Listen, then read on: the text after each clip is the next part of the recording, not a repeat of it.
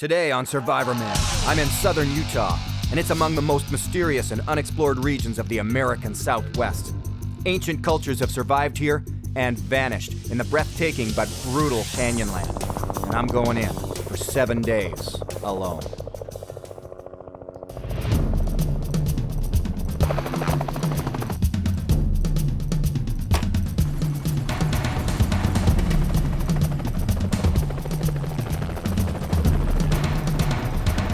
Awesome.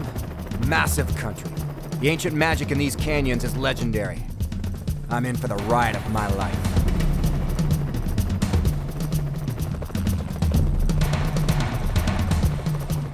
My crew will drop me in, and the local scout, Desert Dave, will be camped out many miles away until I get back.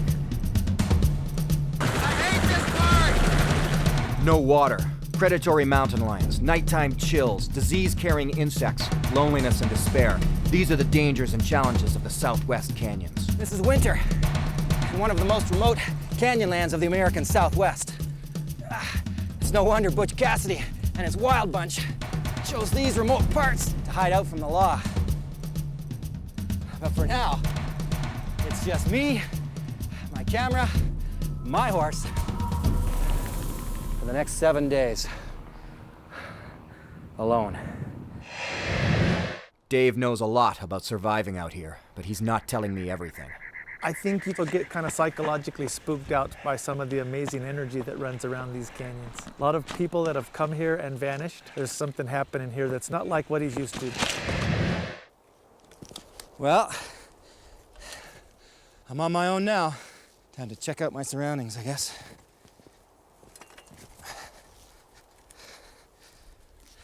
Here we go.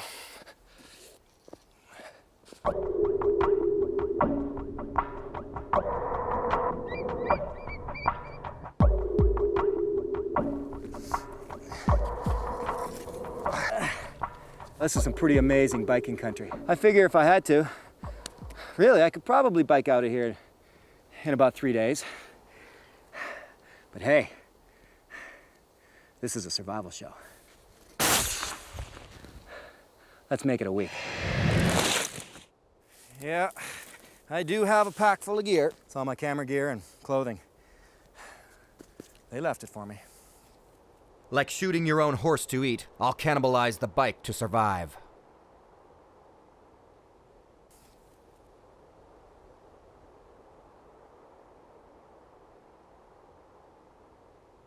It's incredibly quiet here. Too quiet.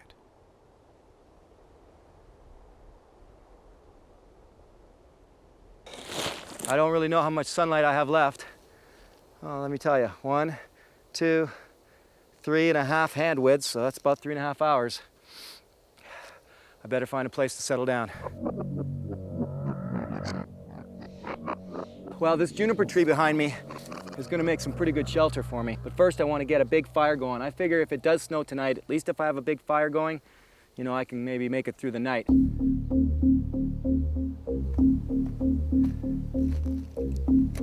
It may not look like it, but snowstorms blanketed these canyons just before I got here, baked by the sun in the day and frozen solid at night.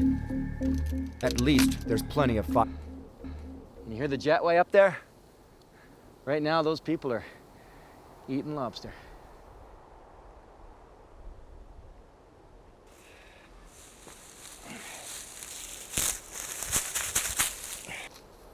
The temperatures in these parts are wild, swinging to huge extremes in a matter of hours. Oh, this is good stuff. Really good stuff. My biggest fear, can my body adjust? Fire starter and bedding. I'm gonna make a long fire that I can feed from one end. Then I don't have to worry about trying to break logs small. And I'm actually gonna line this thing with rocks because the sand is actually pretty damp.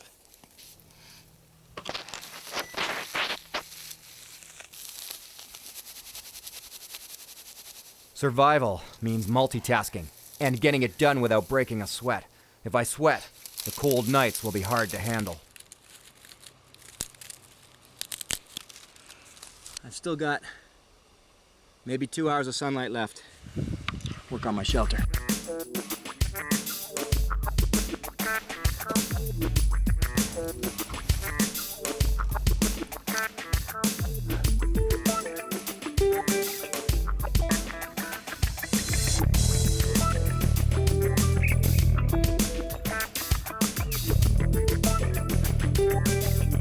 This ridgepole was a little bit lower than I wanted, so I dug a hole down a bit and then lined it with some juniper bark and this grass just to braze me up, and it keeps me off the cold sand. And then I covered all of these branches and sticks and over top to protect me a bit, reflect some of the heat back once I do get a fire going. But this is about as much work as I want to do tonight before I get too sweaty. Sun's almost behind the mountains.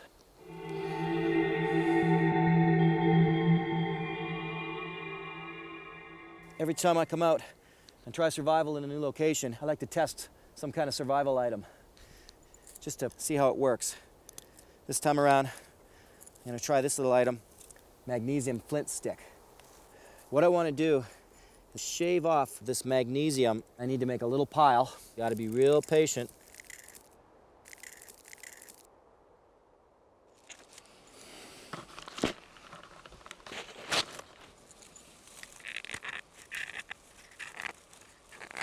Well, that's not a bad pile. We'll see. I just don't know. Magnesium. There we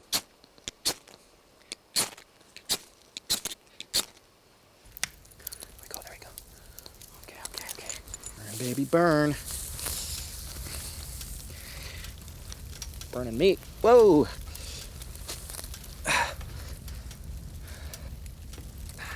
But that little magnesium stick is definitely a winner in my book.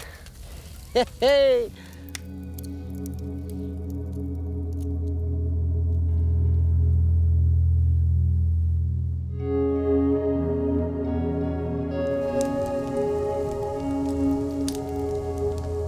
Nice to be under this juniper tree because it is chilling down really quickly as soon as that sun disappeared.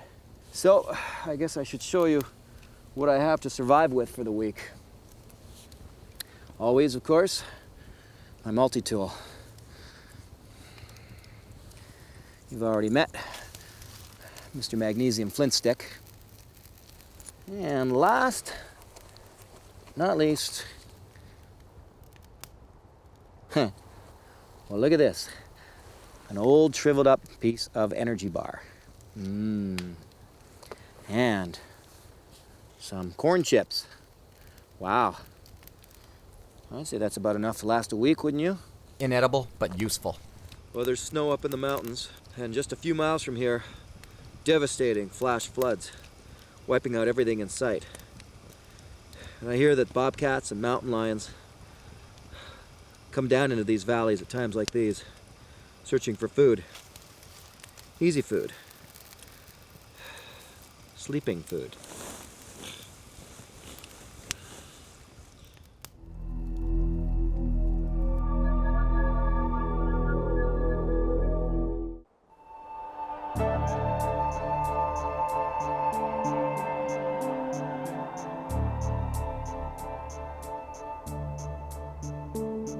That was one frosty night. Ground's all frozen now and frosted over. Really, it was just a matter of sleep a half hour, wake up, feed the fire. Sleep a half hour, wake up, feed the fire. And just pray for morning. I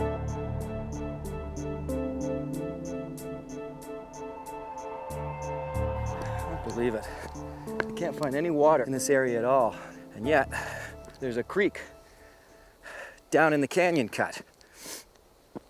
But guess what? I can't get to it because everywhere I look, it's like a 30-foot drop and I can get down in there, but I'd never get back out again. Have a look. See what I mean? Well, how frustrating is that? A beautiful canyon cut, a flowing creek, and I can't get to it. That's called getting ledged up in cowboy terms. Come to a spot like this, you get down, you can never get out again. You can't get to the water, you die of dehydration. And at the moment, I'm ledged up.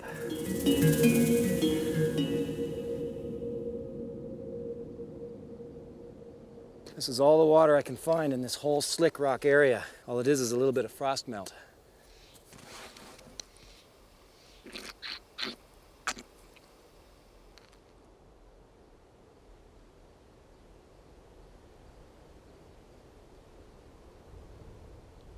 When Butch Cassidy and his wild bunch came through here, they sometimes had to shoot a horse just to eat. It's time to retire my trusty horse. The parts on this bike could save my life.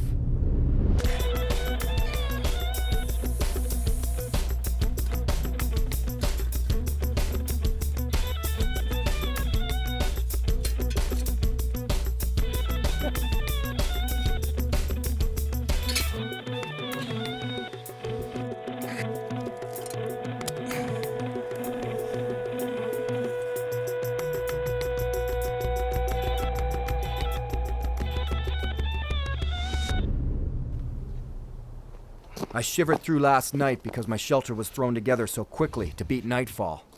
I'm hustling now to insulate it, and the bike frame makes a great supporting wall. Try not to take too much to hurt the tree. It exposes them to bugs. Out of respect for the environment, I took this bark from several trees.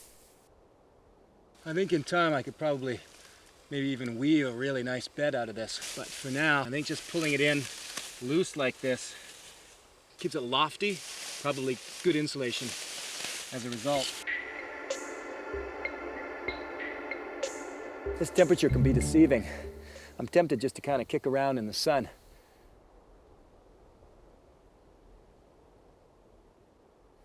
That could be the death of me. It can go well below freezing in just a few hours. This shelter can never be insulated enough, can never have enough firewood. See that?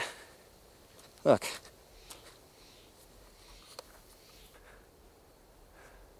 Beautiful, isn't it? Well, the beauty fades fast, especially when you're cold and alone. A general rule that survivors use to gauge the odds of survival is called the 5 W's. Wood. Well, there's plenty of wood for burning and for shelter. Weather. Weather's pretty good right now. If it did turn bad, there's places that I can get in and protect myself. Widowmakers. Well, there's nothing tall, standing, and dead that's going to come crashing down on me in the middle of the night and kill me. Wigglies. Scorpions, spiders, snakes, they're all buried deep in the ground this time of year. I don't have to worry about them. But water. Well, water. There's none of it. Without a good supply of water, I may have to move on at daybreak.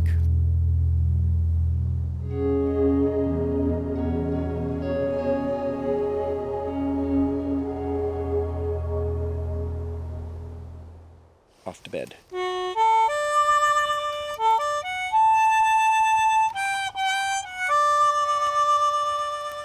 Feel a lot better with a shelter like this now, I'll tell you.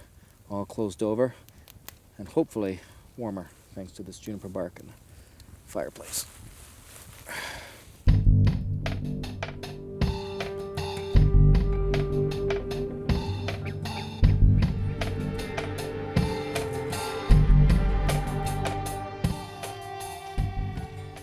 It's too bad I have to leave. The shelter is just right, but I need a drink, and this place is dry. The strapping from inside the bike tire is perfect to bundle up this juniper bark, and the bark is great insulation and way too valuable to leave behind. The crew will have to fly in later to clean up the site.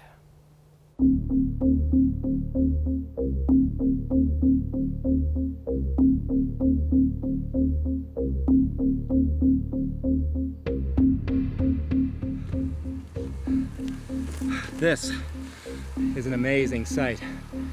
You guys see what I'm looking at here. I'm thinking down there is water.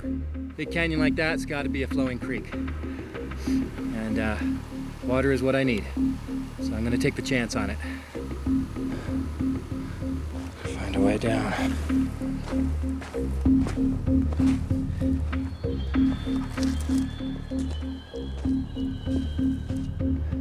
It's got to be at least 1,000 feet straight down. Okay, now I'm pretty sure that I can find my way down in this canyon. What I'm walking on is a fresh cattle trail. Yeah, that's right, I said cattle trail. They know the way down. There are cattle roaming throughout here, free range. Cattle don't mean salvation, that's for sure. Ow!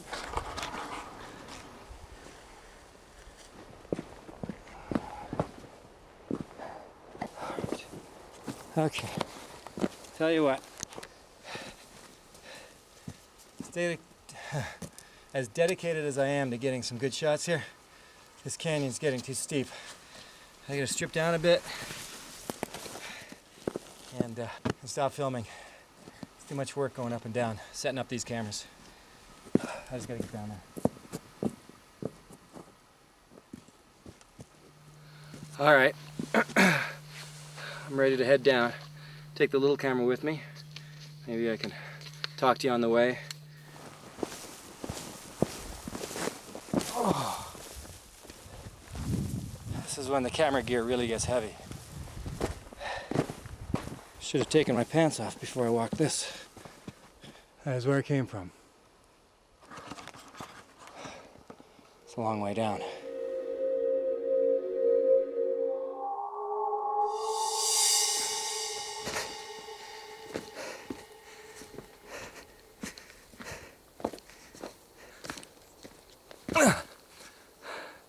I better check this place out.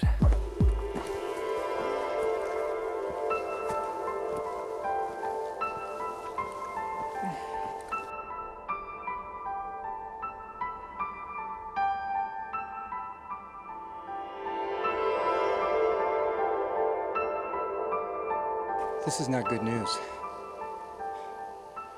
Let me show you where I just walked. This is my creek down in the valley bottom. Dry as a bone. Your body needs to thermoregulate, and part of that is your cells need to shrink and expand. And if you don't get a drink of water, you can't do that. You can sleep all night in lots of insulation next to the fire and still be cold all the time. Not good news.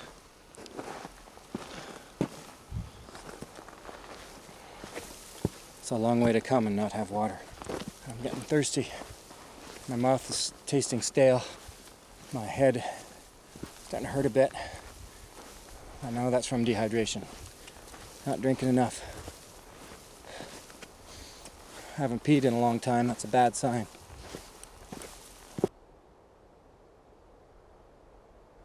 A small patch of snow to keep me going until I can find shelter. I searched a long stretch of this canyon floor for some good shelter. A lot of caves that I thought, from a distance, looked great. Up close, they're either too high to get to, or too small to snuggle into, and most are pack rat dens anyway. This one is facing south, and it could keep me warm on sunny days. So caves are great for people, but there's a lot of creatures that have set up their living in there that are dangerous to us. And they carry black plague or bubonic plague, hanta, which kills you a little faster, anaphylactic shock from being bit by the kissing bugs that live on bats and pack rats.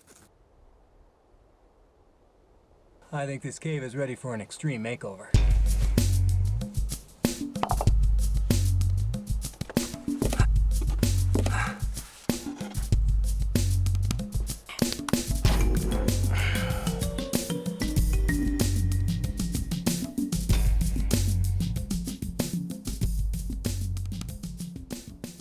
I've leveled out the floor inside here. I put up a rock wall and area for a fire on the inside here. Then what I need to do is get a fire going in there and start to warm up the cave very gently, very slowly. Well, I knew once I got my fire going that I'd probably want a big one just to get some good coals first. So I thought I'd set my fire up in a little flat area there, get a big fire going, and I can transfer some coals over to here and start a small, low fire to help warm up the cave. You gotta be really careful. This is a deadly situation. It wouldn't take much to thermal crack this wall and have a Cadillac-sized rock come crashing down on top of me. So I'll need to heat the cave very slowly to keep the rock intact and maybe smoke out any pack rats that might be deep inside.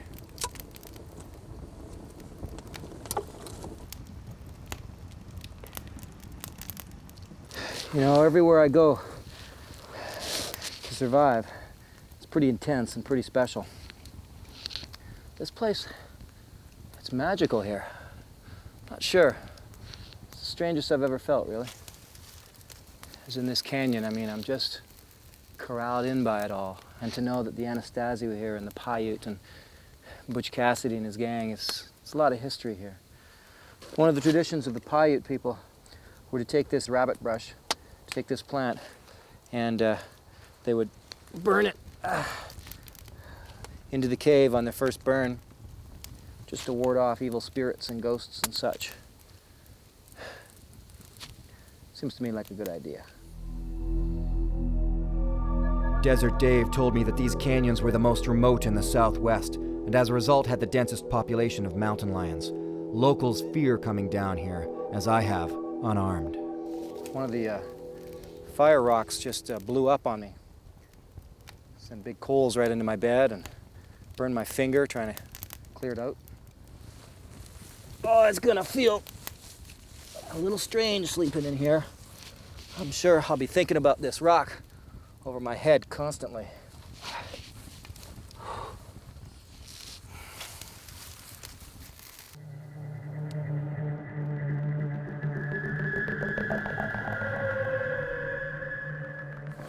Well, that was some night.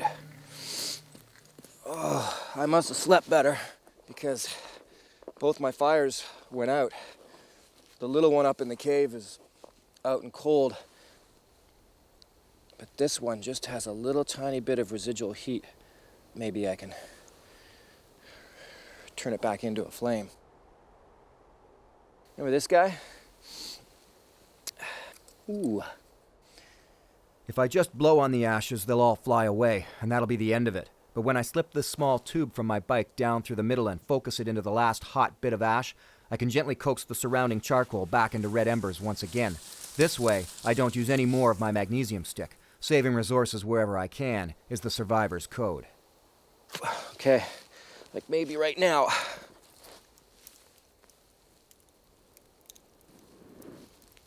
There we go.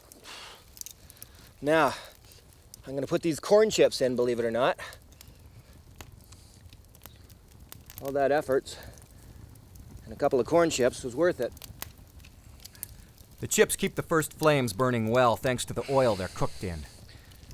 I'll show you what I mean about those corn chips. Look. See that? And it holds its flame just like a little tiny candle. So if you don't have much tinder, and you happen to have some corn chips in your pocket, like I did, then it's a great way to help get your fire going. Because that grass went out quick on me. And then you can transport your flame to wherever you need it. Or you can eat them.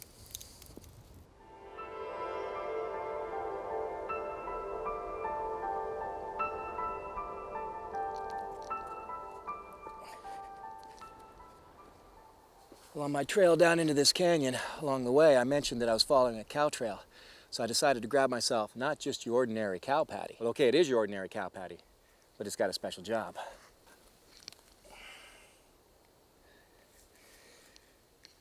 Cow patty like that, given that it's a little bit damp, may smolder for as long as an hour to an hour and a half, which is a good thing if you want to keep the coals going in your little fire pit and not burn up your wood.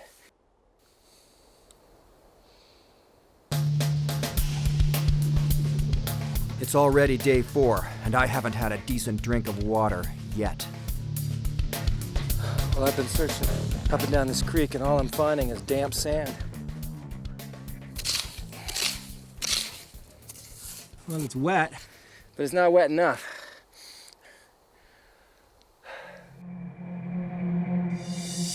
Hunger is nothing compared to a quick approaching death by dehydration. Oh, well, finally. Promising. A little touch of water here. Just one little puddle. And by the signs of the mouse poop close by, they drink out of it too. So, I wouldn't advise drinking out of a puddle like this with mice around, but I've got to have water.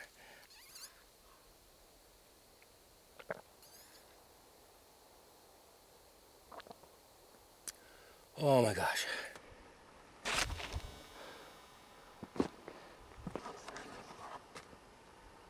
You gotta be really careful entering these canyons.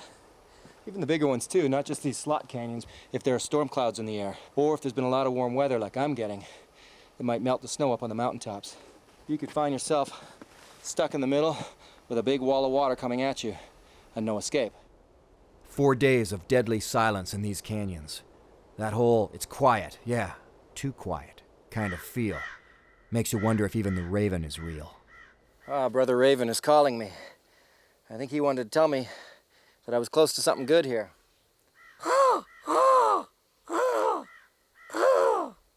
It's nice to have his company. I'm happy though because I found some water here. It looks like it's a seepage of water. I don't think I even need a drinking tube for this one.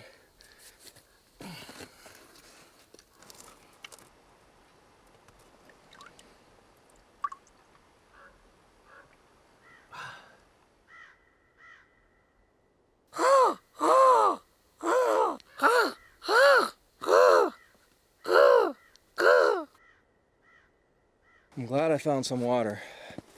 Makes life a little more bearable. Quenches my thirst a lot better than little bits of snow. But I've got to make a real concerted effort at trying to get some food.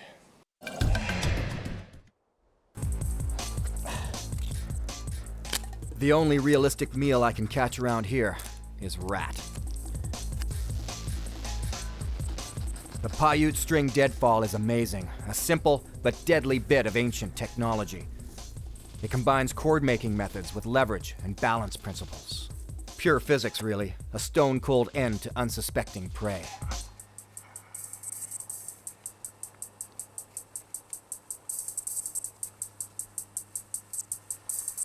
See that?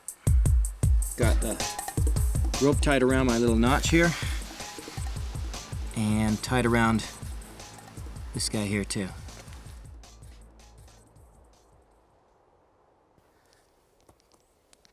Yucca. Just a single leaf, I guess, from the yucca plant. These little fibers sort of just use the yucca as a binding. This is my little bit of energy bar that they so graciously allowed me to have, but let me show you how we can turn this, well, at least I'm going to hope I can turn this into a lot more substantial food. All I need is a little tiny piece, not much at all, just to mush it up. Be careful not to eat it.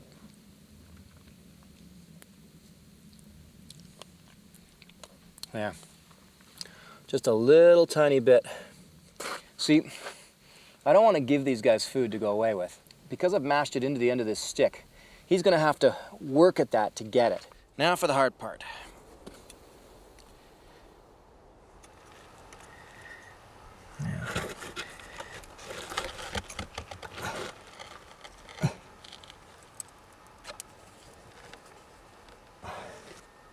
I can keep my mind off of hunger by doing something proactive, like building and setting up these traps. Problem is, this activity is all about catching food. Now I'm even hungrier.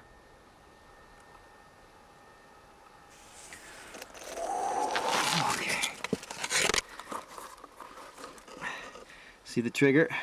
You got your top piece, the string, little trigger stick there, which puts pressure on this stick here, and it goes up underneath and just sort of lodges onto the rock. I gotta go make a few more of these. Wish me luck. Another 5 or 6 traps should at least better my odds at finally having a meal.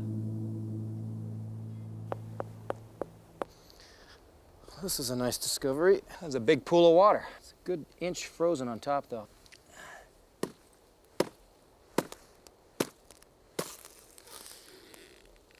Cool.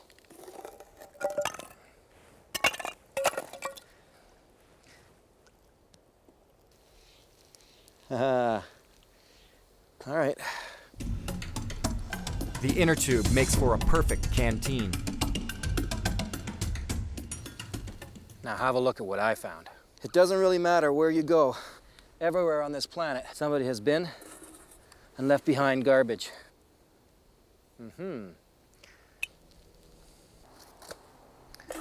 This looks very promising. One man's garbage is another man's treasure. This is Mormon tea. It's got ephedra in it, and it can actually give you a nice energy boost. I've been gone a number of hours, and that cow patty is still red hot and smoldering. Just add dried grass, and I've got fire again.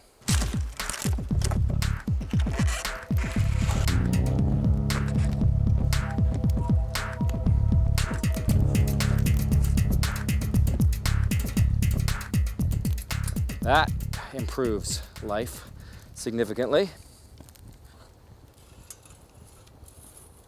Even have a lid. I spent time cleaning all the rust out of this tin can with the available sand. Eating or drinking any wild plants is extremely dangerous unless you know exactly what you're doing. Cheers.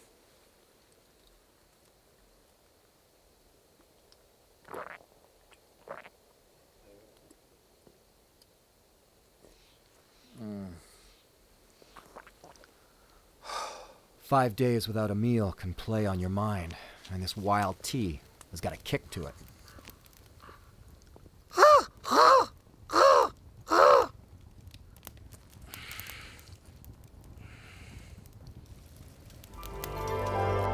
The solitude, the crazy temperature swings, the long hike down the canyon, it's all taking its toll. Maybe this explains all those grisly canyon legends of lost mines and missing souls, where things get unreal.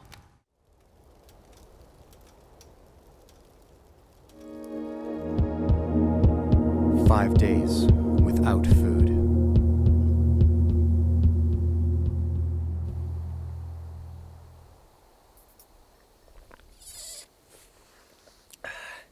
Well, I'm in trouble once again.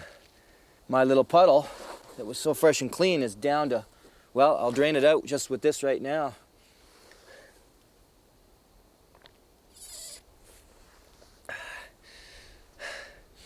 And unfortunately, the closest source of water, other than this, is that one silty puddle. It's fairly deep, but it's a half an hour walk away from here. See these two rocks here? Look, these just didn't happen by chance. These were placed here. They are the perfect fit to each other for a Paiute deadfall. Exactly the same type of deadfall that I'm using to try to catch pack rats. Just like this one here, which is one of the 5 that I have set right now. But guess what? It's sprung. So, I haven't opened it yet. I don't know if I've got a meal, but we're gonna find out.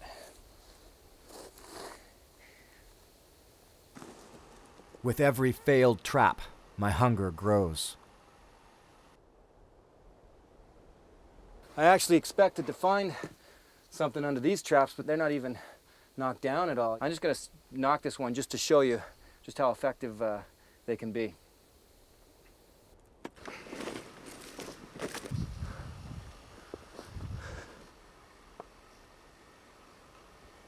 One last trap to check. I think it's down. Let's go find out. No need for big fanfare this time because the first one had nothing, so.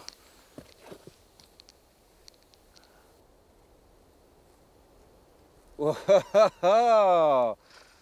Well, what do you know? I'll show you with this guy here.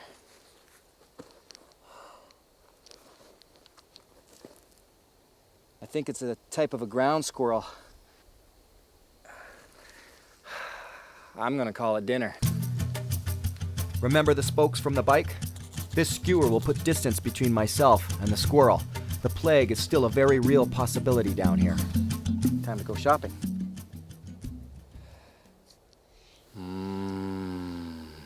Ground squirrel. I'm gonna need to cook this guy really well. So I'm gonna get him on the fire now. Let him cook for a good long time.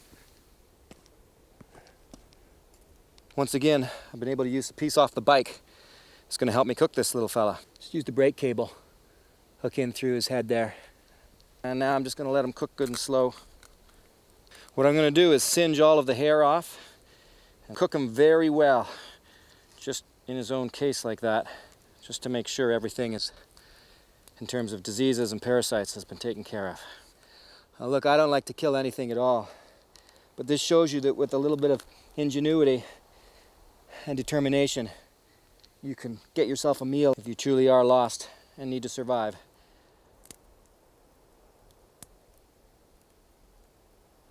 All of this camera work, combined with actual survival, makes hunting and gathering any food at all vital to my ability to carry on. Now, these juniper berries, while they do taste absolutely horrible, eating a couple of them will help to, because of the chemicals in them, it'll help to prepare my stomach for eating meat, make it easier to digest.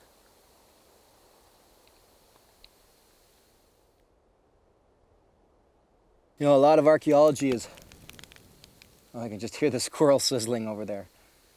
A lot of archaeology is based on what they find in terms of stone tools, rock tools, things that are chipped into other things.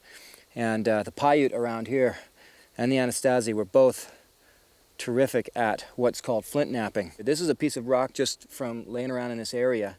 And this is a hammer rock, which is an actual artifact from this area, just laying on the ground. You can see the chipped end. It was used for turning big pieces of rock into little pieces of rock, into knife points, arrowheads, and spear tips, and those kinds of things. That's really what flint knapping is. So I'll see if I can use it.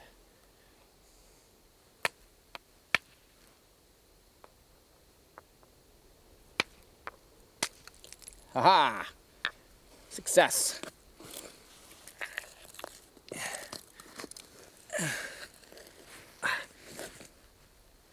See that? That little guy is very, very sharp.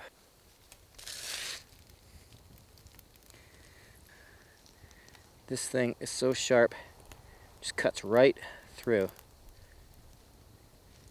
He's definitely not cooked through yet. Flip over, use the other side of this flake because I'm going back up the top again.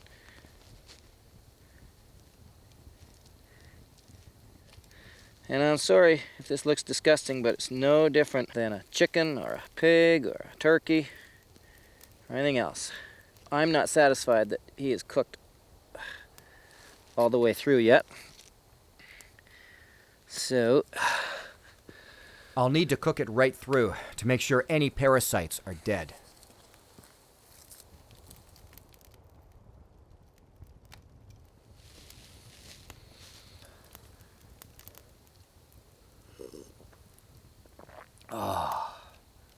oops, my squirrel's burning.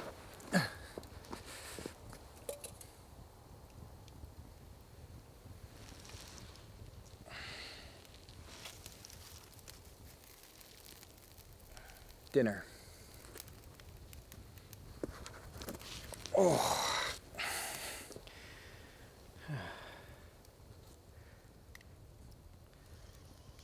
Whoa. It's pretty charred on the outside, but so it should be.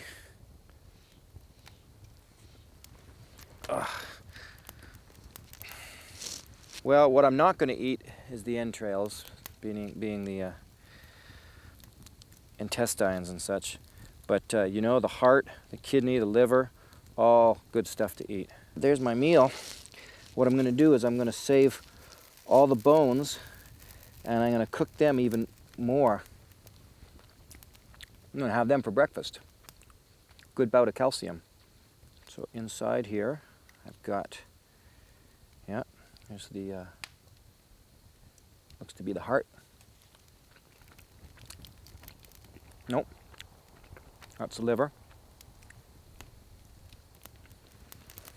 There's my squirrel. Good. Well, tonight, for a little extra warmth, I'm going to use hot rocks. I'm just taking these rocks, I got 4 like this, and I'm just putting them in close to the fire, get good and hot. I'm going to tuck these in like this as I sleep, and they'll keep me warm, good and warm, for quite a long time. I've got 4, and I'll just rotate 2. 2 heating up, 2 on my body, 2 heating up, 2 on my body. I'm gonna leave that in there, get it a little hotter. This water is still a big problem though. It's a long way to get it.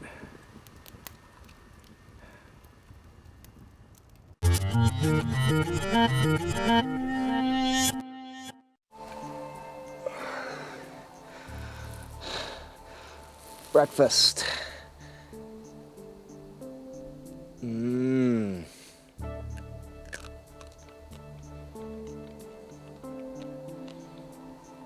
Oh, if anything will get you up in the morning, it's chewing on some cold squirrel bones.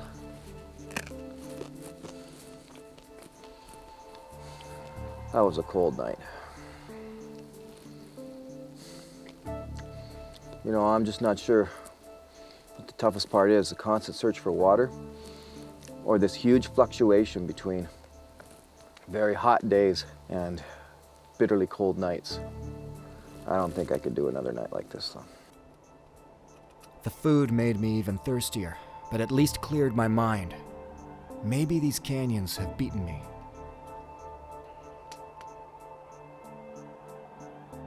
The outlaws used to lure lawmen in here to starve them out, and they called it box death. Film or no film, I need more water to survive. All right. You know what? I'm not gonna do another day. It's gonna take me all day just to hike out of this canyon, climb all the way back up. I'm getting out of here now. Survival is ultimately about getting out. In my case, I'm still strong enough to do so I'm heading back while I still can. Well, of course I had to come back from the camera. What'd you think? So now begins my long climb up out of the canyon. And you know what? This time, I'm making the crew come back and pick up this camera. See you next time.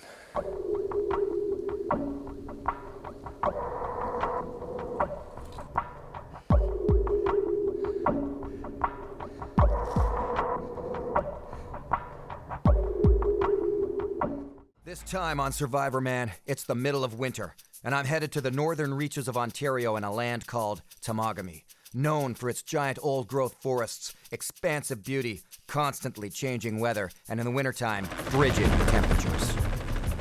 To fly a helicopter or bush plane up here, your knowledge of survival is not an extra, it's a way of life.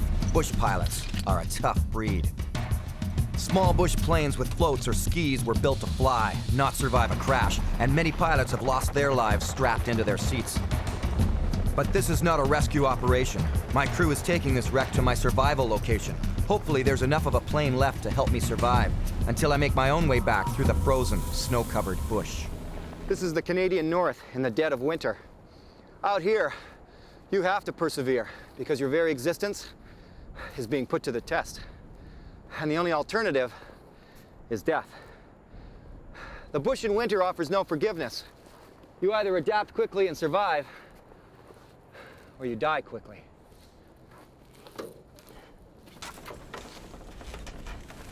I have to spend the next 7 days in this frigid north, alone.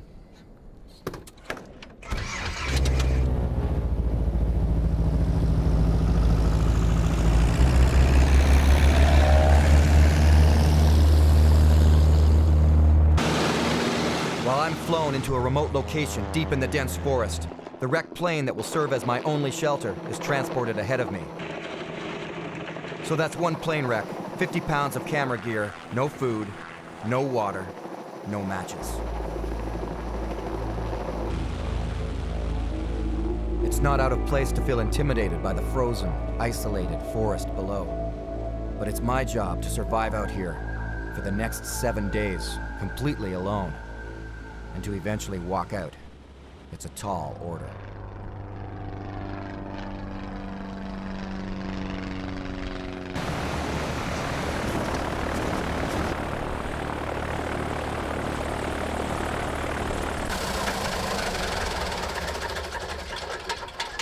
Here we go.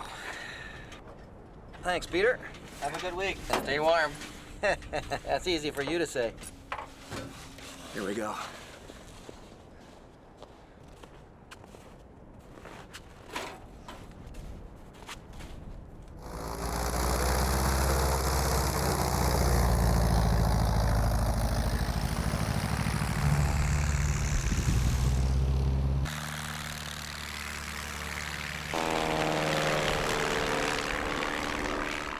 That's it.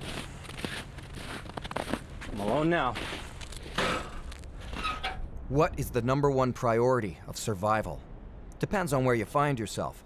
In the desert, it's water. In an exposed area, it's shelter.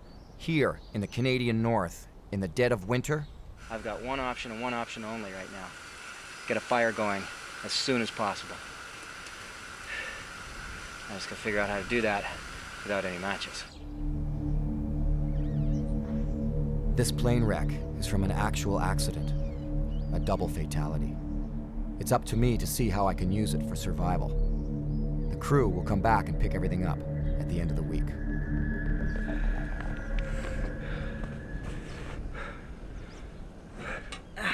Plane battery. Busted up gas tank. Whew.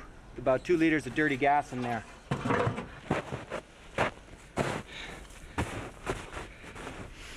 Gotta be real careful I don't start sweating too much.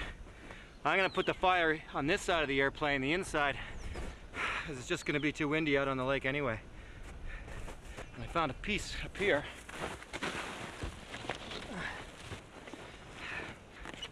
Gonna work just fine as a base. So why don't I practice everything first and show it like a pro? Well, I like to keep it real. Fire with a battery, wires, and some gasoline? I've never tried before. If this works, it'll be a first for me. Found one birch tree and a couple of cedars, and so I was able to finally get some cedar bark and birch bark, which will help a lot. Maybe if it was shorter, it'd be better. Better put my gloves on for this. Okay. Oops. All right. That's what I'm working with. I don't like playing with gasoline. Makes me nervous. Put one right. There we go. Let me show you. See, resting on the terminal and touching the gasoline rag. I'm actually nervous. Oh. Come on.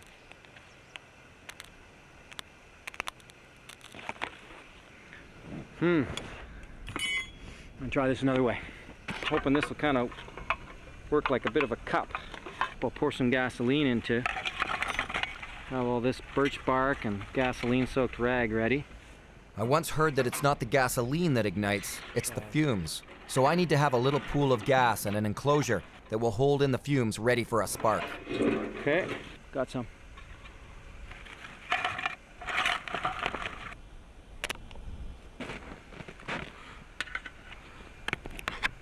Try this. Hey! Ha ha! Woo! Oh yeah! That was sweet! Whoa, let's get this gas can out of here.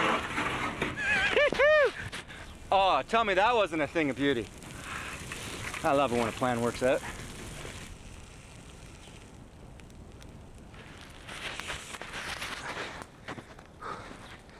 All right, now that I got a wicked fire going, I'll have to keep it going as much as possible.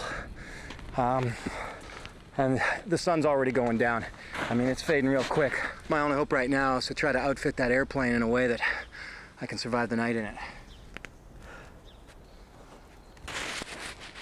The only option I have for tonight is to hold up in the cockpit of the plane itself. Not exactly airtight, not exactly warm, but it's all I've got.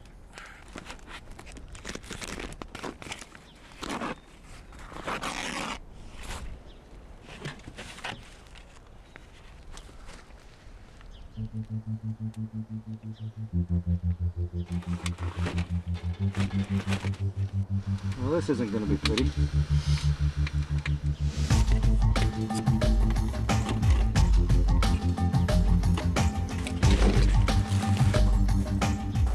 Don't kid yourself. A survival shelter is rarely comfortable. I just need to block out the wind and keep in as much body heat as possible. Well,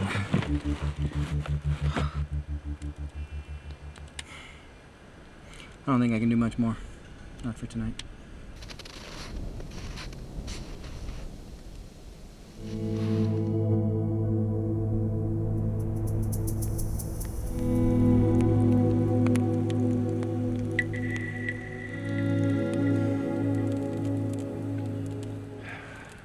Night comes in pretty early this time of year. Makes for a long night. The onset of a frigid winter night is a most sobering reality.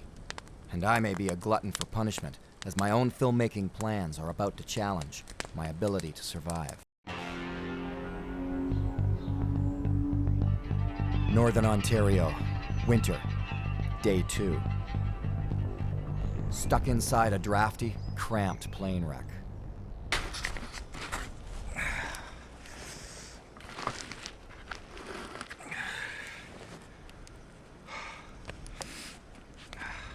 Well, it was way too cold to just wake up and start filming.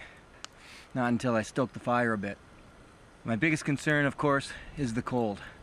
And above all else, I've got to keep a fire going. Of course, I've got to see about getting some food. And I can rehydrate myself just by eating snow for now. Everyone says, don't do it, don't eat snow. Well, I don't have any water, so I'm eating snow. And lastly, well, I do know where I am, and I know approximately where I need to get back home. But it's going to take a few days to walk out of here. So for now, I'll just try settling in here. My challenge this time is to make my own way back. I watched the route in as we flew, about 70 miles straight north. But first, I'll stick it out here and try to gather some supplies for the journey out. If you're wondering why I've got such strange looking clothing when I knew I was going to be having to survive in the Canadian North in the middle of winter, for me, it's got to be wool. It keeps about 80% of its insulation value even when it's soaking wet. But the best part is you can get real close to a fire and you don't have to worry too much about sparks or anything like that. It's not going to melt on you. So it's got to be wool. It's rugged, it's tough. Works for me. It's heavier, but it works.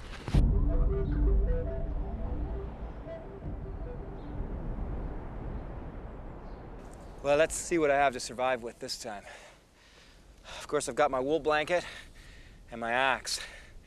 Those are two items that, well, nothing else matters. It's just you won't get me out in the middle of the Canadian wilderness in the middle of winter without a good axe and a wool blanket. I also have, of course, always a good multi-tool. And this little guy here is supposed to be a survival saw. I'm gonna try it out, see how it does cutting wood.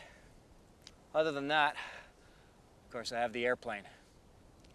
That could help a lot.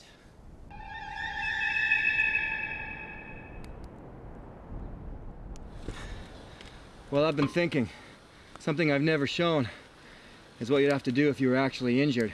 And in a plane crash situation, if you did survive, it's highly likely that you're injured. So, let's do this with an injury this time.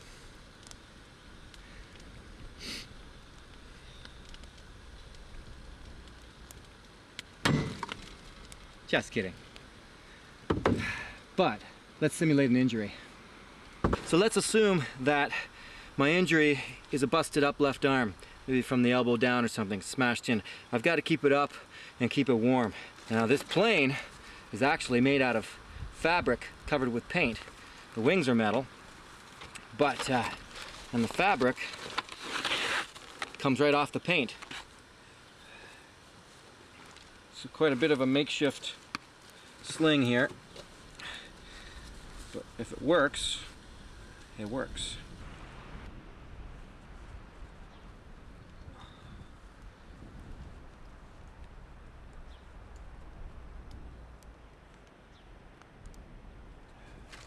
Wrist is immobilized, arm is immobilized. I'm now officially injured. I am not looking forward to having the use of only one arm, but for now, this will give me a very small taste of the difficulties associated with an injury. At least I don't have to deal with the pain. Well, all the area sort of just down in through there towards the back of the plane, that's wide open. And I've got to cover that up to make sure I can try and get this as windproof as possible. Right now the clouds have come over, which have made it a little bit warmer, but the wind is blowing up. So I'm going to try and make this at least a bit windproof, if not insulated. And this door really is just in the way because it stops the heat from coming into me, whereas I might be able to use it to block off some of these other holes.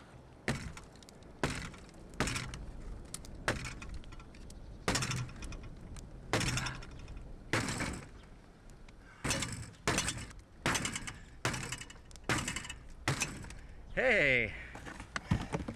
Well, I'm getting a quick lesson in the difficulties of surviving with one arm.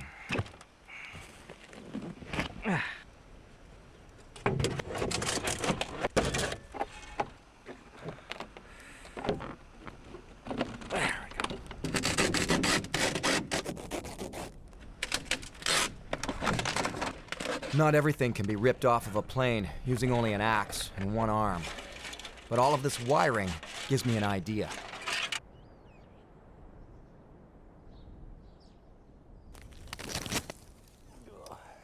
So I've got this one guy ready to go. You see the loop, and what I want to do is tie it off to one solid object. I think right here will work really good. So I see there's some fresh tracks right here, and you can kind of see that they all converge on the same one spot here. If you find a place where the rabbits are already naturally funneled into a certain spot, and you just reinforce that funneling and put the snare right in the middle, you stand a much better chance of catching one. I'm calling them rabbits, snowshoe hare up here. Just reinforcing this funneling.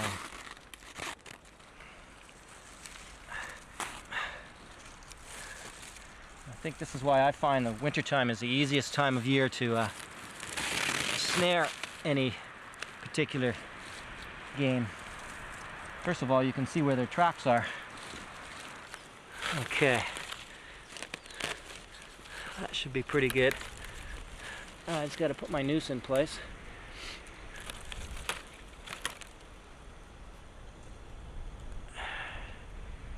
There we go.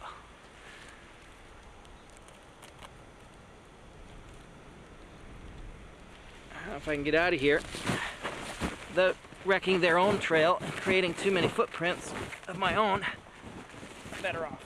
Snaring can be a very effective hunting method, but it's a tough way to go. As the animal pushes hard with its legs to get away, it only serves to tighten the noose around its neck until it suffocates. All right, well, that's one snare. I've got to set up at least another 5. 10 would be even better. Setting up snares or deadfalls is all about bettering the odds. There are no guarantees. If I can catch 2 or 3, I'll have enough to eat now, and enough to take with me for my trek out of here.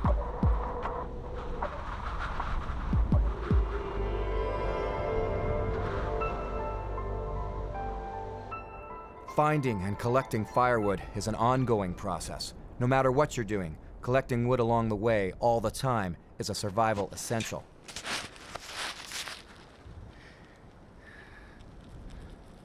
This tree is small enough to be manageable with only one arm and not too far from the plane crash site.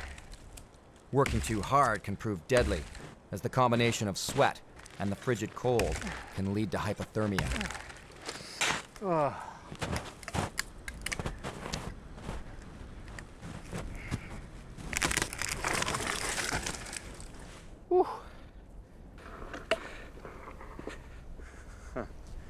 Well, look at this.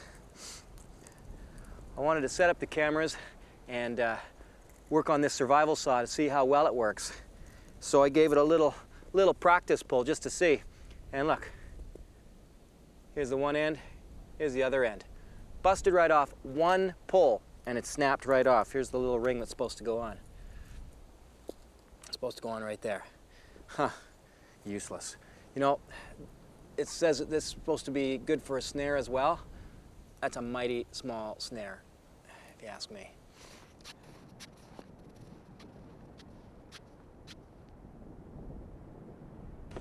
The ice up here this time of year can be 3 to 5 feet thick. It's worth the effort for now to see if I can chop through to try for some fish. But I've got to watch out that I don't blow out the muscles in my one arm.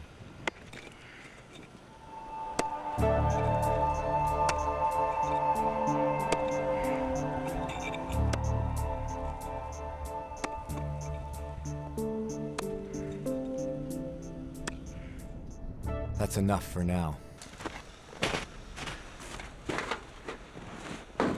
Looking at this metal, I got a bit of an idea. Something I might be able to do here. If I can get a piece of it off. Ow! Not that way.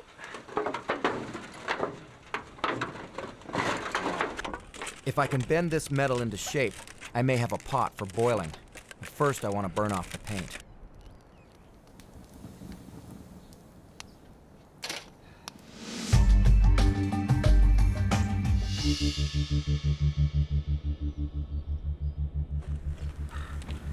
There, let me show you what it looks like inside my little shelter. Well, believe it or not, I feel fairly protected inside this little plane here. It's not very warm, but it's close to the fire and I am getting some residual heat in here. It weighs heavy on my mind to begin the long trek out across the lakes and rivers and through the dense, snow-covered bush.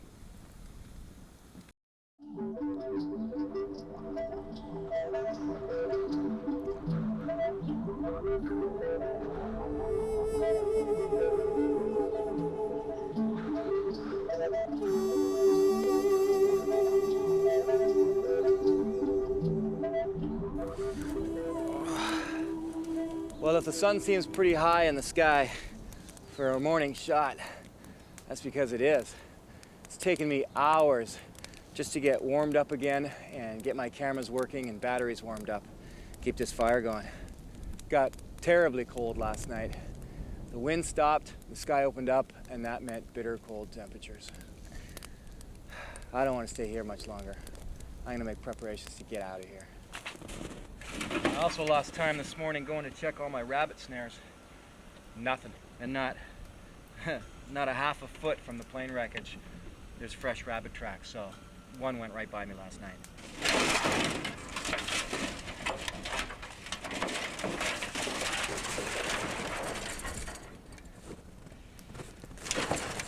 Once again, using the wreckage itself may help me to survive.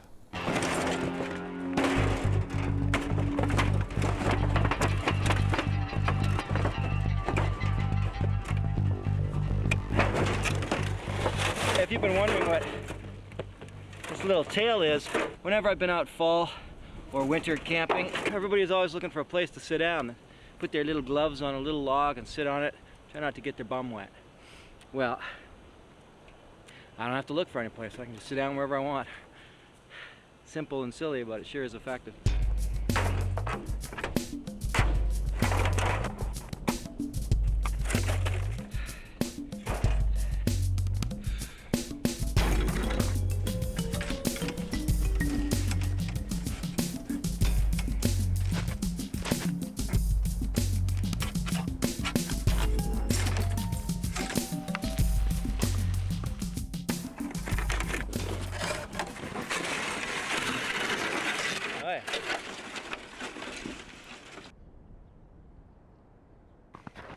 There is no way I can carry the battery with me on my way out, but there are yet other pieces of the plane that'll help me start a fire while I'm on the trail.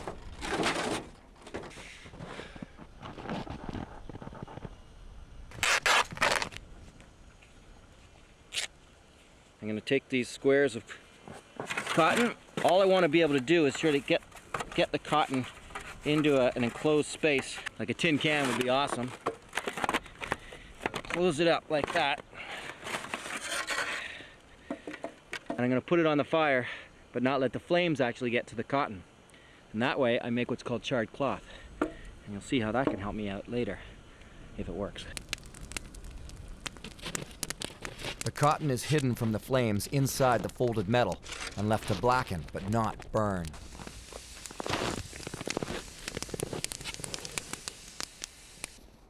Survival calls for constant multitasking, keeping an eye out for essentials every step of the way, like firewood or food, always improving your shelter. You know, survival stuff, like filming a TV show.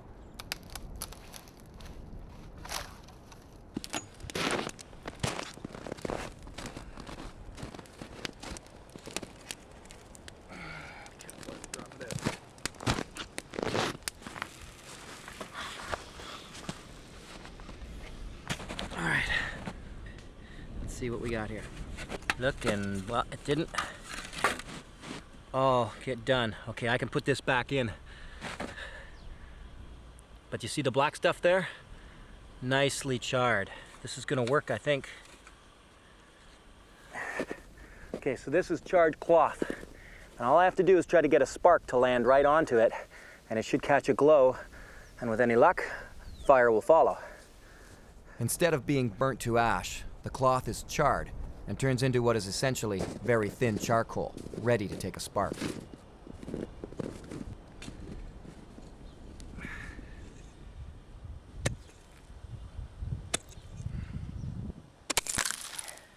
My idea of getting through this ice to catch fish is going nowhere. I can't keep this up. The risk of damaging my one good arm is too great, especially knowing that my challenge is to head out of here soon. Sleeping during these winter nights is at best a few minutes here and there while I try to keep from freezing, so in the noonday sun I catch an hour of sleep while I can.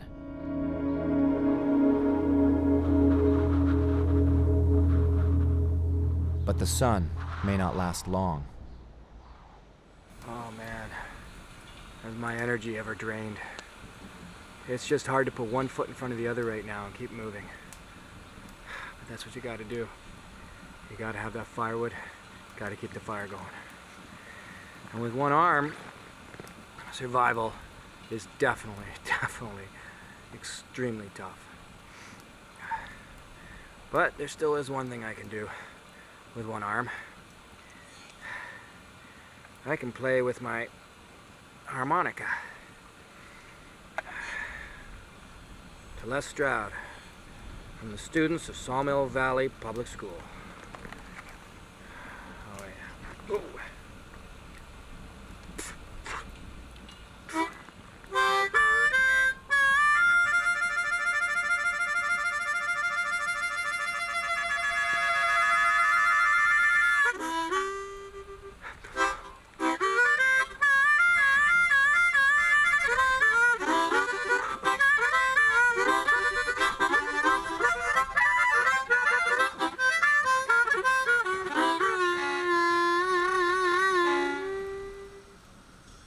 3 days without food. I think I'll call it a night. The weather today was perfect for travel. Tomorrow, I'll try to take a stab at leaving. That way I won't be late, which would worry the rescue crew. It's too cold. Too cold.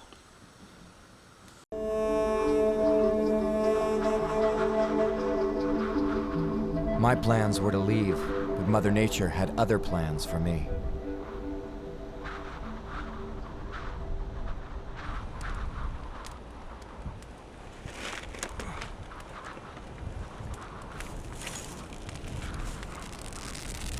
Oh, it's all about the cold. Another frigid night. Clouds came in. They brought with them a storm. Winds blowing fiercely from the south, making this protected little shelter into an exposed shelter.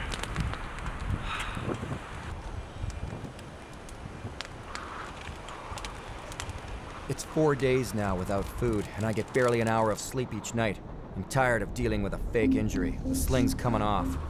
I'd rather just get out of here. Back to warmth, back to food. Might as well take a walk and check my snares anyway. Boy, this blew up real quick. I may not be getting anywhere. Not today. If this storm keeps up, I'll be stuck at the plane wreck another night. Got a snare up in here, I'll check. Check it out. I had set this snare up only 12 hours before using the wires from the plane. Sometimes you get lucky.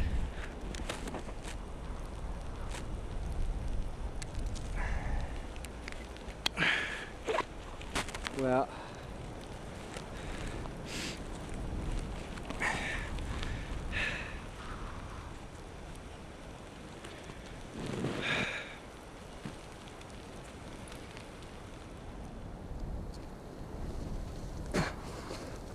no, don't really know what to say. I hate to take the life of any animal, but in a matter of survival, then if it's a case of life or death, all creatures are fair game.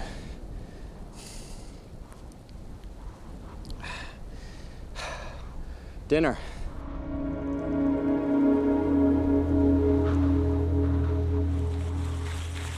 This is not easy weather. Just keep your lenses clean.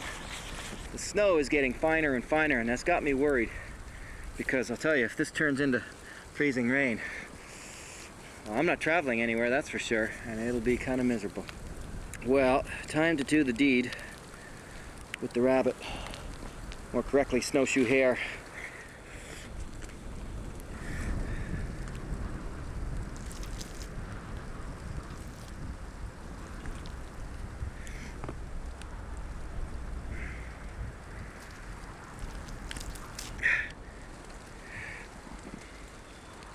If you're still with me on this, what you want to do now is take the rabbit's fur off, just like you're taking off a sock, and sort of a wet sock, like, so that it rolls back on itself.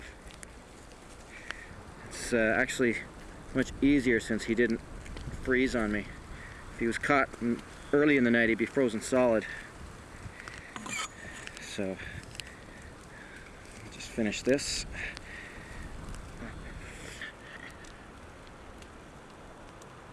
Oh, oh, my hands are just frozen. Hang on. If you can capture game this big, there are many more uses for them other than food. Oh, that's cool. Okay. Well, I said to take it off like a sock is because fur on the inside, we now have essentially a sock. Well, I'm going to save you the grossness of taking the guts out and get this guy cooking.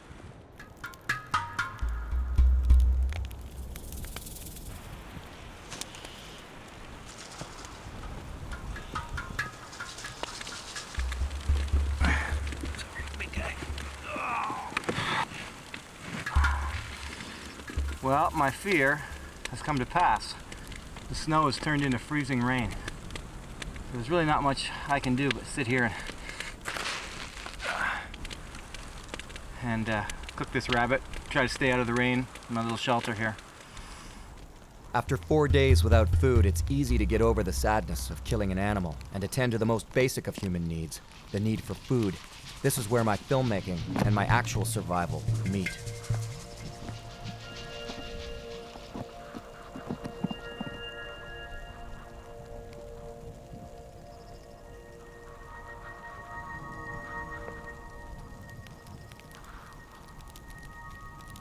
Oh, in case you haven't noticed, I completely abandoned the whole one-arm survival thing. That's enough of that, man. Now I just want to get this food into my stomach. Then I want to try and get out of here. Oh. Yeah. Oh, this is going to be so nice. Look at this. Ah. Now, this is going to taste good. Wow.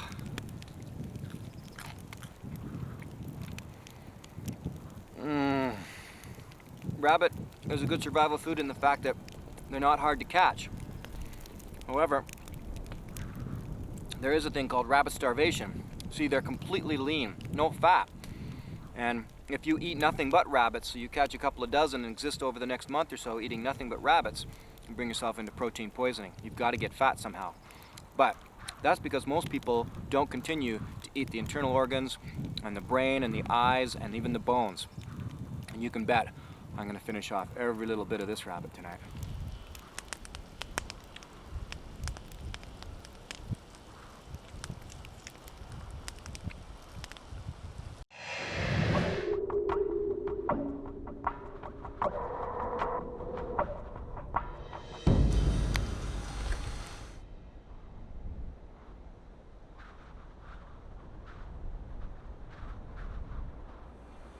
Well, it was freezing rain or snow all night long. Fire's pretty much out. A few coals, that's about it. Maybe it's time I make my way out of here. 5 days, and finally my chance to get going. I can use what I broke off of the plane to help me travel, and the rescue crew will come in later to clean up the mess. I lost a full day due to the bad weather. It would have been nice to get another snowshoe hare or two, but at least eating one, bones and all, has renewed my spirit and energy.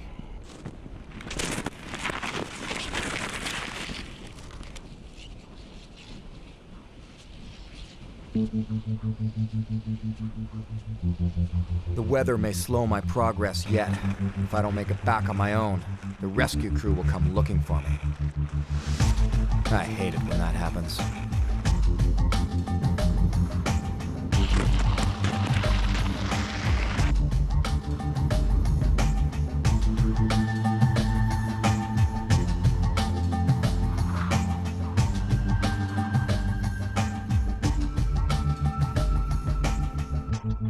Weather turned pretty nasty here late in the day. I'd love to be able to build a nice rock shelter with covering and everything, but you know what? I'm on the move, and I think rather than put the energy into building a big shelter, I'm gonna put the energy into gathering a big whack of firewood. And if I have to, I'll just sit beside the fire all night.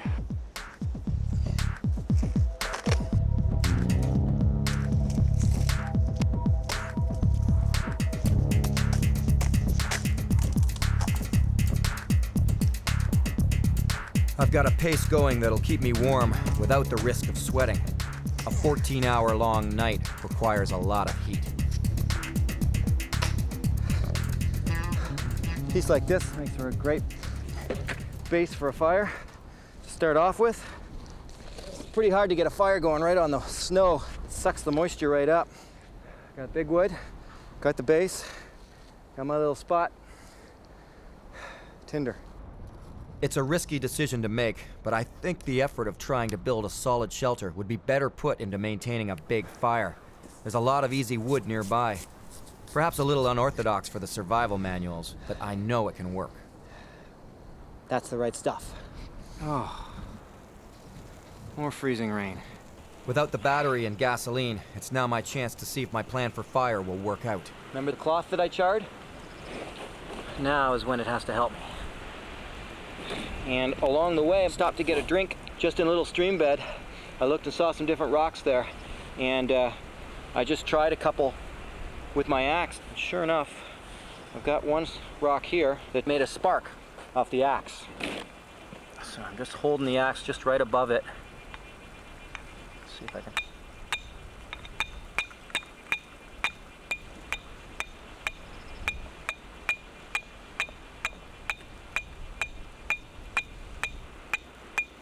Come on.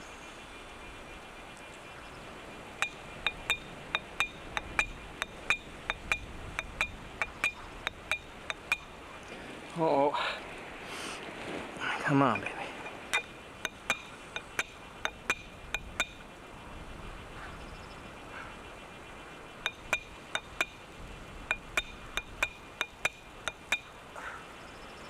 Oh yeah. Look at that. Okay, I don't want to mess around too much, but I will show you. All right, put it in my cedar.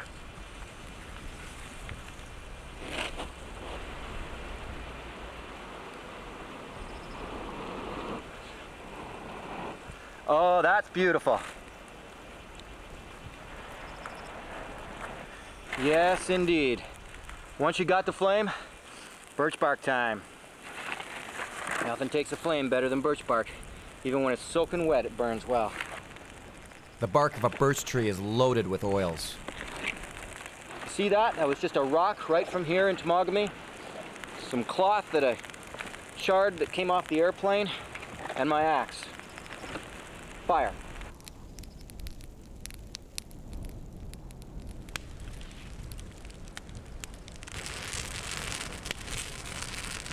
It takes a big hot fire to make it through the night.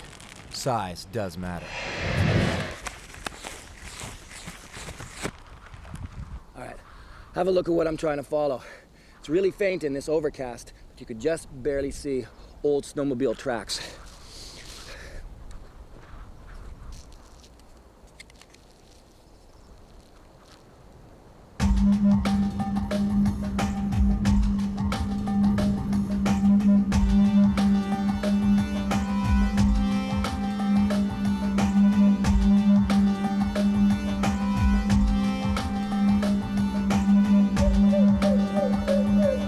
This weather is crazy.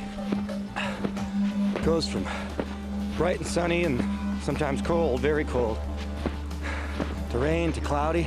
It's changing nearly every hour. Kind of a weird week.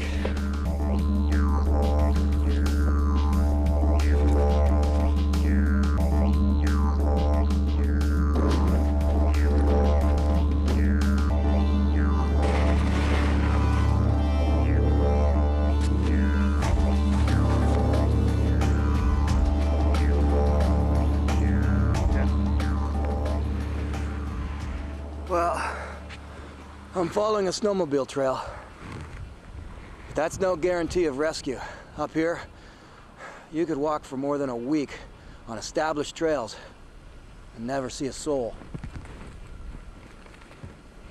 I am very, very lucky that I had that thaw a few days back packing the snow. It means I can get by without needing snowshoes, as long as I still have a trail to follow. 2 feet to either side of this trail, and I'm thigh deep in snow.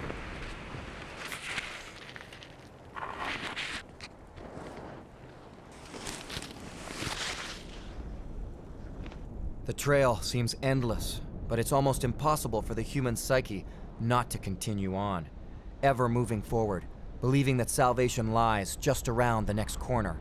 It's a dangerous mantra. And now I've broken one of my own cardinal rules. I've warmed up, but I let myself get wet with sweat. Stopping now without a ready-made shelter or fire, and I could easily freeze. Sticking to the trails means I shouldn't get lost, even in the dark.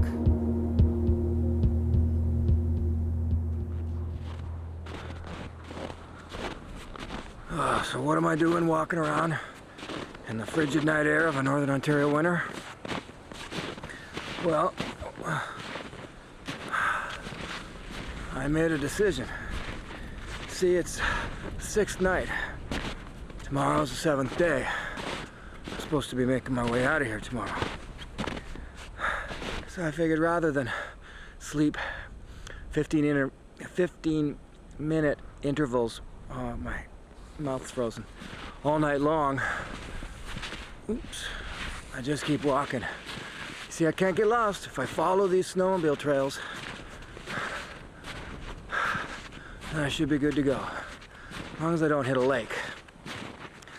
I can sleep tomorrow in the sun, and I'm awake anyway. I'm gonna pull an all-nighter.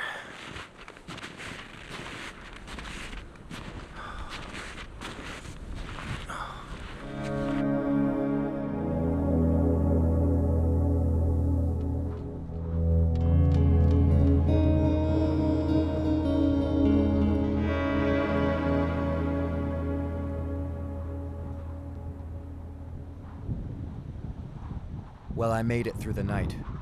As exhaustion sinks into my bones, it's all about the constant push forward, out of the cold, away from the wind. My thoughts are of warm places and hot food.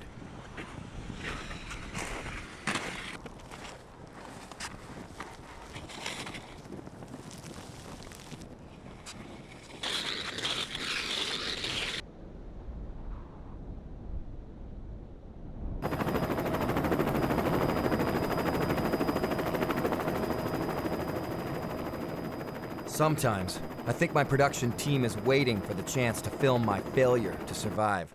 Perhaps hoping that they will be there to catch Survivorman, face down in the snow, frozen solid, one hand on the camera, tape still rolling.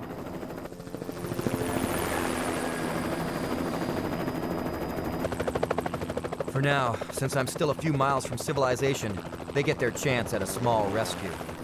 I'm sure they'll never let me live this one down.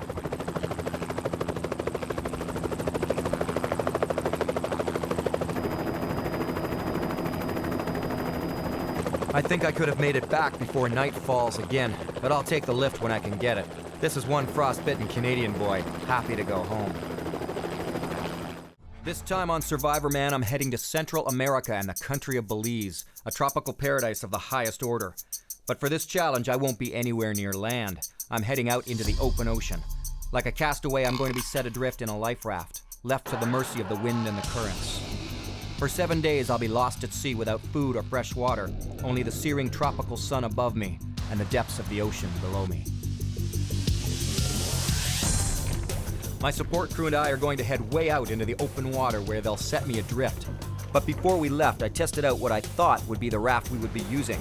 Life rafts are packed by the manufacturer and have an expiration date printed on the case. We found this one on a local yacht, and even though it was 6 months past its due date for repacking, it was considered by the yacht's owner to be ready for use.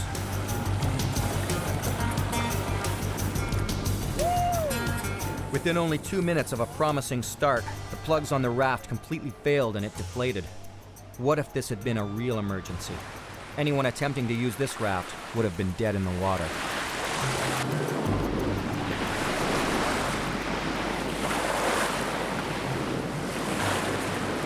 My support crew has found a replacement raft, but there's no time to test it out. I have flown, biked, driven, paddled, and helicoptered into survival locations, but somehow sailing to where I must spend the next 7 days surviving alone has a much more powerful feel to it, more final. Gord Lacco, my marine survival expert, and Frank Gagliano, my boat captain, tried to figure out the best place to drop me so they could follow my drift from afar. They think that I can drift in the wind and current to a group of small islands, and if all goes right, I may be able to beach myself on one towards the end of the week. Just getting ready to toss this raft over. We're going to first disable the hydrostatic release. This gadget here operates like a depth charge fuse. If this yacht sank with no one ready to release it, at about 10 feet underwater, this would blow, release this hook, which flies back, the raft comes up. But the way we're launching it, we're going to chuck it overboard, so we'll do it manually. Sometimes, if the vessel is sinking fast, the raft can inflate and get caught up in the rigging and be taken to the bottom of the ocean with the boat. These rafts can be very heavy, and I don't know how anyone is expected to lift one by themselves while their boat is sinking and a storm is blowing. It's been quite a problem for many people throughout history.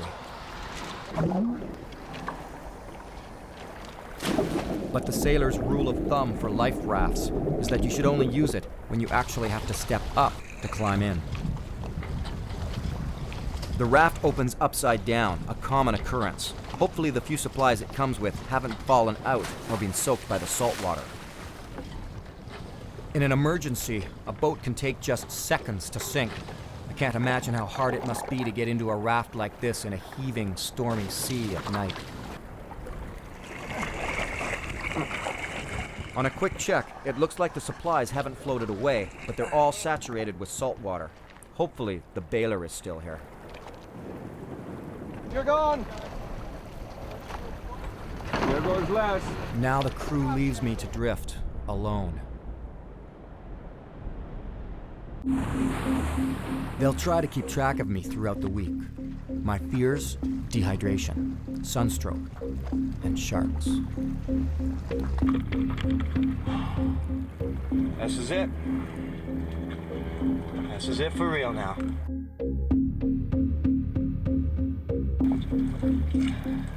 I'm sure the reality is going to sink in any minute now.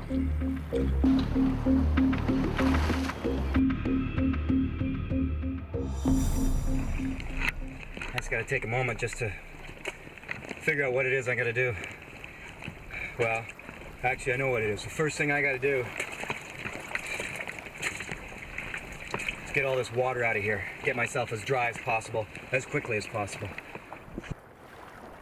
It's a great raft, but it's already leaking badly through the floor, which means I'll be bailing constantly.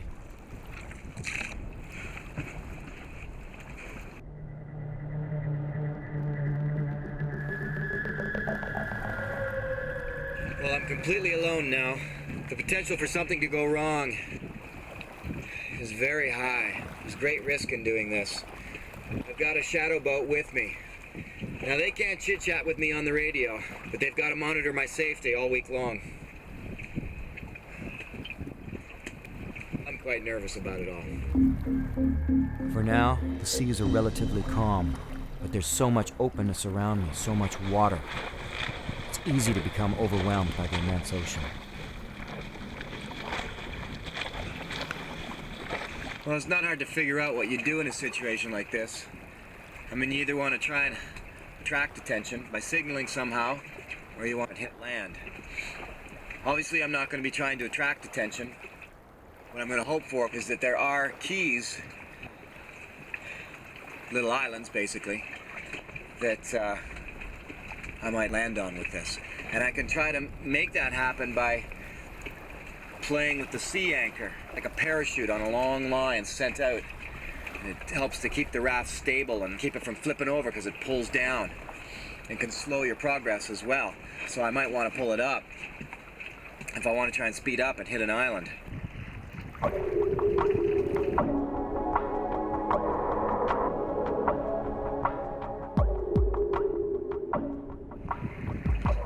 Alright, well, let's take a look at the construction of this raft. These rafts have got two separate tubes to keep the flotation happening, as well as an arch to give me my roof. They color it on the inside all blue because they believe that's a more calming color, and they also feel that it does help to stop seasickness. Got a zipper out the back of it to help air go through, and also a rain catch. It's not attached right now, but this is the water bladder. This little tube attaches to the rain catch. You know, just about every shipwrecked survivor, anybody who had to spend time at sea in a life raft, complained about constant air leaks or constant water leaks from the bottom of their raft. Just so happens, I've got both.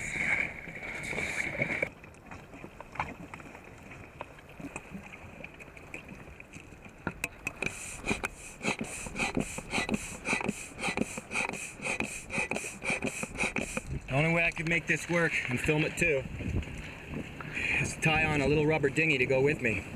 It'll be a place where I can put most of my camera gear.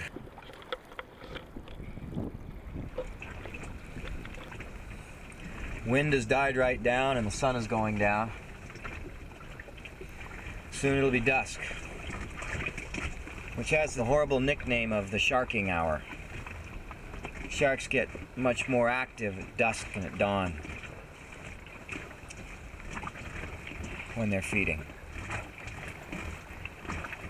I think what I'm going to have to do for the night is climb into the little blue dinghy, spend the night in there dry. Survivors often have both a life raft and a dinghy as an emergency backup. There's so much water in my raft that I'm going to sleep in the open dinghy to try to stay dry. That's mostly home. And I guess this is the bedroom. I don't think I could be up in here in the heat of the day. I'd just be scorched by that sun. But right now, the sun lost its strength and it's going down. It's nice to get in here and get dry. I feel like I'm a lot lower to the water. It feels a lot more vulnerable. I feel a lot more vulnerable. Pretty hard, I think, no matter who you are, to not be in a situation like this and just be thinking about sharks constantly. I don't care how tough you are, man. This is not an easygoing situation.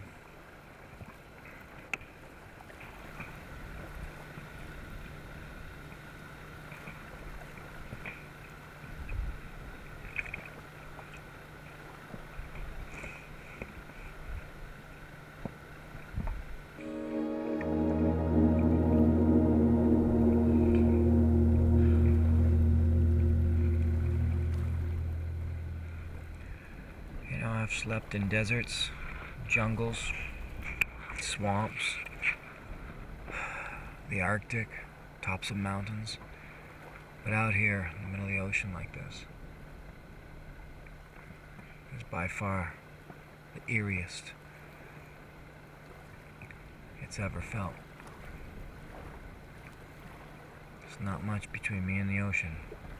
A little bit of rubber. That's about it.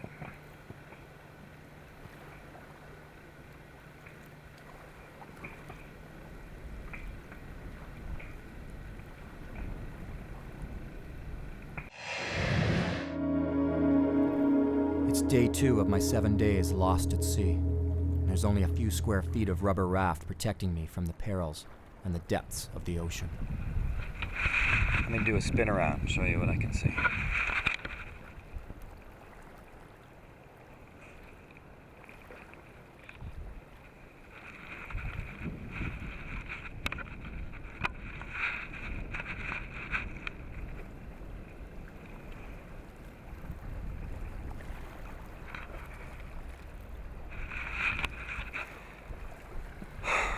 That's it.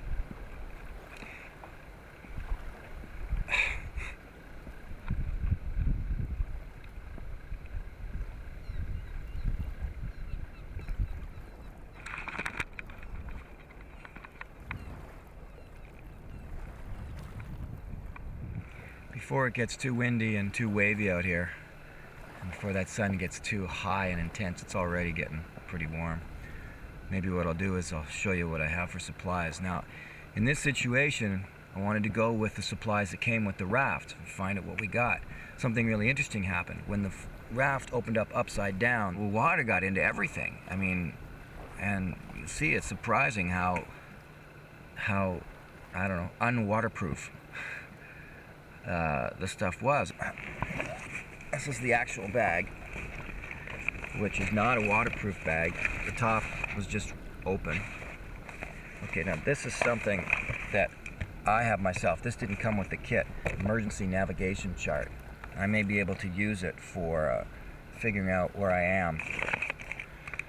Okay, these are 3 hand flares, and once again, water got into them, and I could feel them reacting with the water. They were getting hot, internally hot. Waterproof flashlight. It doesn't work. Okay, first aid kit. I have added multi-tool. I brought a pair of goggles. I'll tell you why. With a pair of goggles, you might be able to dive for some fish or some conch shells or something like that. We've got the blue dinghy and the raft.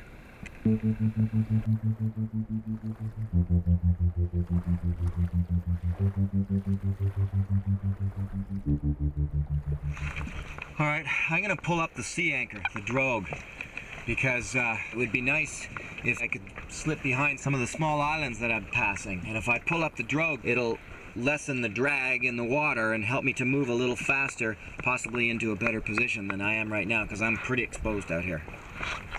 It can go either way. Drifting at a couple of knots, I could easily travel as far as 50 miles a day. On the other hand, without wind or strong current, I could bob around like a cork in one place, frying under the relentless tropical sun. So here I am, set adrift in a very, very big ocean.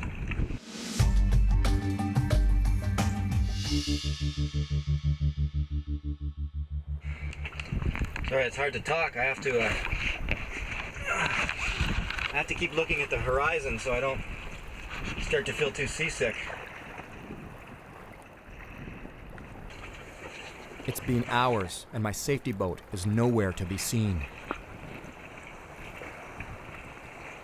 All right, you want to see the cold hard reality of this? Susan calling Talisman. Susan calling Talisman. Susan is the name of the raft, by the way. No answer. This is our high-powered VHF. Susan calling Talisman. Susan calling Talisman.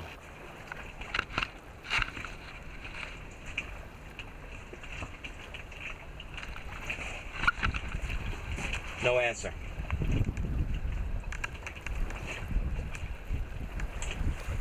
Which means that at this very moment, anything could go wrong to me here, right here and now, and they wouldn't be able to hear my cries for help. This is the boat down here. Les is somewhere out in here. We're not quite sure where. I do not read you anymore, Talisman. I do not read you anymore. Over.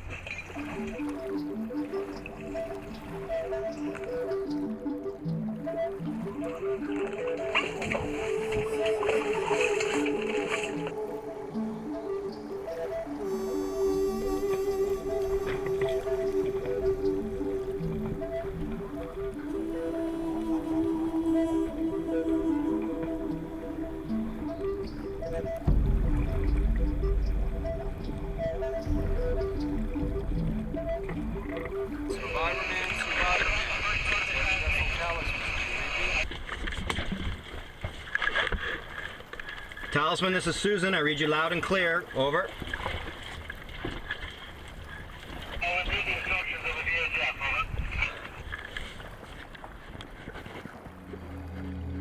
Finally, after hours of no visual in this thick haze, the safety boat does a pass-by to check and see if I'm still alive.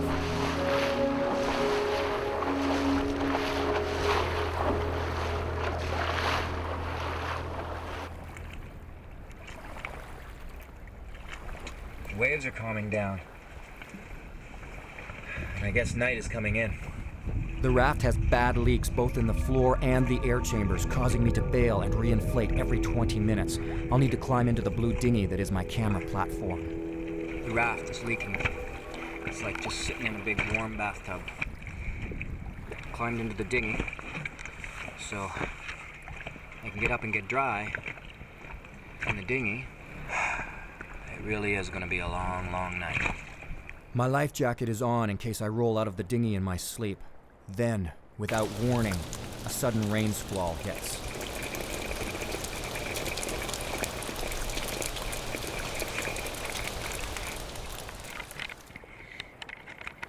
Okay, well,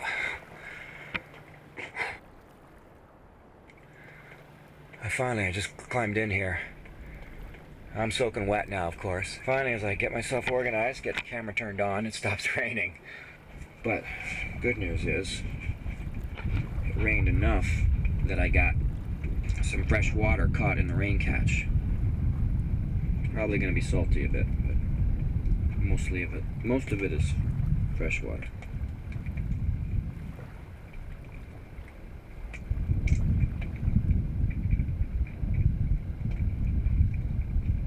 Actually, no, there's hardly any salt water in it at all.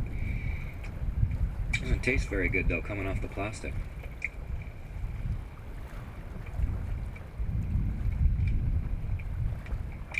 Oh, that's nice. Nice to get the fresh water though.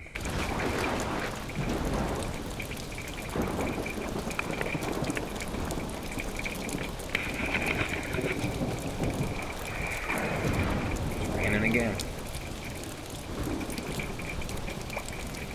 It's the middle of the night.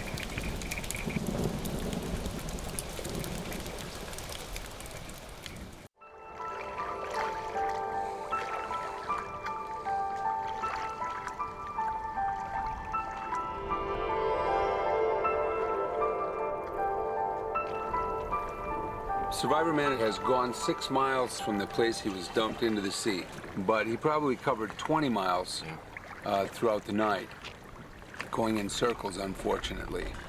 So that's got to be the maddening part of it. For a while you see a light or you see a piece of land and then it starts to disappear.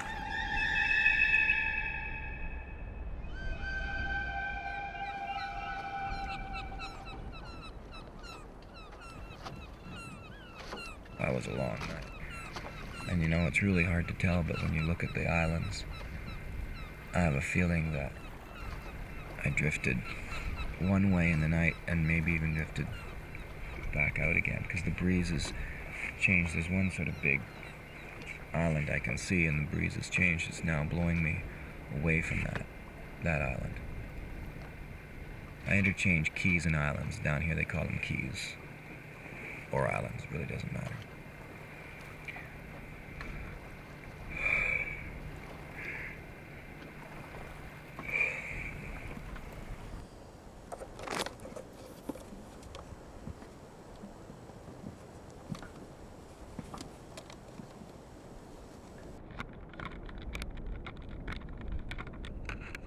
I've got little fish that have decided to make the bottom side of my raft home.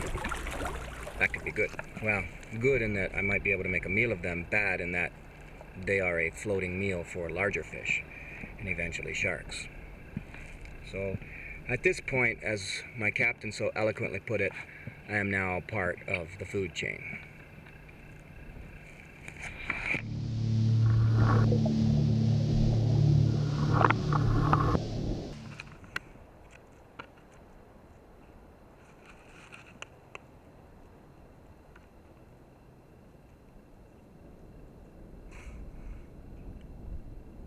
Dolphin just swam to within just feet of me, no doubt checking me out.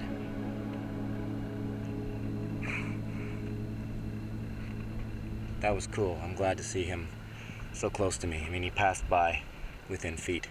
A dolphin is a good sign. They have been known to even protect swimmers from massive great white sharks. You know, a lone survivor is at a grave, grave disadvantage. There's no one to help. There's no one to tease me out of fear. There's no one that I could even be brave, courageous for. No one to talk to. Except maybe this fly. It is just dead still. You know, I didn't even know it could get like this out in the ocean. But it's dead still. Nothing's moving. There's no wind, no air. Sun's beating down. I'm not moving anywhere. This is getting steamy and dangerously hot.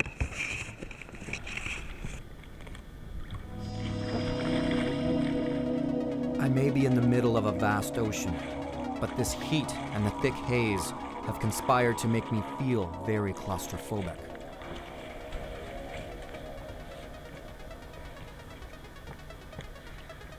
While I battle heat stroke, my whole world consists of these two pieces of inflated rubber.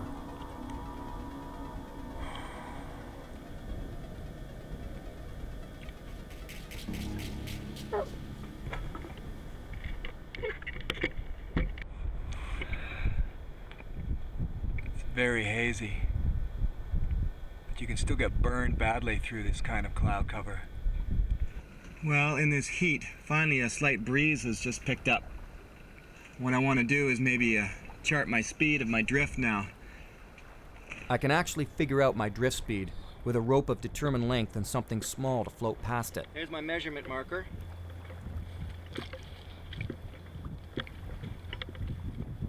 I got a little bit of tissue paper. This is my very crude version of the 17th century naval instrument called a log line. 8 6 thousandths, 7 thousandths, 8 thousandths, 9 thousandths. At the halfway mark, I stopped counting at 32. 32 halfway, so all the way would have been 64. So let's A quick bit of mathematical chart checking, and I can determine my speed. Well, that's hard to tell. So I'm probably roughly traveling somewhere between 0.2 and 0.3 knots. Not very fast. A very slow lumbering unit here.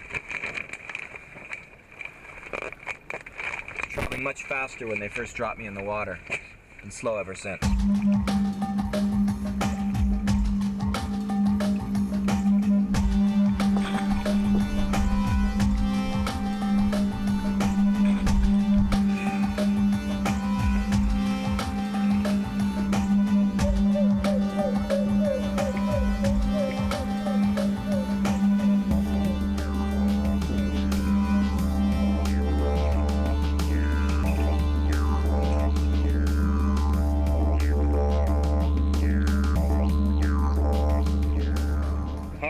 After being quite a few hours without radio contact, we have a big thunderstorm coming in, and they've just come back into radio contact with me, and they're suggesting that this could be a big one and that they could actually lose me in the storm.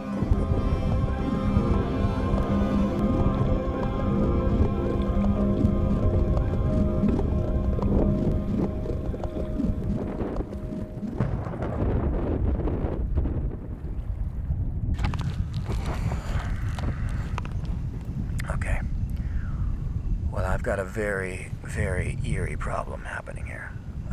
The water has becalmed again, and I'm just sitting in a very still bit of water. I'm back into the dinghy now to try and sleep out the night, but I'm seeing all kinds of wicked heat lightning.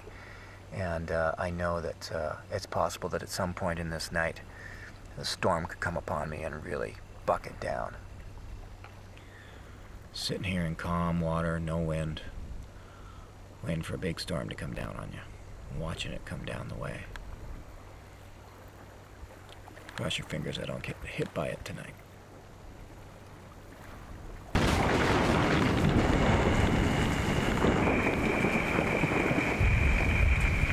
Here comes the rain.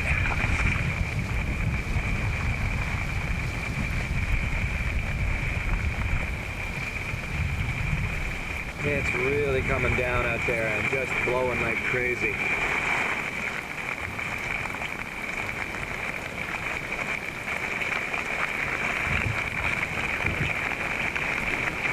If the zipper wasn't busted, I wouldn't be getting poured on, but I am getting poured on. This is pretty intense. All right, this is getting dangerous now. I put on my strobe flasher, and I think the crew is going to come out and tether me to their boat. The winds have picked up, and it's storming. The rain is bucketing down, and there's a good chance they could lose me tonight if they don't come and tether me. This is pretty scary.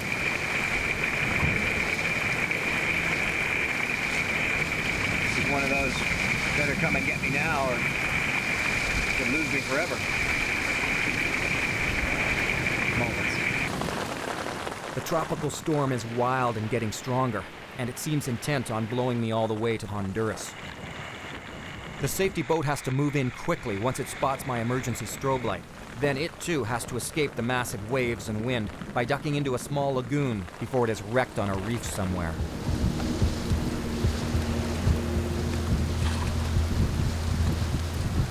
Les felt the whole blast of that squall that just came through, and it could have driven us apart and made it almost impossible to find him.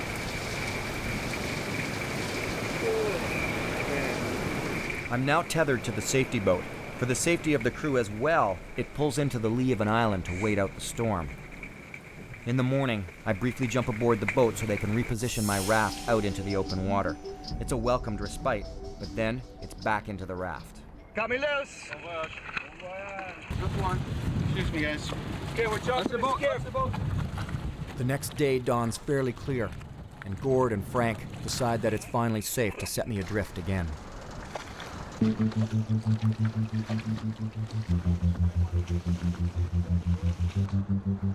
One of the biggest challenges of survival at sea is psychological. The monotony and desperation of week after week of drift and waves can break the will to live. Survivors tell heartbreaking stories of ships passing close by, only to disappear over the horizon. The promise of land, even deserted, must be a godsend for the true survivor. All week, islands have passed by tantalizingly close, but impossible for me to get to.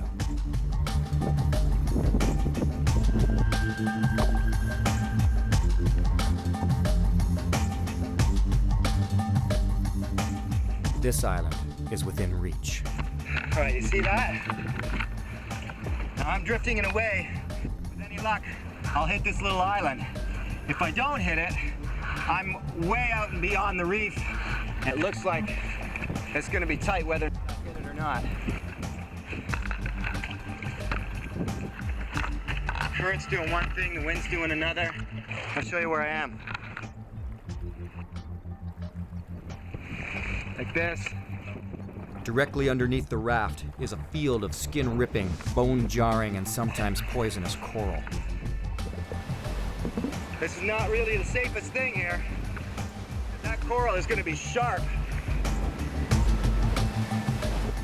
This is more dangerous than it may look. Coral reefs can rip apart yachts, or simply shred the skin from my legs. I thought about jumping in to pull the raft ashore, but I get lucky, and I hit a sandy cove instead.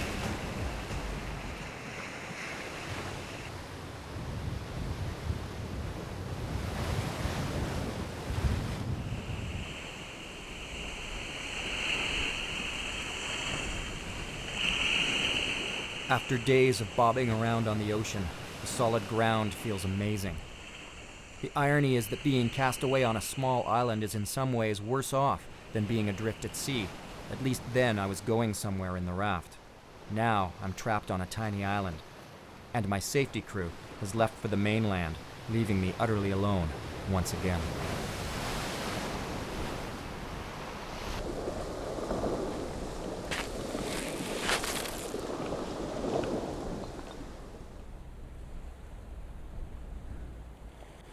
It's a pretty small island. I don't know, maybe 90 yards long by 75 yards wide.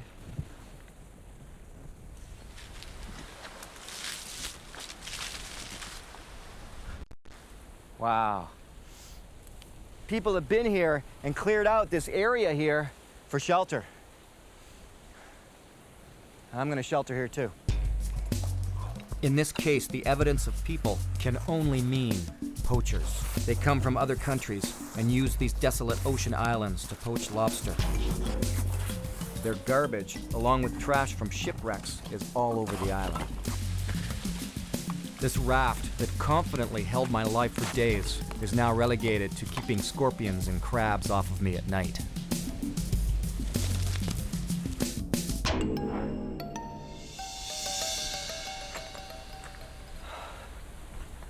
Now, I do have one serious problem. The possibility of heat stroke. I'm feeling extremely hot. I'm still sweating. That's a good sign. But I gotta be really careful if I get to the point where I'm not sweating. That's very dangerous.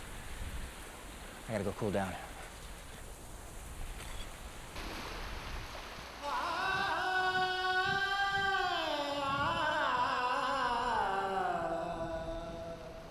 It's been a long time without food, and the rain that filled both the raft and the blue dinghy is tainted with seawater.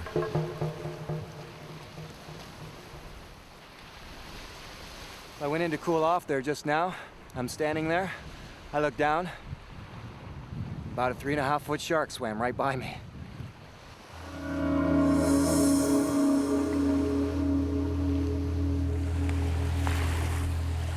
I tell you, I'm glad to be out of that raft.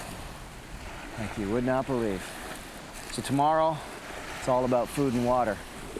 There's no water on this island to speak of in terms of springs, so I'm gonna have to find other methods. And try for some live food.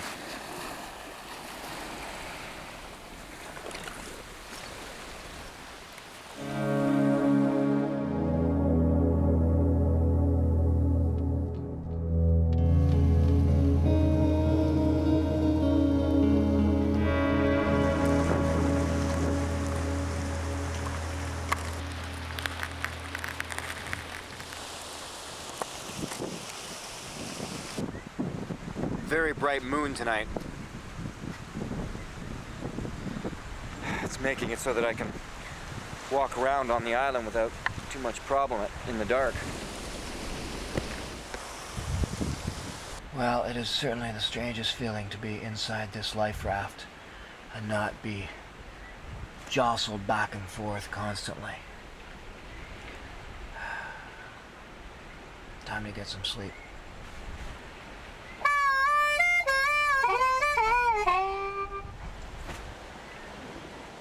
Good night.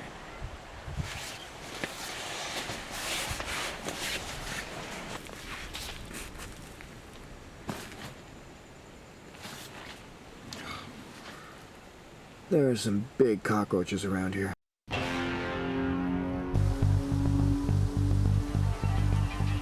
That was one horrible sleep. I still have what they call stillness illness. Once you're on the solid ground, it feels like everything's still moving. Even this morning, it still feels like the raft is bobbing around.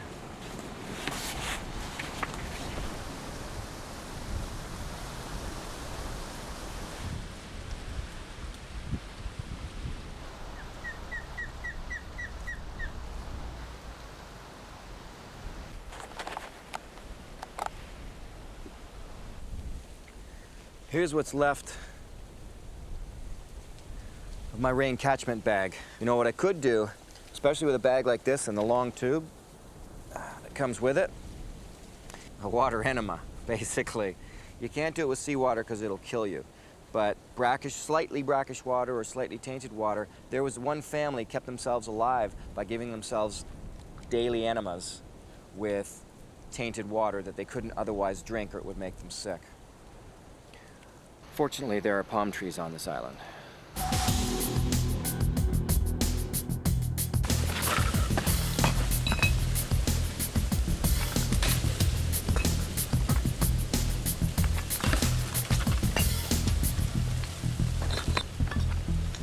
Oh.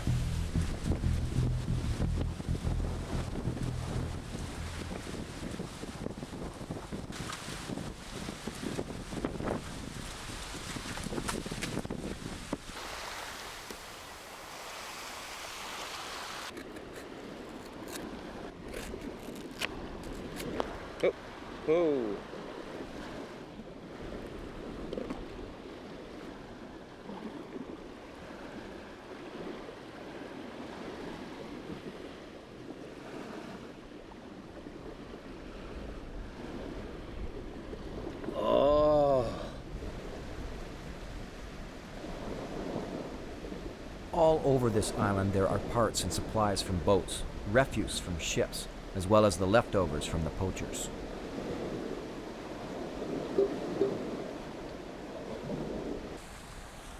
Cold hard reality of just about everywhere on the planet.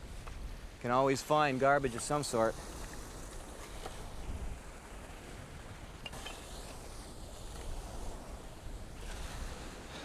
Huh.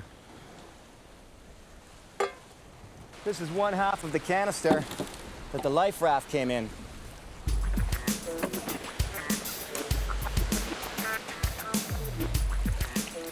The idea is that all the seawater and all the greenery will start to evaporate. The seawater will evaporate and the greenery will sweat, the moisture out of it will evaporate, hit the plastic on the roof, and then hopefully little droplets will drip down, down, down, down, down to the lowest point, which is right up above my little catch cup.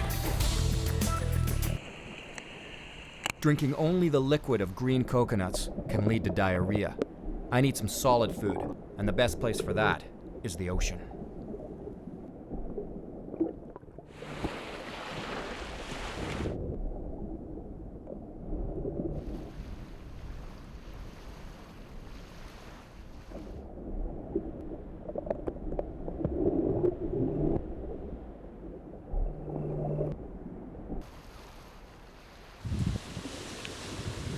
Oh yeah, he's in there all right. This is a conch shell, and inside is a delectable treat. There's no way that I can pull him out of there, and the shell is extremely hard, but it does have just one weak spot.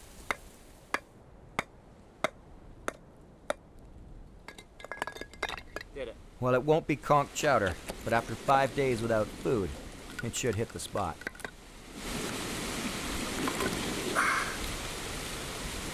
There we go. I'm basically going to cut away everything that isn't white.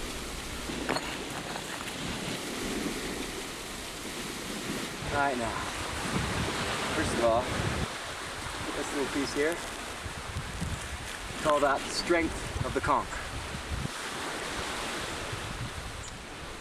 And here's what I want.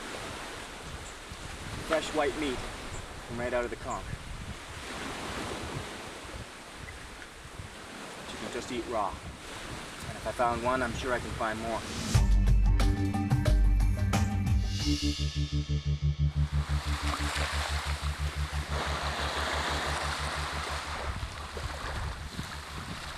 How well this works.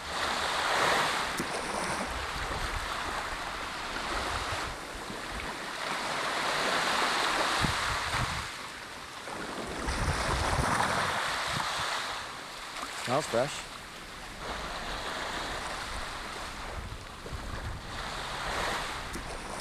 Oh, it's warm, but it's fresh water. Who'd have thought? It's only an ounce, but it's better than nothing.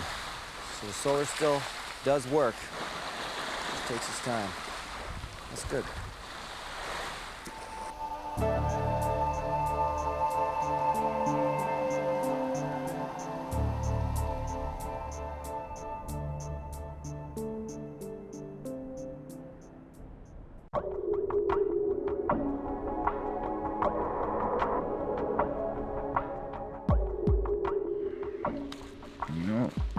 Somehow I think I slept better when the bottom of this raft wasn't rock hard. At least it didn't rain last night.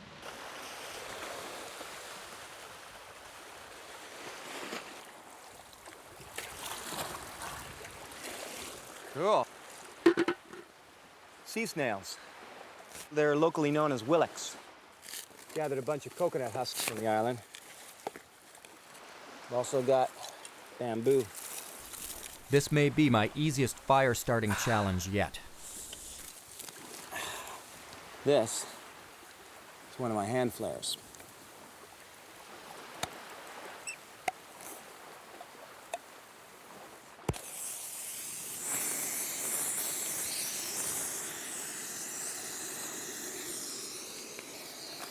Okay, that works. Yep. Okay, flares died. Cockroaches are all going running.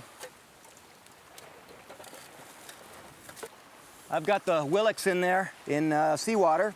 Gonna cook them up.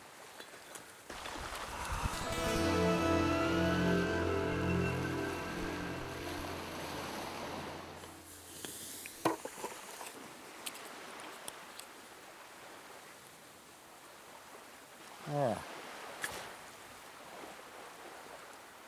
Let's get rid of all the entrails.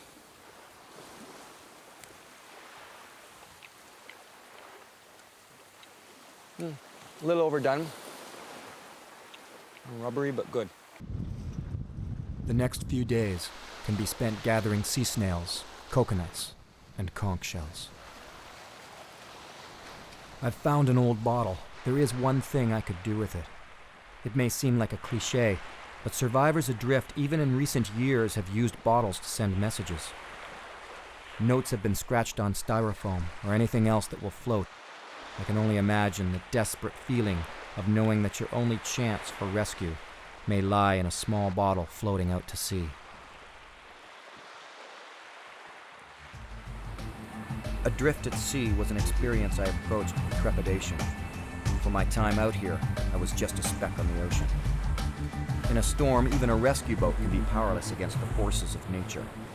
Before the end of day 6, the world's realities take over. Belize is now in a state of political turmoil. So the crew comes back to free me from my island prison. Oh, and the note in the bottle? It has my phone number on it. I'm still waiting for someone to call. Maybe you can see behind me, to the west of me, the storm's now coming in. So today, which was my day to secure some fire, I don't know what the heck's gonna happen because it looks like a real mean storm coming in.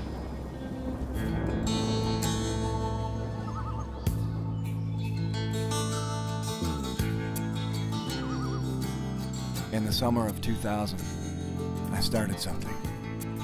They said it would change the way people looked at documentary filmmaking. That it would change the way people looked at the wilderness. For some, it would change the way they looked at life.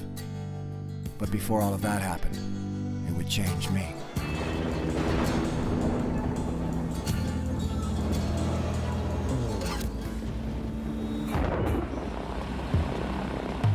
I knew there was only one true way to film a survival experience if I wanted to share it with a large audience.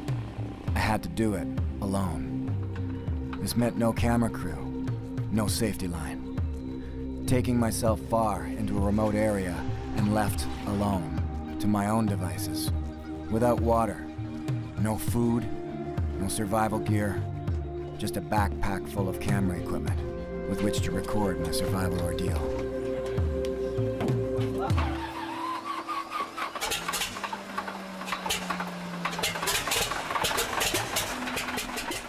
I've been flying over the remote bush for years, and I've always gone in very prepared.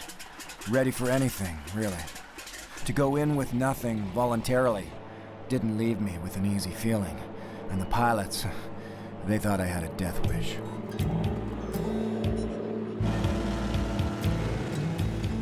Farther and farther, we fly into a remote spot on the map. A spot unknown to me. A place to survive, chosen by a simple throw of the dart. Only the pilot saw where it landed, and I was blindfolded, so I couldn't pick off any advantages from the aerial view either. Wherever the dart lands, so would I, regardless of the terrain. This is remote northern Ontario wilderness, a magical paradise called Wabakimi. I'll be nearly 100 kilometers, 60 miles, from the closest person and environment known as the boreal forest, possibly one of the toughest places on Earth to survive. There's very little art in the cultures that lived here for thousands of years. They were too busy trying to eat to bother with art. I was given no advantages. When the plane left, it left me alone, and I wouldn't see it again for 7 days. It's an ominous feeling. The overwhelming noise of the engine subsides, and you're left in the silence of the deep woods. When people get lost or stranded in the wilderness, panic is the common denominator amongst them. But panic kills. It takes away your sense of reason, and it feels as if a big monster is right behind you. You start to move faster. You start to run. And this is how panicking people get themselves killed. And what do these people do while they're crashing through the bush? For one thing, they always travel downhill, which of course where nobody's going to see them. And what they don't do is they don't tend to make a shelter. They don't make any signals for anybody to see them. They don't build a fire, and if they do, they wait till the very end of the night, just as it's getting dark. In fact, they've even been known to hide from their searchers, and in really bizarre cases, they've even shot at the people who are coming after them. They don't trust their compass. They doubt even the position of the sun. And the last thing they tend to do as well is sleep. Sleep in the middle of the day, just when everybody's trying to find them. Because at night, it's spooky. I gotta get out of here.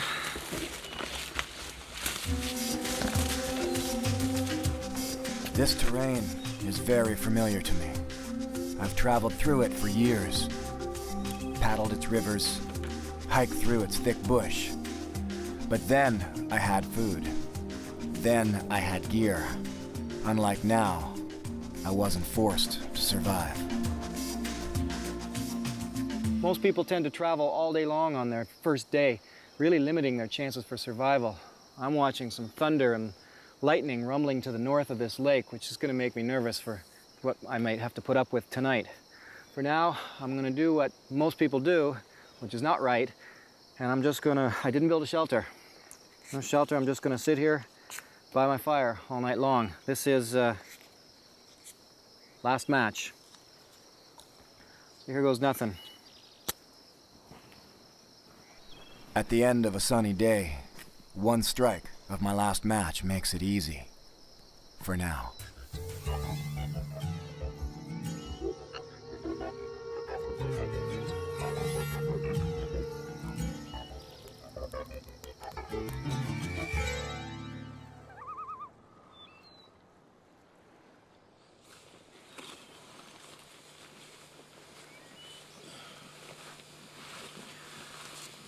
Well, this is pretty much how I spent the night. Mosquitoes came in pretty good at one point, and for I don't know how many hours, pretty much just tormented me. All I could do was hide under my jacket and hope for the cool weather, which finally came. Not the cool weather, but the temperatures dropped somewhere in the middle of the night, and the mosquitoes kind of left. Of course, then I spent the next part of the night shivering every once in a while. Whenever the fire would die down, I'd wake up shivering. So, with the sun just about to rise, all I feel like doing right now is sleeping some more, which is pretty classic because that's when the rescuers are going to be coming for me, is now, and yet I'll be off in the sun feeling comfortable with the darkness gone and sleeping. stay true to form. I'll let the fire die. That was my last match last night. So from this point on, I'll be matchless and fireless. I've got to keep myself in the role of a true lost victim and make the same mistakes so I can find my own answers to survival. It's day 2, and likely you're going through a whole new set of emotions. Perhaps guilt, stupidity, and maybe even embarrassment over the predicament you're in. But it's time to sit down and take stock of not only what's around you, but what you have on your person. Looking at my predicament here, I've got my wallet. Well, first of all, I've got a good container here that I can use for gathering berries, perhaps even scooping water and drinking it. Yeah, heck, even the zipper can be broken off and filed into something sharp against a rock. I've also got this little paper clip that's holding the money together. Well, instant fish hook, instant sharp implement. My set of keys, pretty much ditto for that. I can take the keys, file them down. I can't stress enough that if you're going to be out in the bush, take a Swiss Army knife with you, some sort of knife. Of course, I've got a couple of blades, can opener, that sort of thing. This saw blade's going to come into great use when I'm working on the shelter later on. Lastly, of course, the favorite of all of this is the food I've got. I'm planning on having, or I'm hoping on having, people come to look for me within the next 7 days. So knowing that, I'm going to divide this food up and ration it so I've got one piece for each day. It's going to be a small energy boost, but probably more than anything a real psychological boost. So that is pretty much what I've got to work with.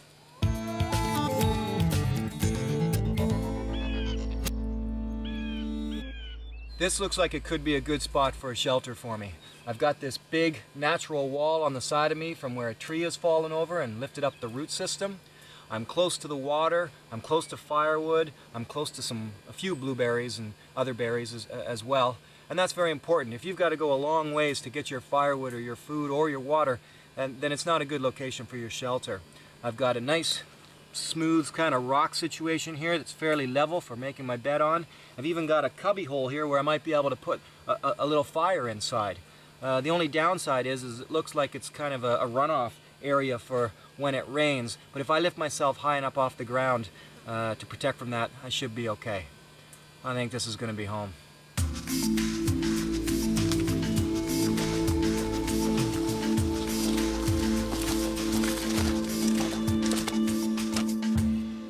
Too often people making a survival shelter, they get the roof up quick because that's their primary concern. They go to crawl inside and all they've got to lay on is the cold, damp ground. That can get to you really quickly. So the best thing to do is to get your bedding down first. You're going to want to use a lot of boughs because basically 3 feet of boughs, when you get in, gets compressed down to about 6 inches of bedding by the time morning comes along. To help kill the hunger pangs that are already affecting me, I'm guzzling a good 8 ounces of water every half hour religiously. It tricks my stomach into feeling full. This is where the saw comes in really, really handy. I tell you, it makes a big difference. If I didn't have this saw, I'd be spending a lot of calories trying to break this branch off, or other branches, or only be able to use smaller trees. Man, what a difference it makes to have a knife.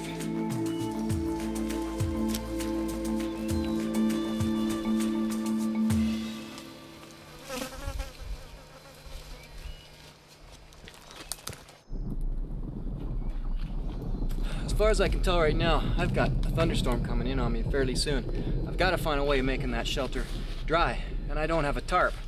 So anything can work, and you can find lots of different barks, or big pile of leaves also works really well too to shed the rain.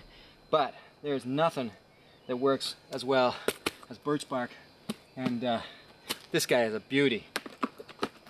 This is when you're really happy you've got a knife, I'll tell you. You can make a split right down the center. Just follow it, and that's going to peel off as one big shingle. And this beauty goes up about another 5 feet, so this is going to help a lot for the shelter. There's a bunch more like this kind of lying around on the ground as well. This one broke off at the top, but there's more lying on the ground. And this is going to keep me dry, I hope.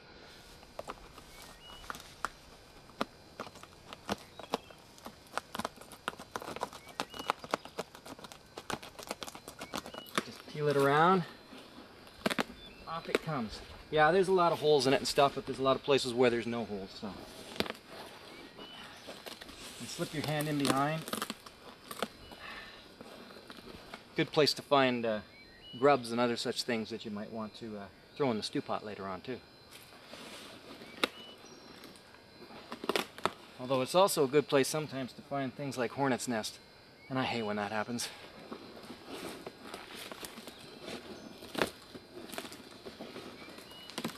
Oh yeah, yeah. Haha. Look at that.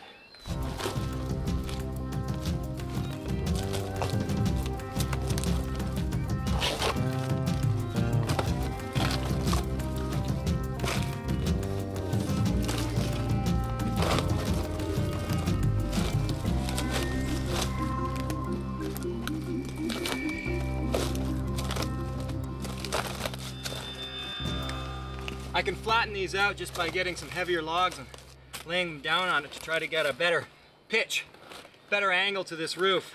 You don't want it too flat. The water just percolates through. You want it to drain down. Once you've got the roof secured for rain, or at least you think you do, after that I usually put on a couple of heavy rotten logs to deflect more rain and to weigh down the shelter. Keep these guys flat, and then basically anything you can throw on there, throw on. Moss, leaves, branches, whatever you've got, just start throwing stuff on. And I've been sweating profusely all day doing this. That's the downside of when you make a shelter. You start burning up a lot of valuable calories. And you've got to be careful, but by the same token, to be caught out in the elements is worse. Being caught out in the elements can kill. It doesn't take long for hypothermia to kick in, a state where your body is trying too hard just to stay warm. But right now, it's not the cold that's my enemy. Spent the entire night last night laid out on this flat rock, just laying there with my hat over top of me, being bombarded by a forest's worth of mosquitoes. Storm never came in. It didn't cool things down. In fact, it just got hotter. So I sweated inside my rain jacket all night long. Oh man, and sleep here listening to the sound of the mosquitoes. Usually tuck my hands in my pocket just to get them away from the bugs. Oh, and it's a brutal experience. You can hardly breathe inside this thing and you just sweat constantly. In all my years of wilderness tripping, that is the worst experience of mosquitoes I've ever had. I don't think I got maybe a good solid 15 minutes in total of sleep all night long. And now, I think maybe you can see behind me, to the west of me, the storm's now coming in. So today, which was my day to secure some fire, I don't know what the heck's gonna happen because it looks like a real mean storm coming in. In survival, no matter where on the planet you are, the greatest danger is the weather. You're either hiding from it or preparing for it. Take it for granted, and it can cut you down in shorter time than it took for you to get into trouble in the first place.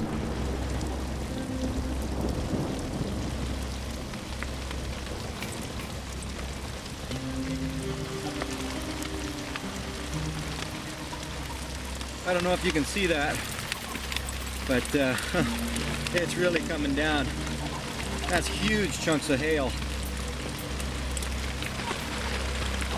Thunder's cracking pretty good, lightning.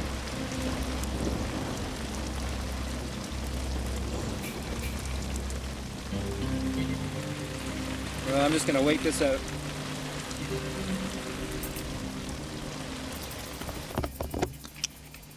Of course, every cloud has its silver lining.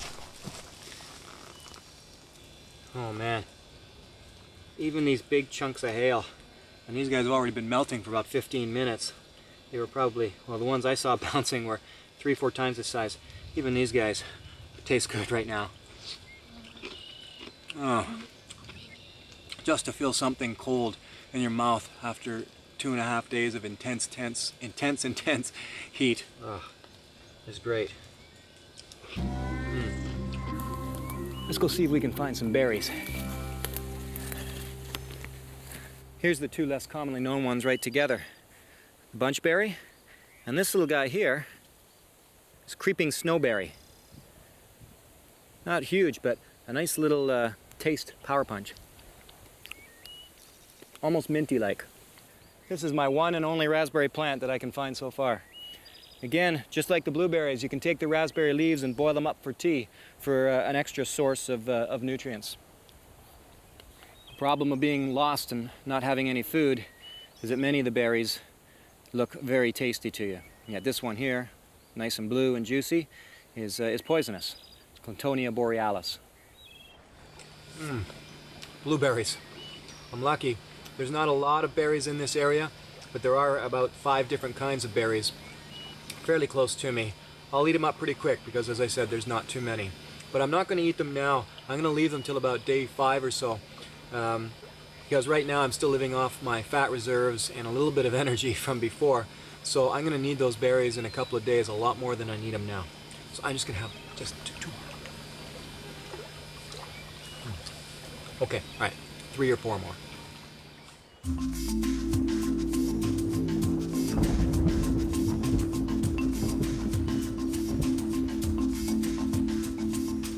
This is why you get your shelter going. In the wintertime, there's the odd occasion where a fire takes precedence. But in the summertime, in this area anyway, first thing you want to have up is that shelter. Should have been up the first night, and I would have been better prepared for tonight. For today, I guess. It's up now, and I'm gonna hunker in there. The bugs were insane in it last night, which is why I slept out on the rock. It's starting to rain just now, and I can't chance getting myself wet at all. You let yourself get wet even a bit, hypothermia can sink in, even in the summertime, even in the fall. People link hypothermia usually only to the winter. Most cases happen in the fall and in the spring. And this is August in far northern Ontario, in the boreal forest, Canadian Shield. I could get hypothermic now if I don't stay dry, which the rain's here now, so that's what I'm gonna go do.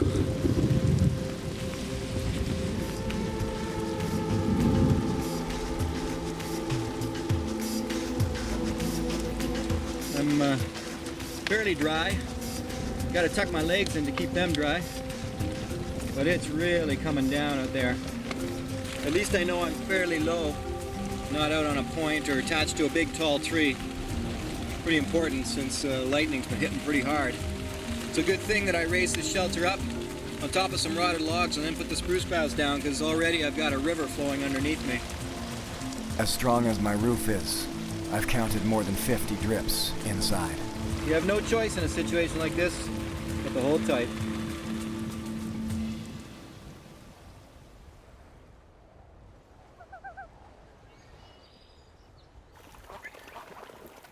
I'm gonna start looking for some things to get my fire going. I've got a ways to walk around and see if I can get the right ingredients for the fire bow. When you start walking through the bush, if you're gonna leave your campsite, you wanna make sure you really notice everything. Look around all the time. Walk slowly and deliberately. Step over top of things. Don't jump on things. Good way to twist an ankle. And whenever possible, blaze your trail, like perhaps either taking a branch and purposely breaking it in a particular direction, or if you've got a knife or an axe, mark a blaze on the tree on both sides. People mark it usually on the side they're going. They forget to mark it on the side for when they're coming back so they can see where they've got to get back to. Both sides of the tree. Yeah, hopefully I won't get lost.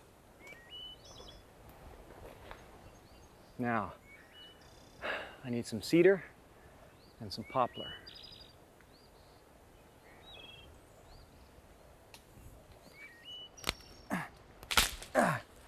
Be careful not to injure yourself when you're doing this. So the first thing I want to find is a spindle, maybe 6 to 8 inches long, and as straight as I can find it.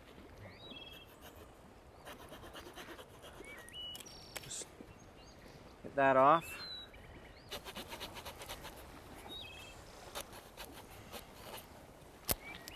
Okay, so I've got my spindle, and I'll have to clean it up and carve it a little bit straighter than that. The next piece of your fire bow is actually the bow part. And pretty much any kind of branch will do, as long as it's, oh boy, as long as it's strong enough and curved.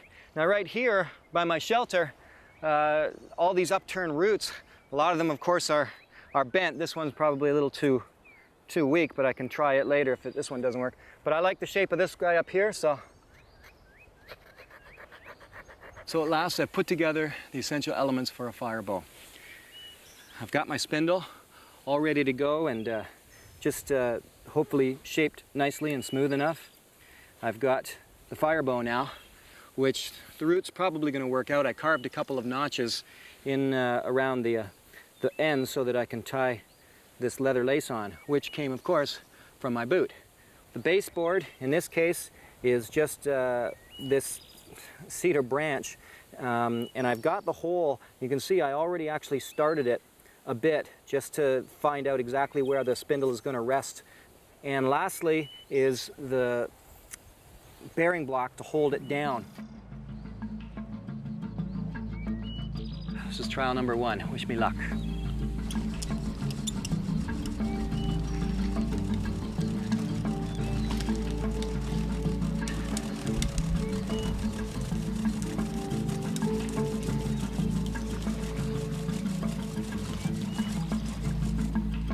You know what? I'm getting smoke, but my notch is not close enough to the hole. The dust is just scattering around.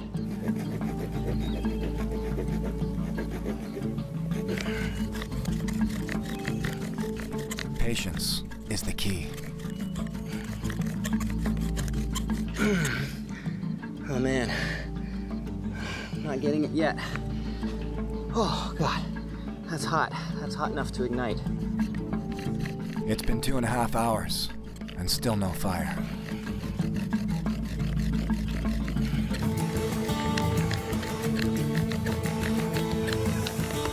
Oh, jeez. Oh, so close. All right, my bootlace is broken. Oh, can you hear that plane overhead? I wish you'd drop me down some matches.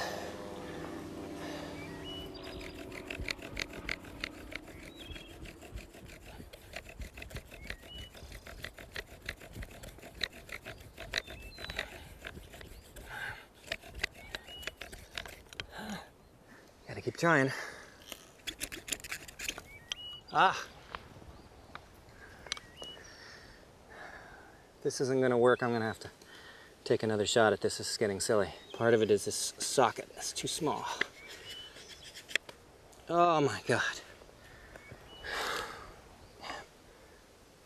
All right, well, now I'm in trouble.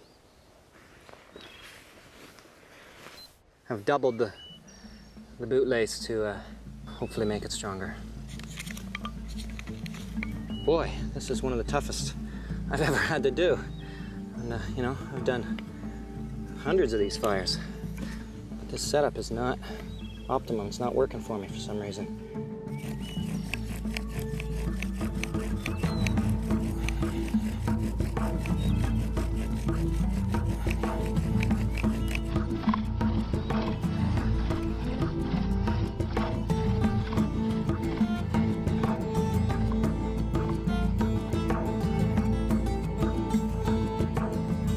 5 hours, but I can't give up. Oh God. So close.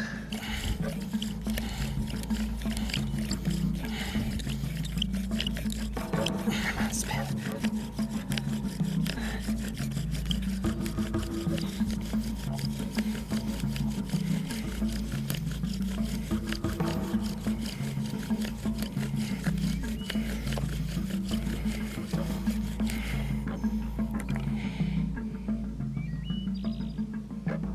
If I don't get it this time, I gotta take a break.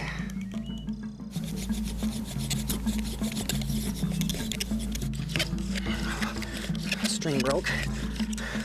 Down to one string. It's been 6.5 hours, and the temperature's soaring to a heat wave of 42 degrees Celsius, 101 Fahrenheit.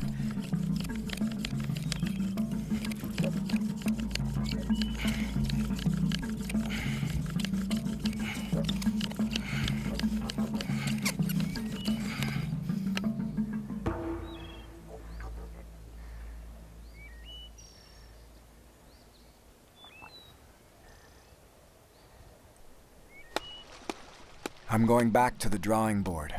I'll use new wood and a string that I'm making by cutting a strip off the bottom of my shirt. It took a long time to get this split and this into shape. Basically, I was dealing with a branch that was this big. Come on now, take this time.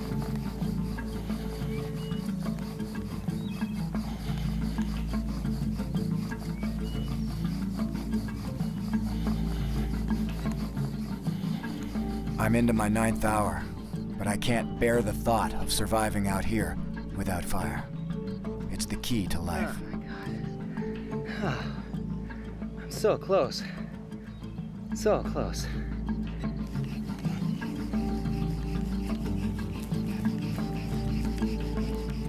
The wisps of smoke betray the existence of everything I need for a fire.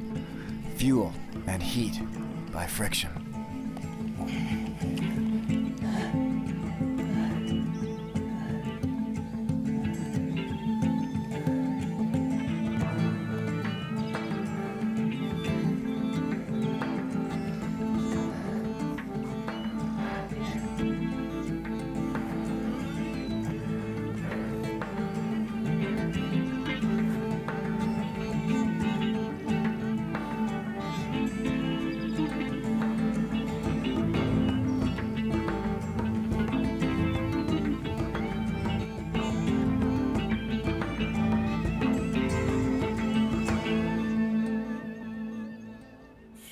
Come on.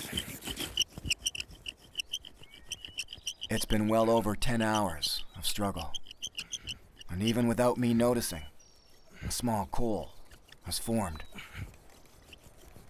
But it won't be until I take my boot off the wood and allow a bit of air underneath will the combination work. That's the best one so far. Hang on. That one's really close. But my spindle's slipping all the time. Fuel, heat, and oxygen together will make the magic. We'll make fire. Uh-oh.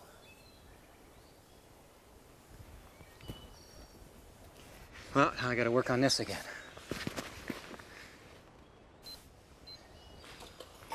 Oh man, you aren't gonna believe this.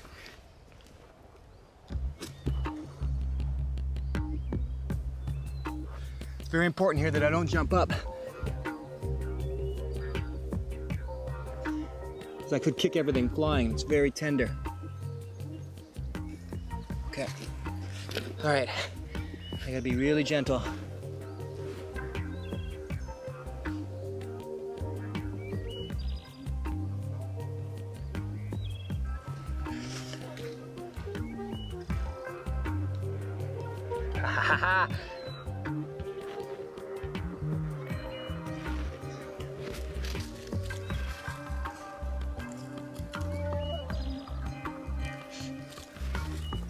Yes, yes, yes! Ha ha ha ha! Oh my God, that was tough. I've never had so much trouble getting a fire going. Oh yeah. Woo! I have created fire! Oh yeah. I'd like to thank the Academy. I'd like to thank cedar. I'd like to thank poplar, birch bark, and Spanish moss. Yes! What a difference this is going to make. A couple of things. Psychologically, heat, and now, if I'm able to catch any, well, if I have to eat leeches or snails or anything, at least I can cook them up, kill any parasites that might exist with them. But now, I'm going to try my hardest to catch some fish, and or maybe a mouse or something like that. Oh man, that was tough.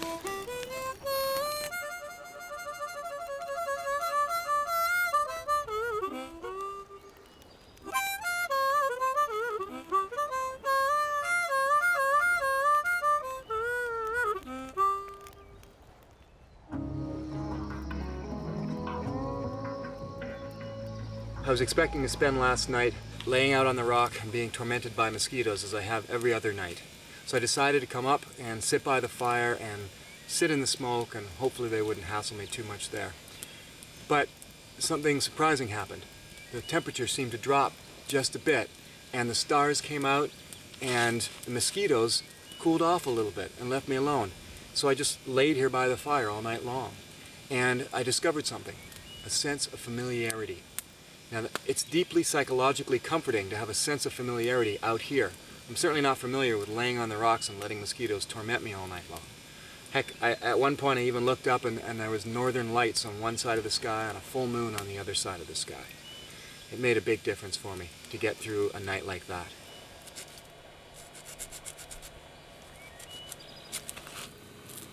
Having some form of cordage out here is pretty important. In fact, whenever I go tripping, I carry tons of excess rope. And, you know, you can make cordage from bark, from plants like milkweed and evening primrose, or from basswood trees, but there's none of that out here. And I've found that out here that spruce roots work really well, and it's very, very strong. I could never break that.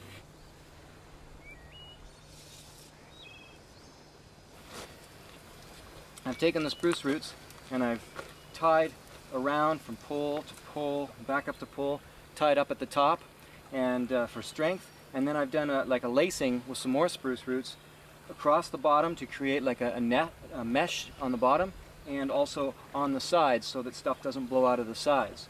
I'll do the same across the front once I'm done. But the next stage basically is to get all my birch bark and all of my tinder and stuff like that, and to shove it in there and get it all in there with lots dangling down at the bottom so that it's ready to go.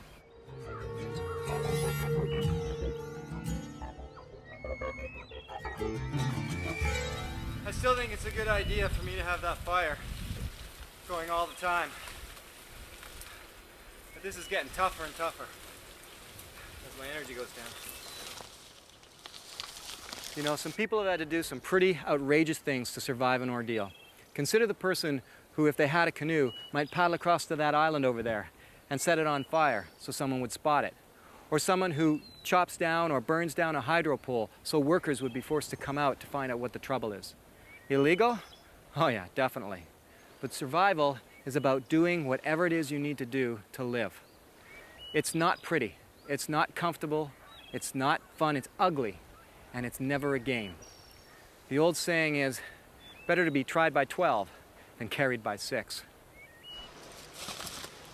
My energy level is it's getting low. The hunger pangs are coming 3 or 4 times a day. It's like, oh, I need some food.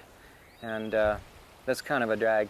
Actually, you know, toting this camera around everywhere I go and setting it up is really killing my energy level. It's taken a lot out of me, and that plays on my mind while I'm out here, trying to survive and film at the same time.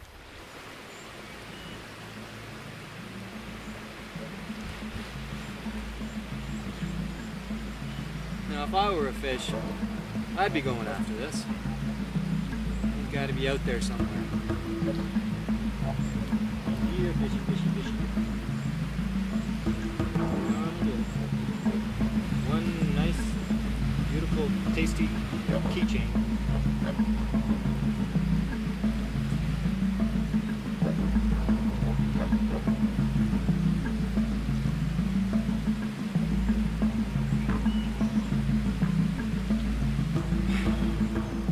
I'm really feeling the energy factor right now. Kind of back and forth and walking around. I walk from one end of the camp to the other and forget to pick up what I went to pick up in the first place. It's really strange, actually. So I'm trying to occupy my mind and get busy with some stuff, making a figure 4 deadfall here. Gonna catch us some food. Yep. Welcome to the Les Stroud Big Game Hunting and Fishing Show. Today we're going to catch the most dangerous of all creatures in the Canadian woods, the woodland mouse. Yes, indeed.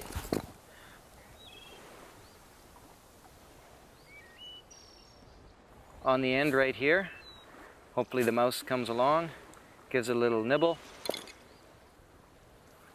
and I get dead mouse.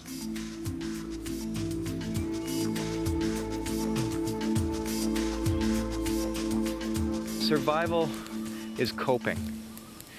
You know, I felt something really interesting today that I wasn't expecting, and yet a lot of lost victims do say they feel it. Boredom. I was just getting really bored today. And it happens, and you've got to get your mind occupied. I mean, the fire was done, the shelter was okay, the signal tower was done, and the boredom crept in. And you know what that can do to people. It can be really dangerous. So you need to start occupying your mind. So now I'm starting to whittle away and carve at little deadfalls and snares to set up and see if I can procure maybe a little bit of meat, get a bit of protein into my diet. Anyway, I can hear the mosquito hum starting again, so maybe I'm lucky and I can be like last night, not have to wrap myself up in this raincoat again.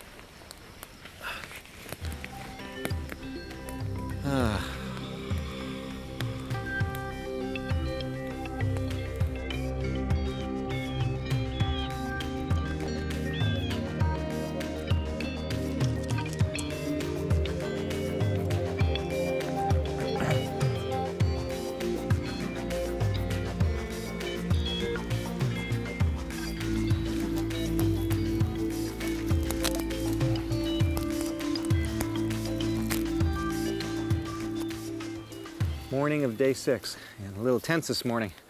I had to come out and make sure the fire was still going after I got a bit of a sprinkling last night. I thought I put on enough logs, but I wasn't sure. Just able to keep it going.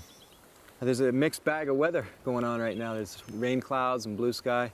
So the priority is going to be to keep this fire going, of course, as always. So throw another couple big logs on top of it.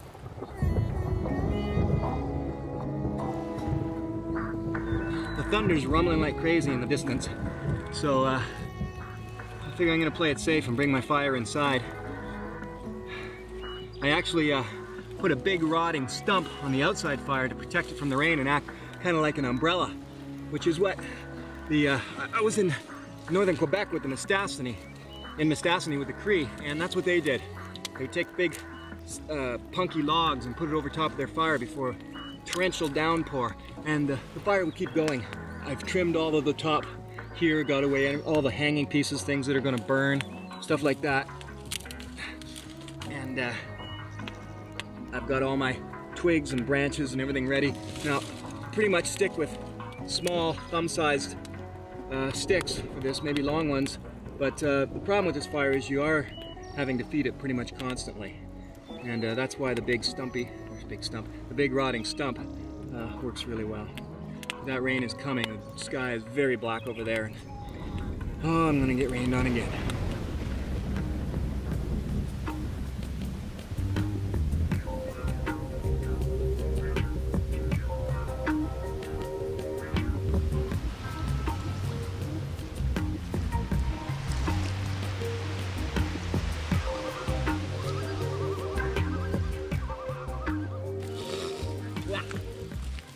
I'm in here somewhere. Just a couple of big punky logs laid over top of my fire and just let to smolder and burn underneath, and pouring rain. It just poured on me, torrential downpour with thunder and lightning for about an hour and a half straight. And it has opened up to one big, beautiful sky, all blue. And my fire's still going. A lot of survival books go on about catching big game. I haven't even seen a mouse, let alone a grouse. And I saw one caribou and a flock of ducks, but they didn't really want to come over and visit me. So you're left with the main fare, a snail and 2 leeches, or as I like to affectionately call them, lunch and dinner. Eating things that crawl can take some getting used to, but it comes easy if you haven't eaten for days. It's all about getting over plate fright, but often even the most squeamish can handle the grossest once you're hungry enough. Here we have it. A meal fit for a king.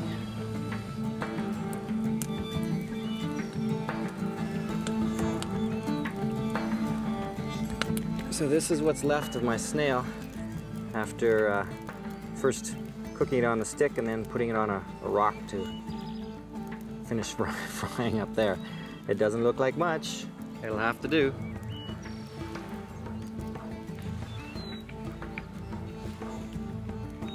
Well, it's lacking a little garlic butter.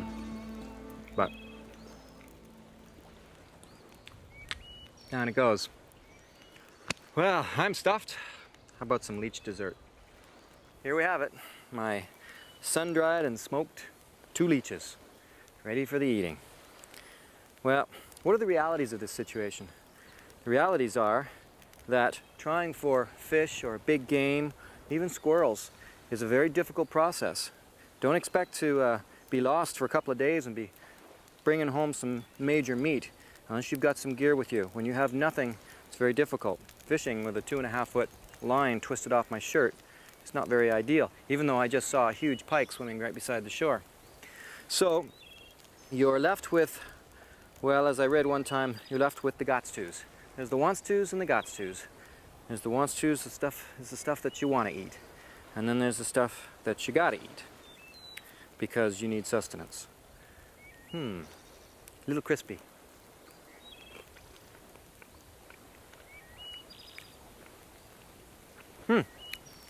Tastes like chicken.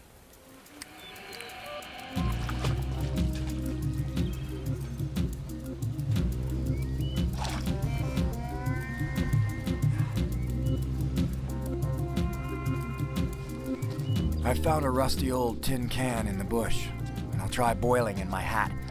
It's one of the few ways to heat water without a pot.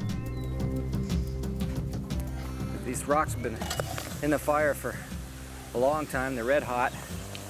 And I'm putting them inside the hat here full of water. I've got blueberry leaves, I've got raspberry leaves, I've got some Labrador tea leaves, and I'm trying to get this to boil.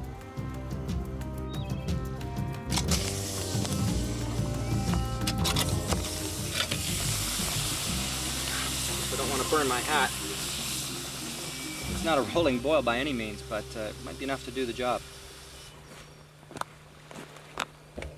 Well, I've got about 3 or 4 cups of stew here, or liquid anyway. What I would do is drink when it cools, I'll drink the liquid for the tea factor. I've got the Labrador tea in there, the peppermint, or not the peppermint, I wish there was peppermint in there, the blueberry and the raspberry. But I also put in this stuff here. I cut up the pond lily tubers. So let's see what that's like. It's soft anyway.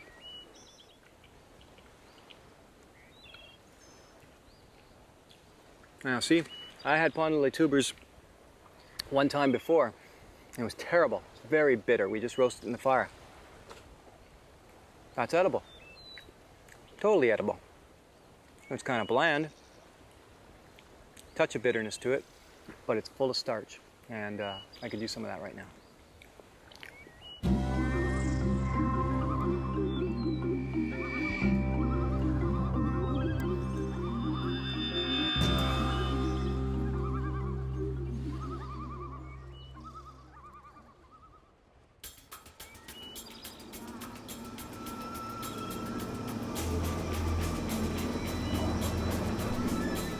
As the plane searches overhead, unsure of where I might have moved to, it's time to see just how well my signal fire can work.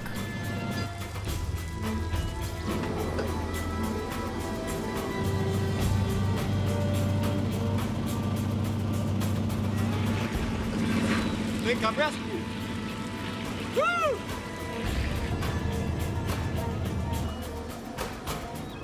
The triangle tripod formation held up really well in the storm. It was blowing on all night. Thought it was going to blow over, but it stood straight and strong. The boughs helped to shed the rain so the birch bark wasn't so wet. And I couldn't get this. On this first attempt at documenting a survival ordeal, I've made it through the 7 days. It never ceases to amaze me how I can go through an experience that at the time seems like something I never want to do again.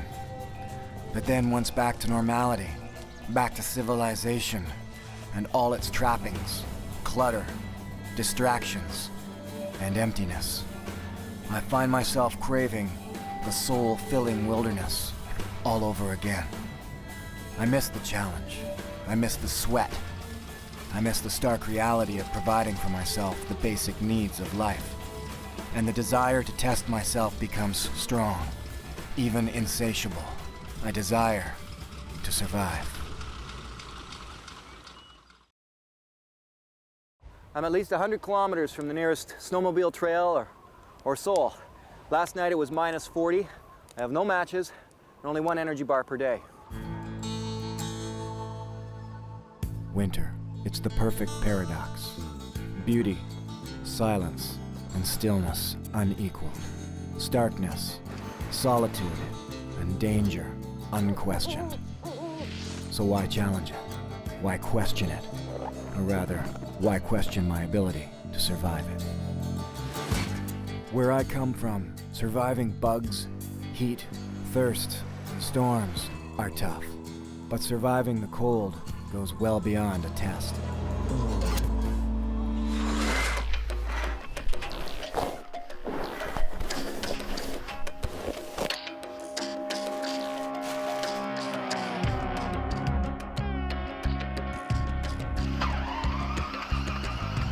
In the far north, they call you a greenhorn until you go through the frigid rite of passage. And that test is not surviving the winter. It's freezing an appendage and having the black dead skin to prove it. It's the winter's version of a battle scar. I've been here before, dropped down in the middle of this remote wilderness and left to survive alone. The personal prayers of safety I utter here will be about warmth, about just making it through the night. Warmth during a time of season when forgiveness for mistakes doesn't exist. One wrong decision, one moment of apathy, or lack of vigilance, and this wilderness will not forgive me. It'll remain unmoved by any cries of pain from frostbite, unchangeable by any moans of hypothermic chills. It'll just be what it is, a frigid, deadly landscape, helping only those who help themselves. I can hear the sound of Trevor's plane just off in the distance now. It's about minus 30. Now what? It's mid to late afternoon.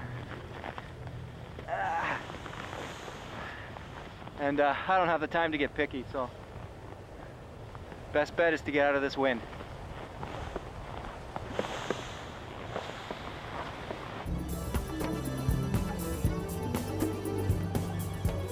In the dead of winter, even the lightest of breezes is enough to chill you down and slowly kill you with hypothermia.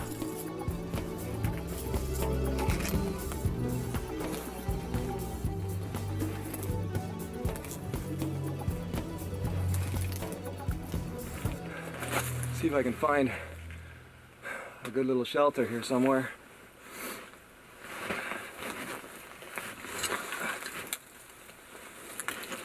There comes a time, well, the time's pretty immediate actually. You've got to make one important decision. Stay or go. Most importantly is just the realization that you have to make that decision. If you stay, you have a chance to build camp, make signal fires, and maybe start hunting. You might have a situation where you're simply waiting for a better chance to travel, like waiting out a storm, or perhaps waiting for freeze up. Or maybe there comes a time when you realize they ain't looking for you anymore, and it's time to get out of here. Shelters don't usually come ready-made, and there are a lot of variables to finding the right location. In a case like this, I'm literally looking for a spot where otherwise I won't freeze to death. But if there's one thing I've learned about the wilderness, it's that you can't go there with expectations. You can only deal with what you actually find.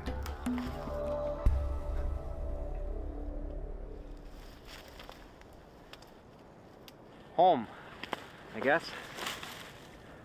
I don't have a lot of options here. You know, in the survival books, they always show some guy in an quick emergency shelter. You can get under the boughs of a spruce tree or something, and there's a little cubby hole. Yeah, well, I've looked around. This is about as best as I can do for immediate natural shelters. But there is A lot of boughs and stuff, we'll see.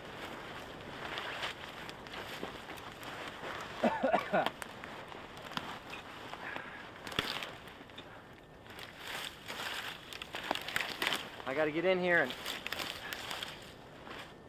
just hopefully make sure I'm protected from most of the wind. That's really important.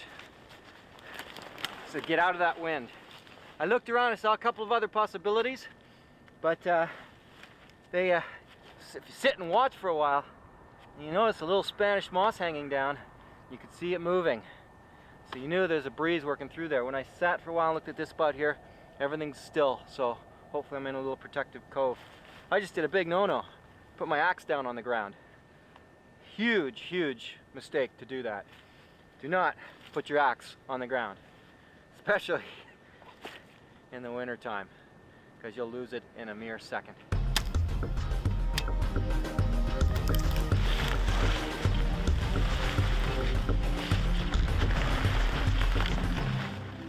The benefit of this shelter is it's sort of a natural shelter.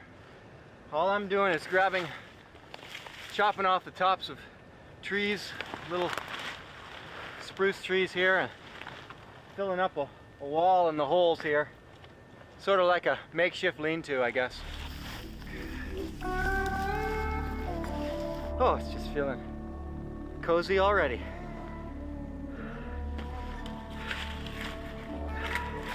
I gotta keep my humor up because I won't be there at 3 a.m. I could get into doing a big elaborate shelter, but I only have probably another hour and a half of daylight. And I know that in making a shelter like that, I'm gonna start sweating. You sweat, you die. So I don't want to sweat. There are a lot of deprivations I'm willing to put up with in the name of survival. But going without an axe in the middle of a Canadian winter isn't one of them. It changes the possibilities immensely. It can enable a lot more effective survival. But in the hands of someone without skill, one slip and you've just put the axe into your shin, and the odds against you. I'm protecting my eyes by closing them at the last second of the chop. Being blind out here wouldn't be good. Yeah, this is possibly dangerous. You better know how to wield an axe before you start doing this. Any injury out here is deadly.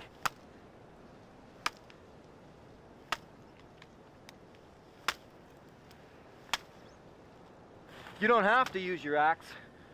Don't. Break things off. You want to save the axe. Keep it sharp. Now, all of that said, I actually did bring a file with me, because I rarely take an axe along without a file strapped to it. Because a dull axe makes you work a lot harder.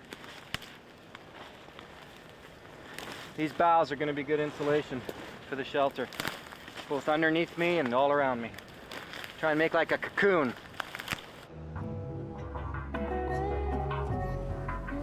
It's always good to know how many hours you've got left in the day, and a great and easy way to do that is to outstretch your hand towards the sun.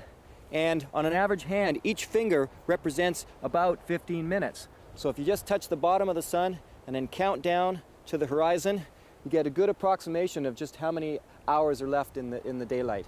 And that's always important to know.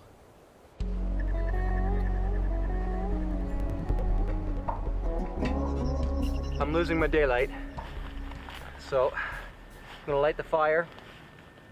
I have one match, so hopefully I'll have no problems with that one match. What the heck is it? And I've got this big log here, or log, well, this tree anyway, it's a long one. I can feed it in throughout the time so that I don't have to cut it that way. So after I get the fire going, all I'm going to do then is reinforce the shelter a bit and try to get as much firewood here on hand before it's too dark for me to be moving around in the bush. I don't have a lot of time though. Here we go. Last match of the week.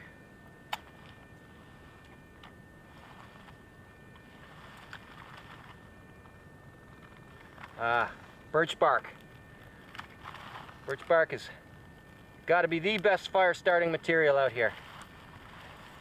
Anyone who has ever had to survive will attest to the power and beauty and the reassuring sound of the first flames of a fire well built.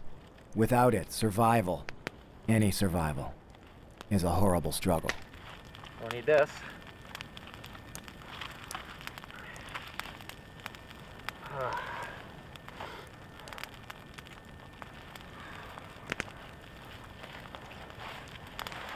I have a feeling, even with the fire, with this big wide opening here, it's going to be a long, cold night.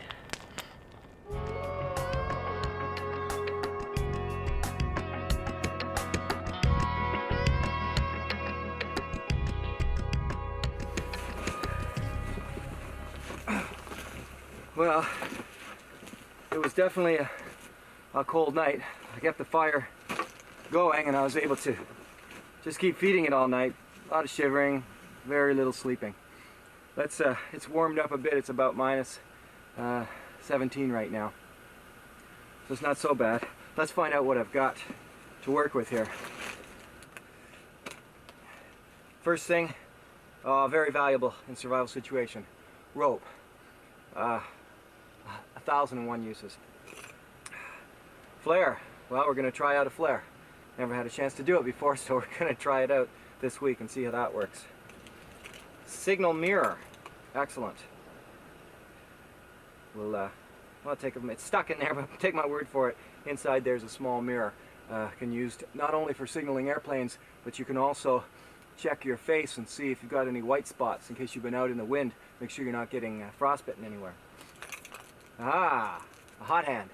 That's got to help me out at night, for sure. Only one, unfortunately, and there's 7 nights to deal with. A whistle, vital. You can go behind a tree in the bush, even in the summertime, especially in the winter. Yell your lungs off.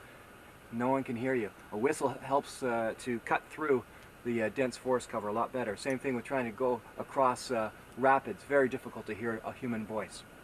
Flint striker. Going to get into that later for fire starting. Excellent item to keep with you. You can drop this thing in the water, pick it up a year later, and it still works. Aha! Garbage bag. Not just any ordinary garbage bag, an orange garbage bag. I've got a shelter cover, I've got a raincoat, I've got a signaling light device because orange is going to show up a lot better than dark green. If you can take a garbage bag, make it an orange one. Fishing line. And some lures to go with it. And what's important with these lures as well is that I've purposely chosen winter fishing lures. And that's another thing that's key. When you set up your survival kit, make it something that's conducive to the season you're in. So in this case, something for winter.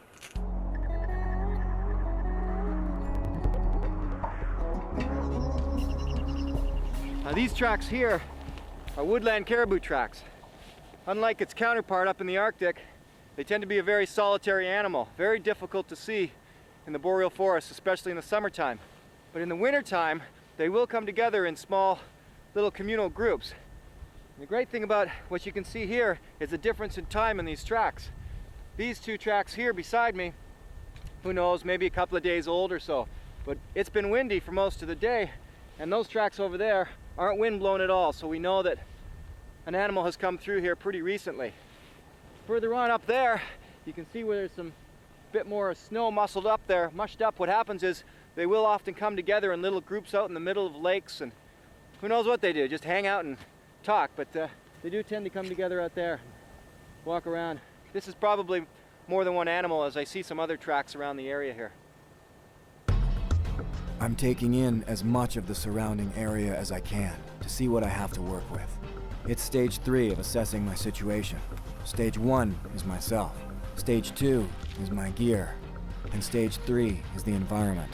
And this is a tough environment. See, this is brutal.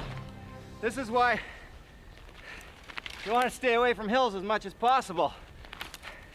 This is where the hole in the snowshoe, this is what it's all about. My toes are slipping down into the bottom of the, or through the hole of my snowshoe, and it's my toes that are gripping the hill to help push me up, which is difficult in this powdery, poofy, slippery snow. Again, that's why I so much prefer using moccasins rather than boots, I can feel the ground with my toes. I can get that little extra grip in there. Not easy though, either way.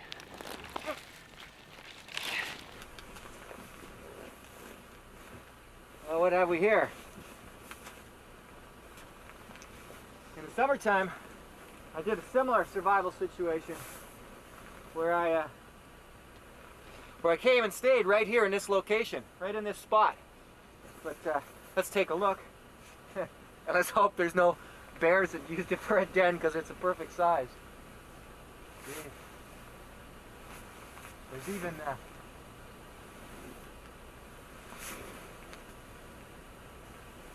even frozen, as if there was like an air hole coming out here.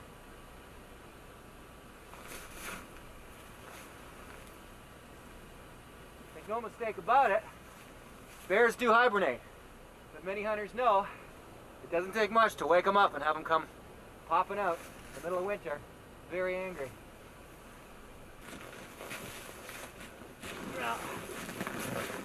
I suppose it would make a good emergency shelter if I had to get in there.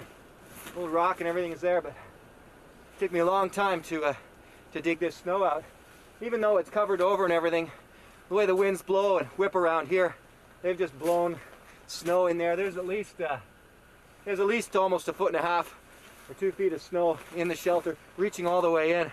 So take me a bit of work. But as I said, this is definitely not the ideal location anyway. It'd be freezing with that north wind.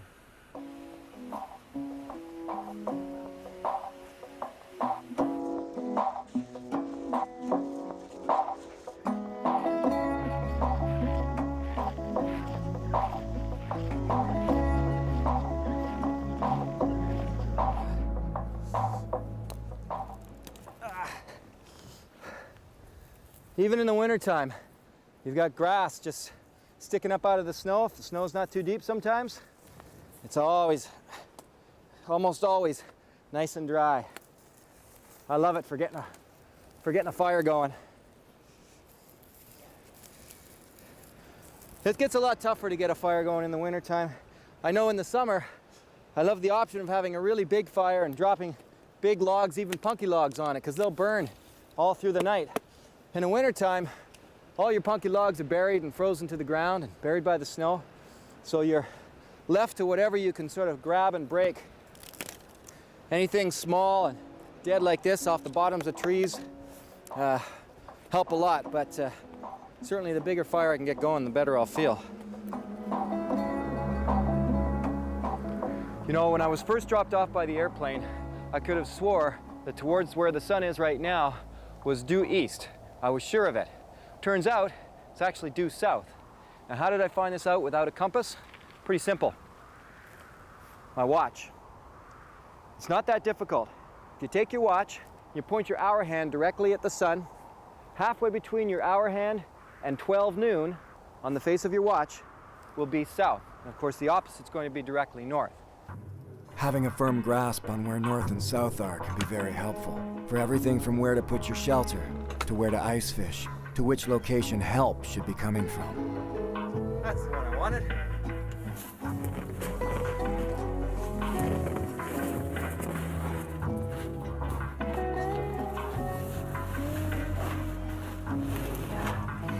Well, I've been spending the day just adding to this shelter. As much as possible, I need to close it all in. Tonight, I'm still in the same scenario I was in last night, where I've got to sit here and buy a bigger outdoor fire. The best thing to do is to create like a cocoon that you can get right inside. So even if you didn't have a fire, at least there's some residual heat in there from you. But if you can have a fire that's also protected and inside your shelter, way better, especially in the winter. So I've just been weaving these branches into my shelter to keep me warm and to keep me up off the ground. Right now, there's quite a whiteout happening on the lake. So you know what that means? It means that satellite phone, GPS, two-way radio, none of these things will do me any good at this very moment with a whiteout like that. Nobody can fly in that, nobody can land here to help me out. Even today, with all of our technology, I can be stuck and completely out of touch in the remote wilderness, where problems like an appendicitis attack could kill me. Time to make fire again.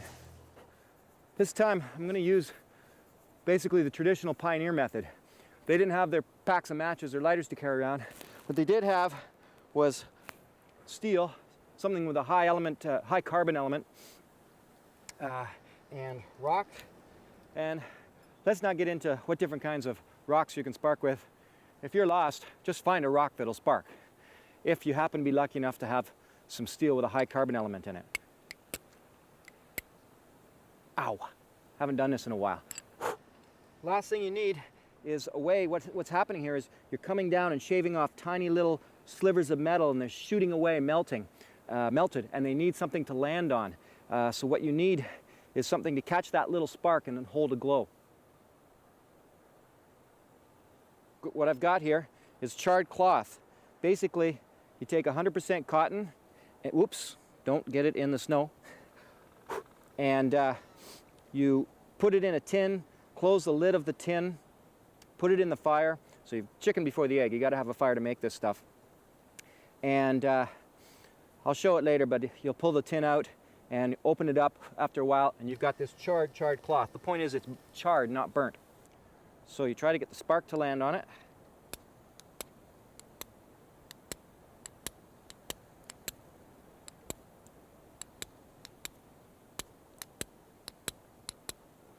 Oh boy, not a good start.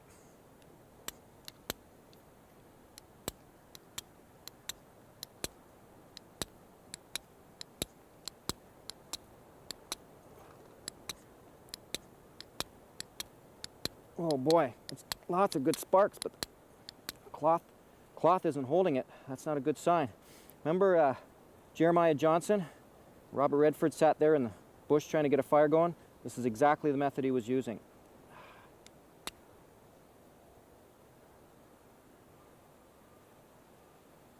Got her. All right. What I've got now is this piece of charred cloth is just holding a little ember, a little glow. I think you might be able to see that. That gives me some time to put it in my tinder bundle, which is this collection of dried grass and Spanish moss, cedar bark that's been all schmucked up there, is sort of broken up in that. And try to make yourself a little furnace here.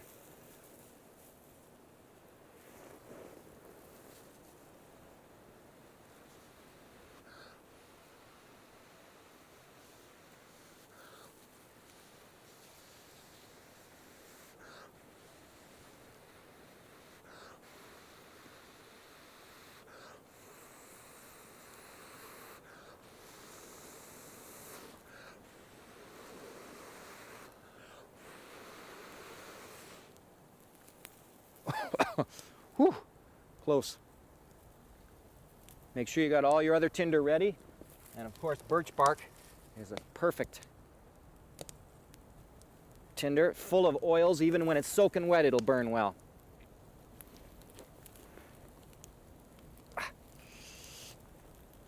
Oh.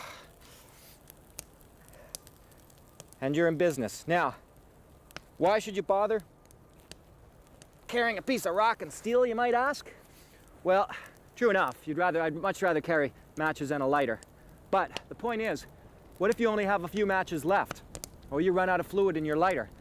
All you have to do is figure out a way to make your charred cloth. If you don't have 100% cotton, which is what it takes, so you can use the bark from a punky tree. You can make charred cloth. If you found a way to get a spark like that, you can extend the life of your lighter and your matches and not even have to use them. And that may matter a great deal if all you have is a handful of 3 or 4 matches on your person. Whew.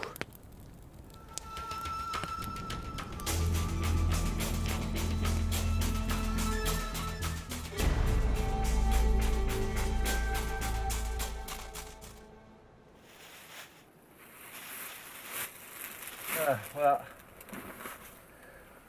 welcome to my chalet.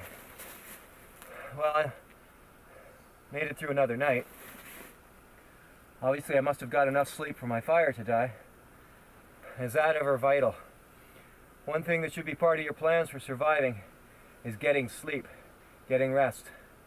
If you get to the point where you're slipping into exhaustion, fighting hypothermia becomes extremely difficult. Even if all you get is 20 minutes at a time, which is about maybe 15, which is about what I got last night. That's fine. At least you're getting some sleep. You need that rest to be able to think clearly.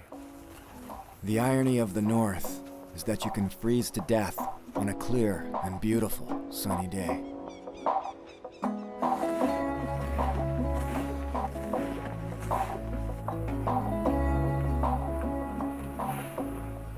Well, these are fresh marten tracks. How fresh? Well, he's behind me in the bush. That's how fresh. Doesn't seem to want to poke his head out to be filmed, but I watched him run up here just now as I came along. I've been walking the shore, going into different areas trying to find rabbit tracks, and that bush is so thick. Everything sounds so easy in a book, you know. Find yourself some rabbit tracks and set your snares and blah blah blah. Yeah, right. Then you get out here and you try to walk 30 feet and you're already starting to sweat. But the best bonus I've got from walking the shoreline is finding different patches of grass and cedar trees for my tinder. That's been great, but very few animal signs. Caribou tracks and now these marten tracks. Unfortunately, tracks alone don't make a meal. I've been walking for 2 hours along the shoreline. It's a very cold wind when it hits up, and spending a lot of calories, a lot of energy.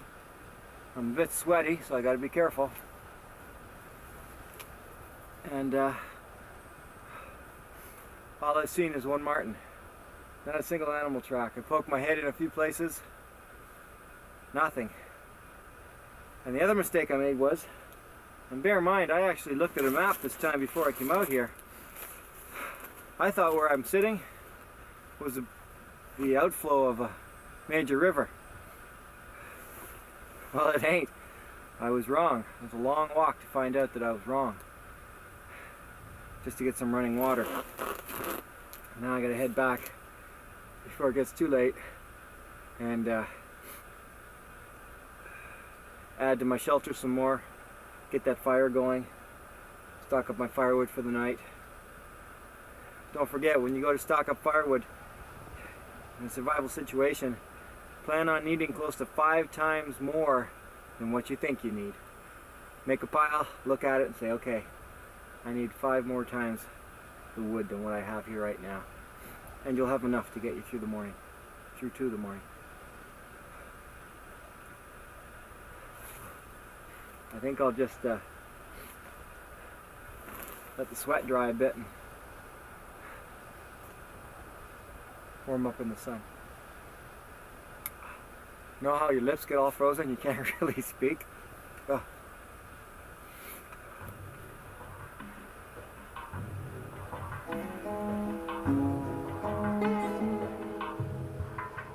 When I'm alone in a survival situation, I don't take chances. I've got to keep dry and watch my energy level constantly.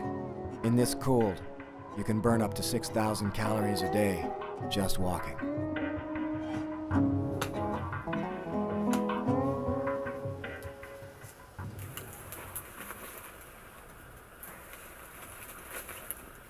Fortunately for me, there was a big windstorm here back in the fall after one heavy snow. There's an awful lot of trees that are laying horizontal. It makes it absolutely brutal for walking through the bush. Just brutal. My lips are still frozen. Jeepers. But it does help me out in that it puts a lot of the tops of these spruce trees down low to the ground. Lots of good boughs for me to collect. Well, I got my Christmas tree. I just need some presents now.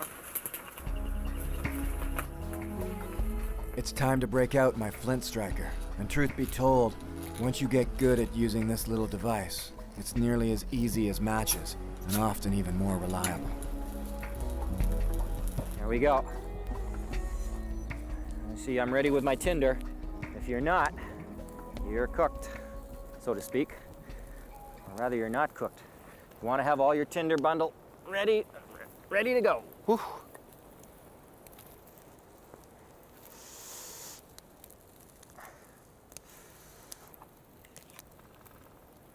Ah. Now, another thing that's important. Actually, before I get to that, I'll just mention that I'm going to now maybe put some logs over, but I'm going to fortify this shelter a bit more, maybe so I can enclose my fire in a bit. I don't have to keep it so big all the time, and I'll be able to get more of the heat from it into my shelter. Well, it's end of day 3, and oh man, it's cold. If the full moon brings with it clear skies, then it's going to be very bitterly cold tonight too. I hope not.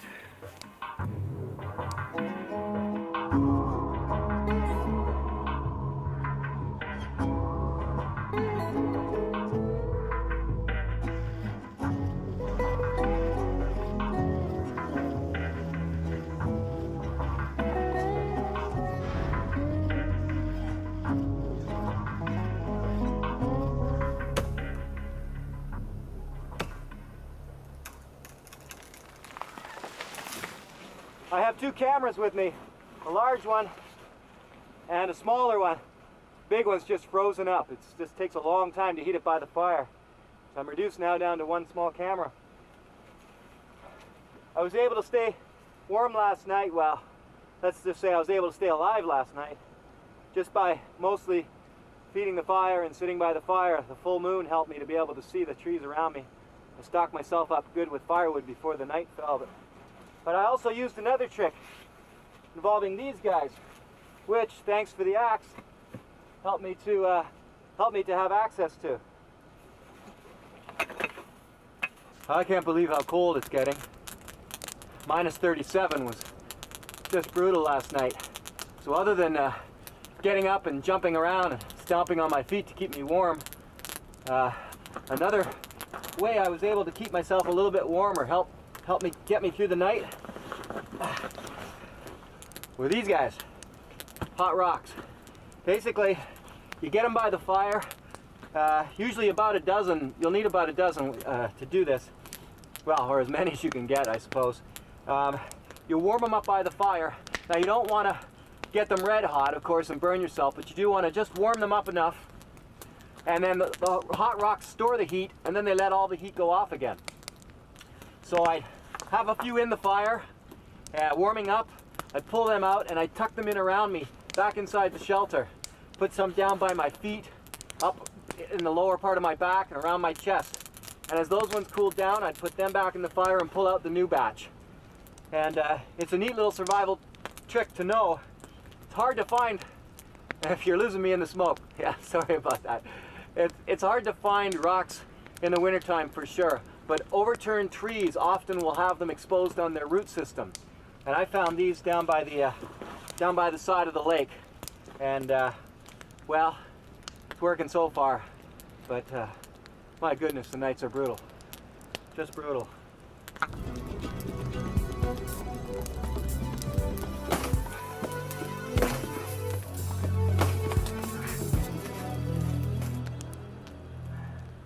I'm just making myself some spruce needle tea. Pine needles, spruce needles, cedar boughs. Well, they call it a bush tea, but it actually has kept people alive. It kept them from scurvy in the past and throughout history, and the explorers, they're loaded with vitamin C. Some people have died of scurvy. Meanwhile, they were sleeping on cedar boughs and spruce boughs at night and didn't realize that they could have made tea out of it and gotten the vitamin C that they needed. It's tastes not too bad and mostly gives me a nice warm drink to sip on. Help keep my body warm and a little bit of nourishment, because this 1 energy bar per day thing is not feeding my strength at all. It's taking mostly everything I've got just to stay warm. You know, you always hear about stamping out help or SOS, and sure enough, those will work if you stamp them out in the snow. But it's a lot less effort just to simply stamp out a triangle, which is a sign for help, international distress signal.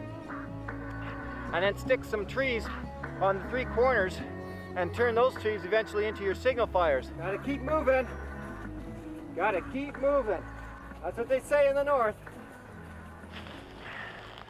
Well, my 3 signal towers are up. Next thing is to get lots of birch bark, dried grass, whatever I can find that'll burn quickly, and just shove it inside and reinforce those a bit so I make sure that they don't fall down in the wind or anything. And I just realized after tromping around out here and setting all this up that I've been out here the whole time without my ice grips on in case I fall through. Very foolish indeed. Maybe I need some food and more sleep. The small rations I had in the beginning of the week are nearly gone, so the lack of food combined with very little sleep is beginning to take away my ability to think clearly, and I'm losing my motivation to even better my situation.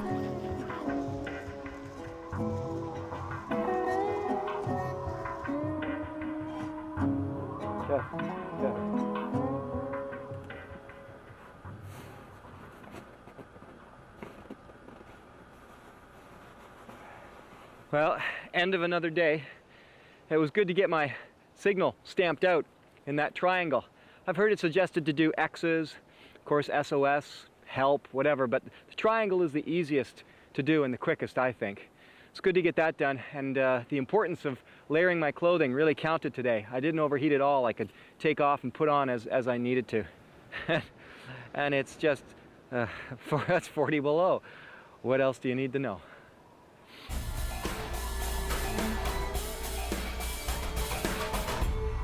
Well, I'm about 100 kilometers from the nearest soul out here. One thing about the winter, at least, is the traveling can be easier. Forget about it going through the thick bush, unless you've got snowshoes. But at least you can get out on the lake and move around.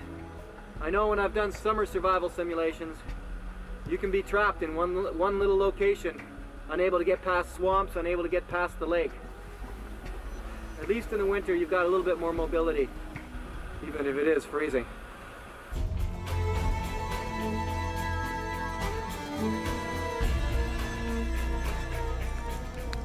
Even putting a contact lens in out here is a challenge.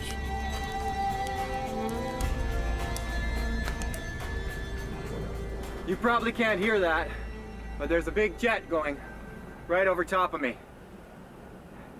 Don't even bother. They're 30,000 feet up, and they can't see the biggest signal you can make.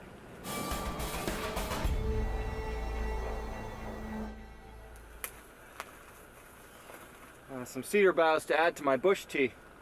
You know, wild edible plants in the summer is a great thing, but it's another story in the wintertime.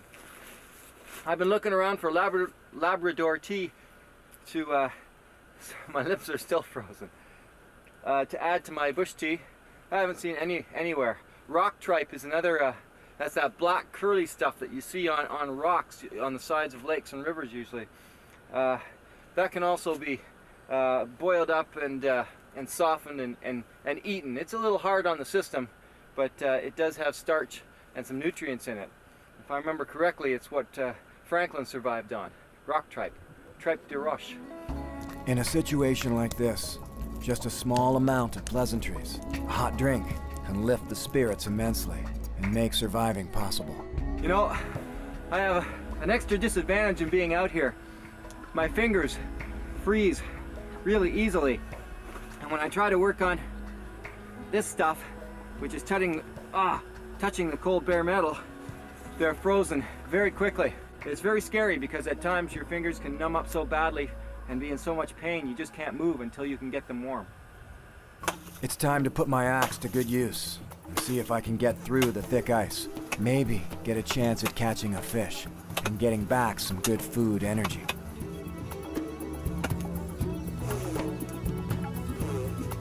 You want to make sure that you hold on to your axe too. Worst thing is you go through just in the last second, you can shoot your axe right down into the hole and never see it again. You can just imagine how much energy this requires. It's a tough job when all I've got in my stomach is spruce needle tea. You can see as soon as I chop it out, the water keeps seeping in from the side. It's a race against each other here, between me and the water coming in. This ice could be only 1.5 feet, well, 2 feet thick, because I'm down about 1.5 feet, almost 2 feet now. Or it could be 5 feet thick, which it gets to up here. And if it's 5 feet thick, axe or no axe, I'm not catching any fish, because I'll never get through it. The obvious danger here is getting my clothes wet. Once I'm done the job, I'll need to stand by the fire for a few hours to dry out before night falls. Success! Now that the water's shot up like that, I know I'm through. So I just got to make sure I got a hole big enough to get a fish through. And if I don't, I'll have to get a pole and try and make sure the hole's big enough to pull up a fish.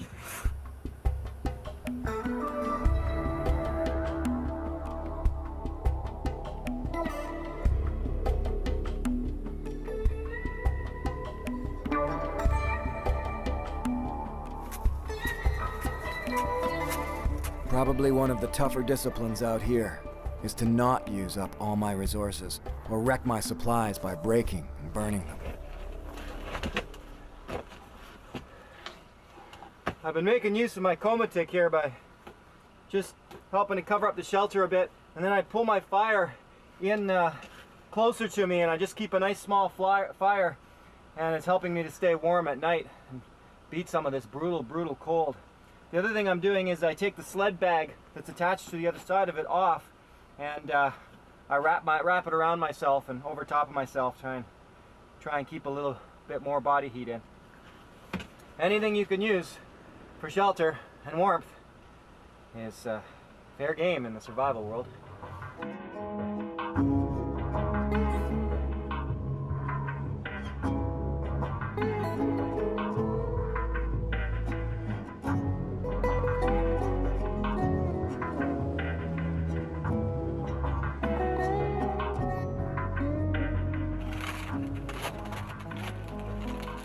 Well, one thing you can do if you want to keep your hole from freezing overnight is get a big pile of, just push all kinds of snow over top. 6 feet long and 3 feet high is not overdoing it at all. You want to try and keep it from freezing up. You have to go all through the chopping all over again. Now in my case, I've got the axe though, so I know at least with an axe, it's only going to freeze a little bit. It's not a big deal. It's more when you don't have an axe that I get worried about it. But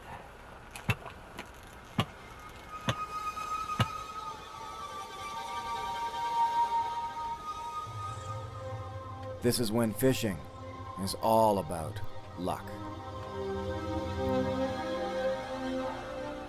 maybe I need a new lure.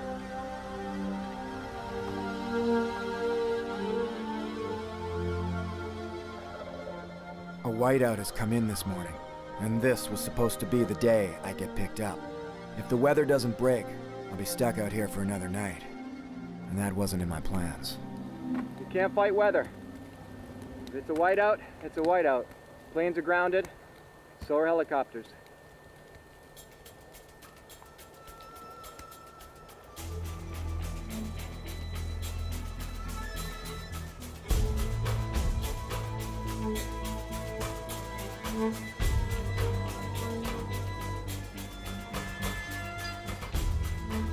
Through a small window of opportunity, when the snow backed off just a little, they came looking for me.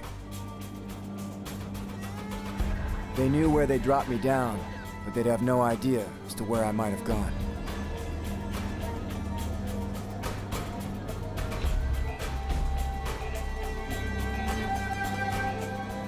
The signal sticks out like a beacon against the stark white backdrop of the frozen lake. Running between them is tough. It's still well below zero, and even with a burning piece of birch bark in my hands, my fingers freeze while I run.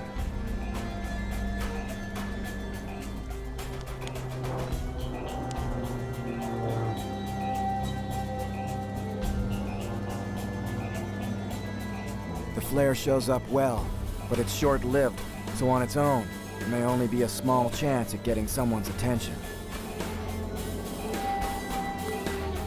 If any of this looked easy, guess again. I'm always asked, which is tougher, the cold or the heat? And after a week of dehydration, sunburnt skin, parched landscapes, and oppressive heat, I'm inclined to say it's the deserts. They're the toughest. But then I step back onto the snow. I feel the chill up my spine at 3 a.m. in the middle of a long winter night. I feel the sting of frostbite as it threatens to take away the use of my fingers. And I feel the exhaustion as I keep myself moving constantly in a battle to survive. And I think, no, it's not the heat. It's the cold. It's always the cold. This season for Survivorman, we shot 9 episodes in 9 separate locations. And since then, the response has been nothing short of fantastic. But there's been a ton of questions. How do I get the shots? Am I really alone? And what kind of backup do I have if I get into serious trouble? This is a look at how we plan Survivorman. How we take care of logistics, how I film it, and how I keep myself out of trouble. Which isn't always the case.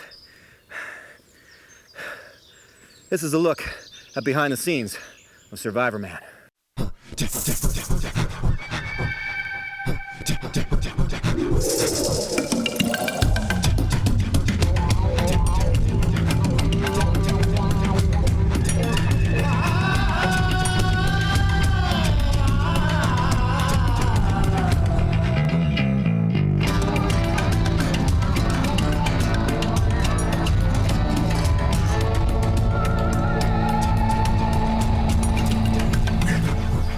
Survivorman has a simple concept. I get dropped alone in secluded wilderness areas and left to survive, usually without food, water, matches, or shelter. Okay, once they gave me a wrecked airplane to sleep in. I have to make do with whatever I go in with and film it all myself. 7 days later, I either walk out on my own or the crew will come in to rescue me, if they can find me. From the muddy swamps of Georgia to the shifting Arctic ice, I've been to some pretty wild places. For now, that's only North and Central America.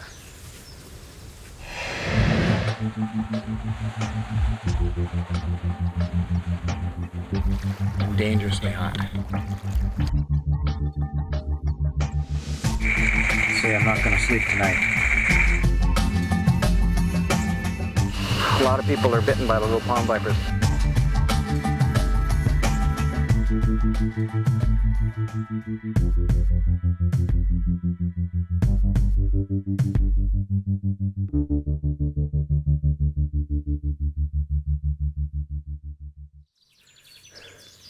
Hey, if this was just about survival, I'd light a fire and sit and wait for help. But it's TV, and I want to show many ways to survive in the deserts, the jungles, and the Canadian forests. A lot of what I do is film so we can learn together what I do right and what I do wrong, where I choose to stay and where I choose to leave. I'm not the world's best survival guy, but I've got a film to make. I'm taking you along for the ride. That said, once you get good at this survival stuff, you can do a lot more than sit and wait for rescue. The production team is constantly dreaming up more challenging and exciting locations and survival ordeals. And that's how it all starts. I mean, I'd like to consider Australia. I think David Brady and I, along with my survival consultant, Mike Corrali, pore over the maps and endlessly debate the possibilities for my survival ordeals. How I get in, whether by jeep, mountain bike, or camel, is hashed out in the scenarios for survival dreamed up.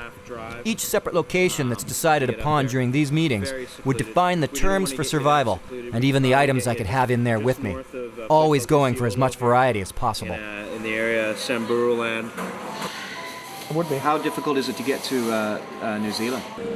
That is Wild exotic. country. you can't even get down from the mountains there. Oh, and here, oh, this would be very cool. I mean, it would be a major expedition though. You go from high Andes, Alpine, you just start walking this way and you're in the deepest, darkest Amazon. It's like you go through 4 seasons, you know, just going straight down. Here. These two guys are quite happy to suggest the most remote and dangerous areas they can think of to send me. For that, tying in with the apertures and going to Sepik River, that is cool. If you don't get killed. No, I should be okay. There's a lot of missionaries in there. We can make contacts with some missionaries and go in with them. Once we've picked the countries and areas to send me, the flights are booked and I've got to ready my gear. 3, 4, sometimes even 5 cameras will fill my pack, along with heavy batteries and nearly 40 hours of tape stock. The load often comes in around 50 to 60 pounds.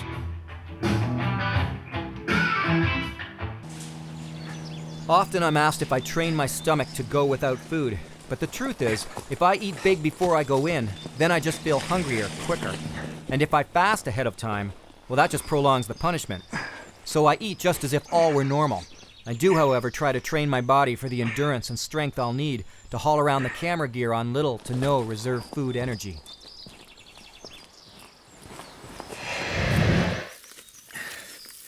It's not hard to choose locations. The world is full of beautiful and remote, albeit potentially dangerous and challenging wild areas. My mandate was to pick a location that offered up the most variety of survival possibilities.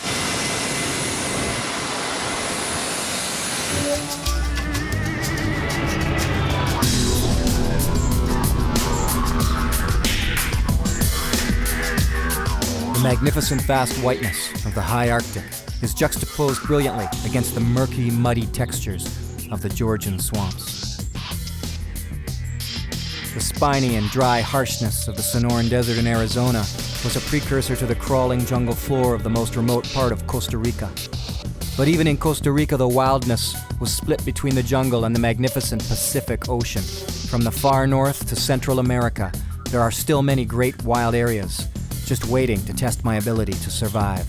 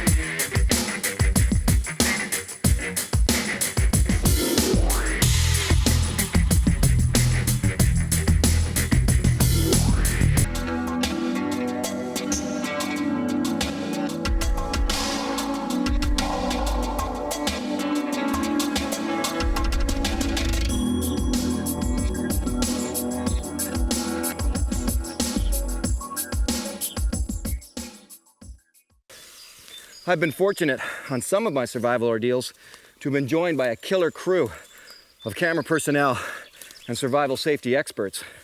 Their job, other than shooting the opening scenes and dropping me off for 7 days alone, is to head out and get some great beauty shots. So this tape has sync audio that cuts with this mini DV camera up here.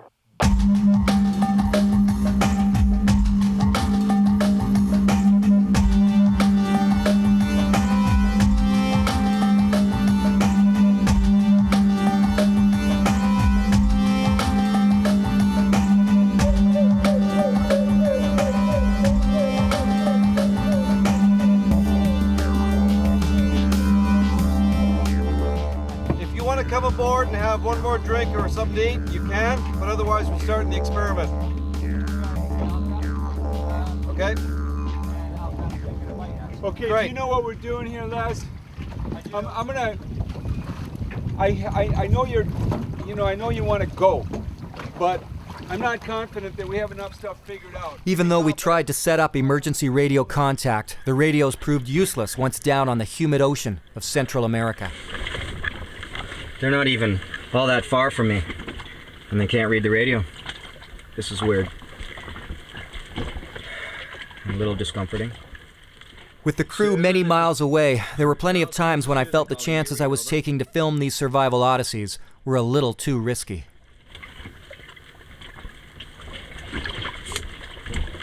And look how close they are.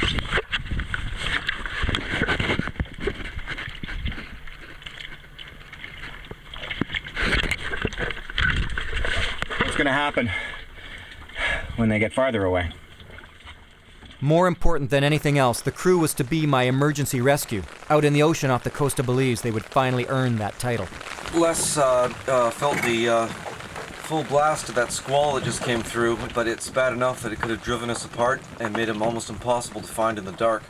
The red light on his raft and even the strobe was not easy to see with the rain coming down. So I think we both feel better that we're not actually going to lose him. You can do it. I'm a vegetarian. I know. You had fish the other night, though. You had catfish. Same thing. Just think of it like it's a piece of catfish. At the end of each ordeal, I would finally have the last laugh on some of my crew members. And you'd be able to say you ate rattlesnake. There you go. Down the hatch. Down the hatch. The concepts of wilderness survival do translate across the globe. But when I get into the jungles of Costa Rica, I don't know what I can eat or what I can't eat. I don't know what's slightly poisonous or what's going to kill me. For that, I need to turn to the local experts. Like Three Rivers Charlie in the swamps of Georgia. Charlie's passion is the waterways of the Altamaha River Basin. 11 people have been attacked by alligators in the last 7 years, and Charlie related the dangers to me like it was a walk in the park on a lazy southern Sunday. What's the likelihood of gators coming up into these? Pretty fair, especially at night, since they're nocturnal hunters, and the turtles like to lay up on the limbs, and gators will come in and try and find them dinner for the evening. Oh, they'll eat turtles? Oh, yeah. Oh, I didn't know that. Yeah, they'll crunch turtle shell in a heartbeat. Action, Closer to the North Pole than anywhere else, it was Inuit elder Sam Umik who gave me my crash course in Arctic survival. This guy was born in an igloo and spent his first 12 winters living in one. For Sam and his family, seal hunting was akin to running out to the store for a loaf of bread. He gave me no breaks on learning the necessary lessons of survival in the Arctic. His rule was, watch me once, now you do it. This man hasn't written books or produced films on survival, but ask anyone who you turn to learn desert survival, and there is only one answer. If you want the best, it's David Halliday. So you're just going on the outside bends. He was also consultant for the movie Castaway. Tropical lilies. So you are a rich man. My 3 days on the land with David were spent in a master-student relationship. Now I've chopped some film out and sped this up, but watch how long I spend working on the hand drill. Too close, but I'm gonna go ahead. Ready? Yeah.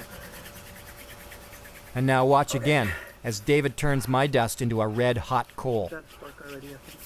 All the while, he's reassuring me that I'm the one who got the spark. Yeah, right. Yeah, you have a spark.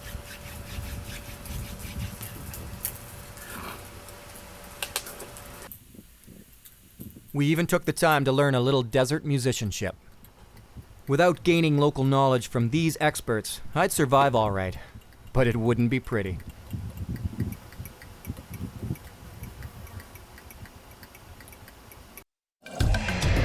After a week with the experts, I leave for my solo survival. You know, each episode is based on a realistic situation gone wrong. Canoeing, sea kayaking, climbing.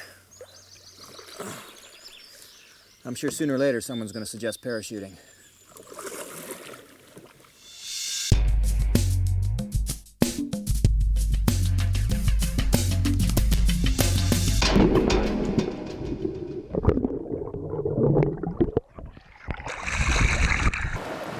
All right, here we go.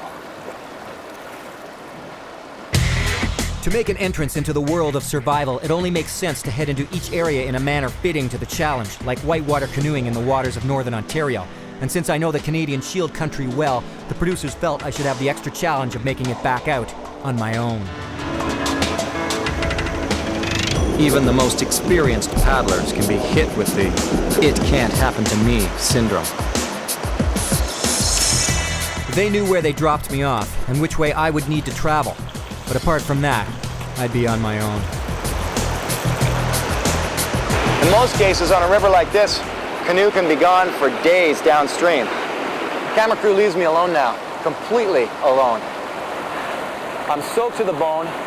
It looks like it's going to rain, and the sun's about to set. 7 more days.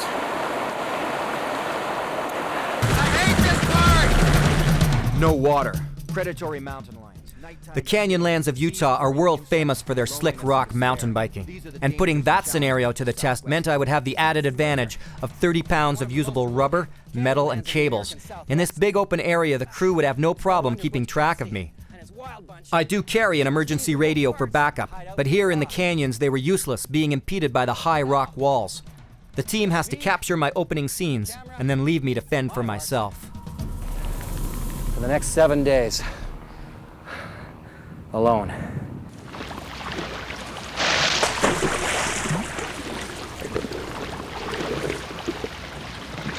The only way to simulate survival in a life raft is to jump in.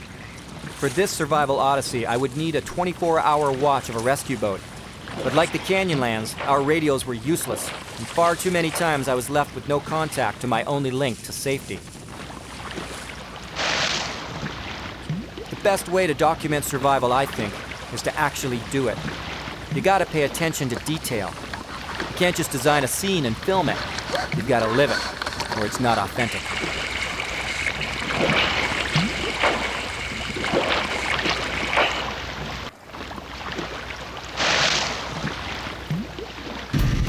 For 10 straight hours, I'll push this snowmobile farther and farther into the barren Arctic, where I'll be left alone to survive. This is the Arctic, at the top of our world. It's a changing landscape of barren land, snow-covered mountains, and vast expanses of constantly shifting ocean ice. With dog teams unfortunately relegated to mostly tourism needs, the snowmobile is the vehicle of choice in the Arctic now, and they break down a lot. Here, my challenge was simply to walk back to town, a daunting task given the challenges of the Arctic landscape. Population densities in the world. To go out on the land, you ride the knife edge of trouble. You can get disoriented by whiteouts and get lost. You can fall through the ice into freezing water.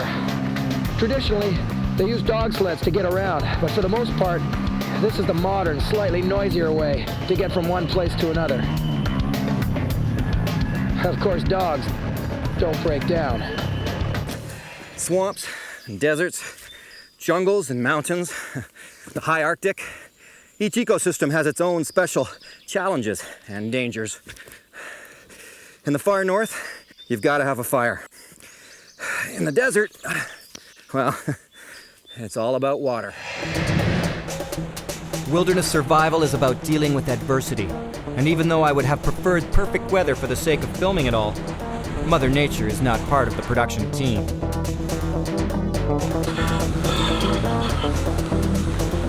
It's too cold. Too cold. Oh, my hands are just frozen. Hang on. I think the toughest weather to deal with for running cameras is the cold. Oh, that's cold. Okay.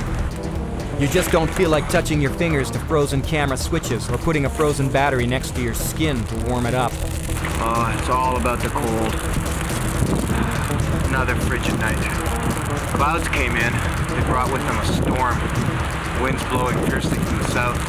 I didn't sleep much last night, but when I did, I'd wake up really quick with that chill running right down my spine.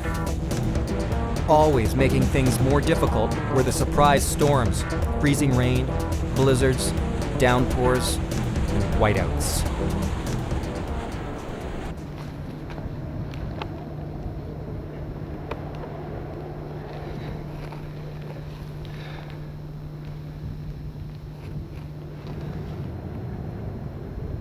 As you can see, the white did get whiter. I can't even see the mountains in behind me now. The wind has picked up as well, and my feet are cold and my body's starting to get chilled, even though I'm protected down in here with fur and a windbreak. Doesn't seem to matter.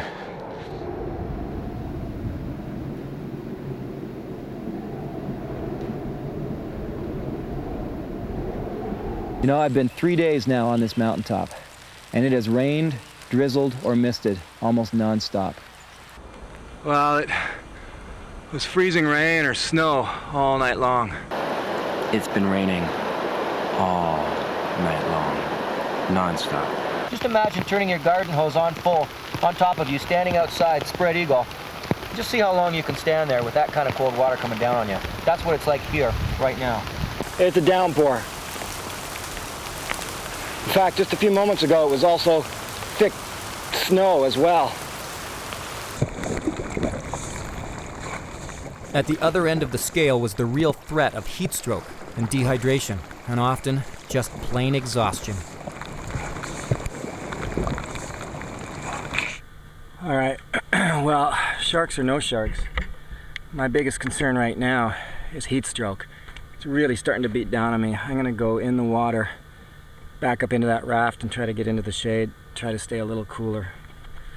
Because this is getting steamy and dangerously hot. This is heat stroke hot.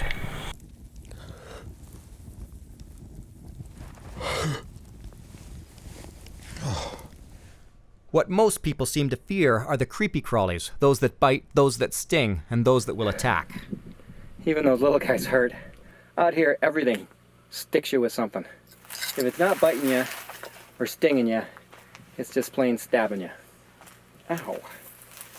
All that there, that's favorite spot of palm vipers. And they just sleep in there, they make their little nests. So you gotta hit them as you go by, and a lot of people are bitten by the little palm vipers. They love to come in and just wait at the bottom of the trees, and I guess hoping for a young one to fall down. Ready for a war against the bugs.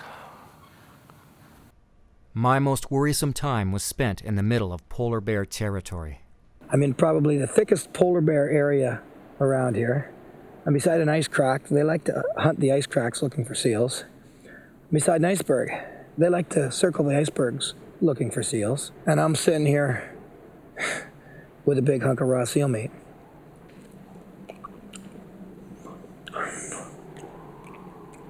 You know, this is not the most intelligent thing I've ever done.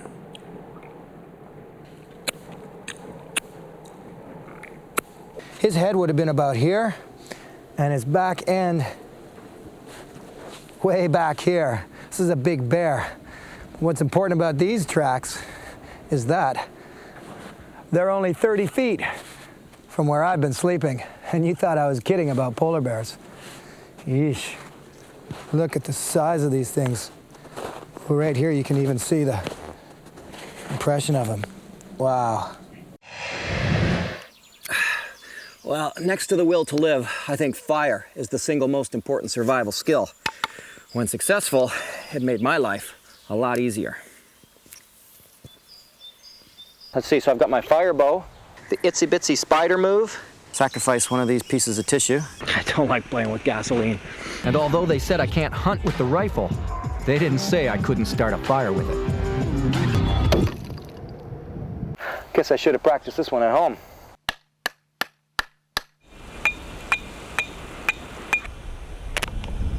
Leave a little bit of a sort of funnel.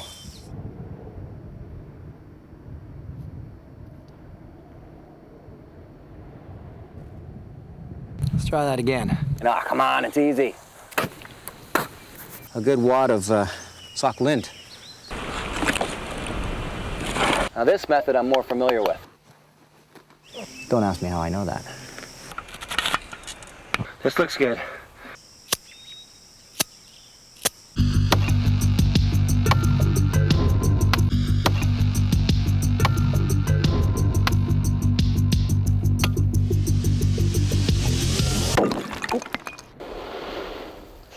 Oh yeah, oh yeah, oh yeah. Yeah, baby. Ha ha ha ha ha, success. Oh, that's beautiful. That was sweet. Oh, let's get this gas can out of here. You know, there are many ways to make survival shelters. But the first way is just sleeping right out in the open, which isn't actually shelter at all, if you can sleep. Oops, got the wrong side up.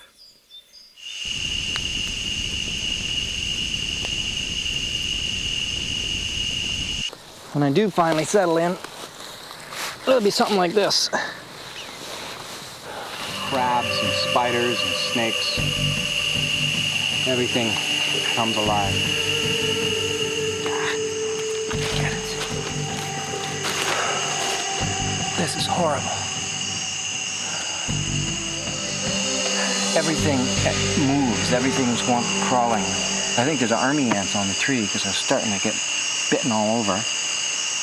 And scorpions, tarantulas this big.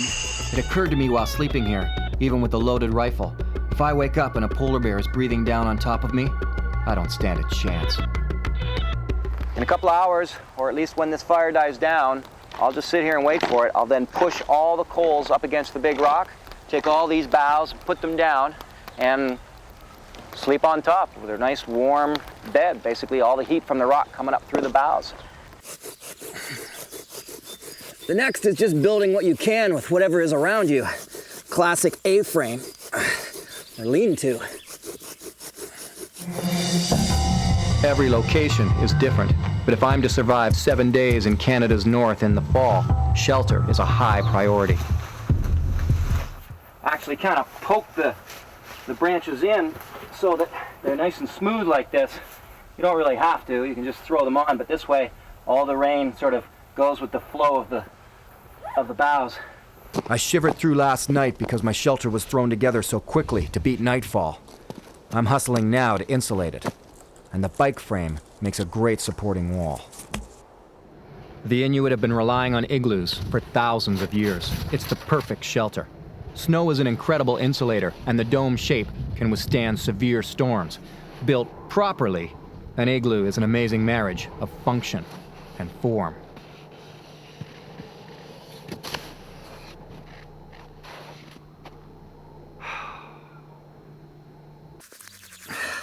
Of course, if you've got something man-made you can use for shelter, well, go for it. Let's just see what I can do with this guy.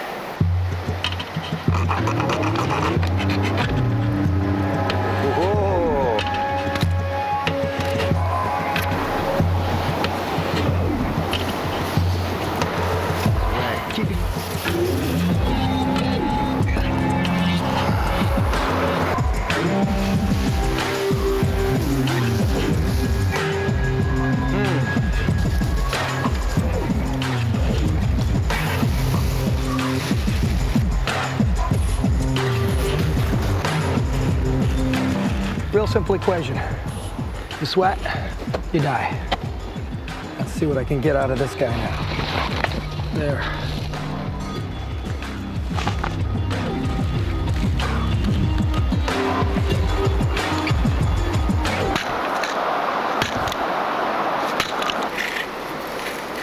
And the tape, a little button rock. The rock in.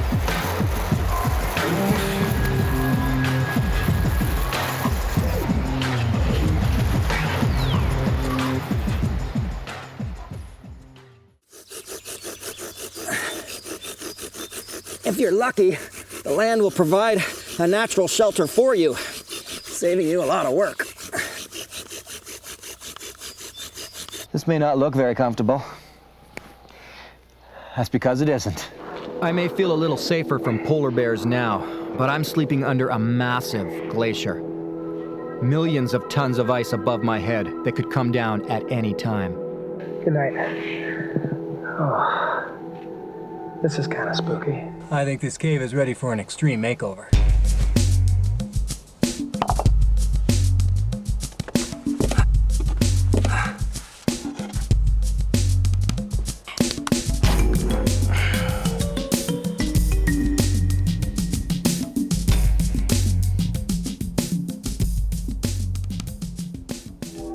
One of the fire rocks just blew up on me. Oh, it's gonna feel a little strange sleeping in here.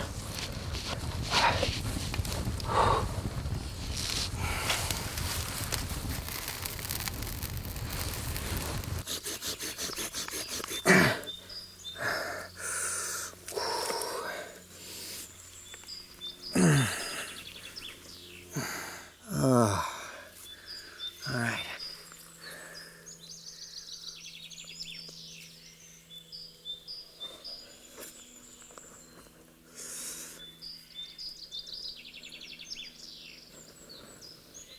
Without water, in 3 days, you'll go unconscious. In 7 days, you'll probably die.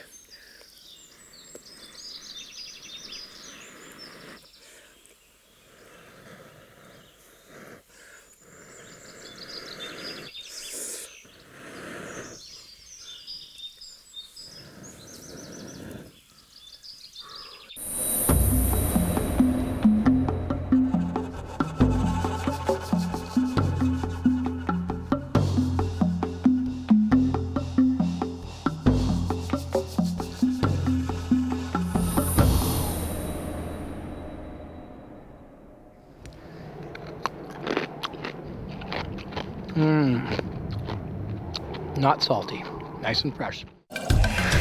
Hunger will make you do a lot of things, but you've got to get over plate fright. It's not about putting maggots in a blender and chugging them down. It's about eating what you have to survive. Okay, ceremonial eating of the eyeball. Looks like I got me dinner. Pull off the head. Let's see. Ow! Like to pinch onto your tongue. Well, what I'm not going to eat is the entrails. The need for food. This is where my filmmaking and my actual survival meet. See you later. So that's all I do is eat it? Open it. Got it open? Yeah. Right. Look at this big juicy guy.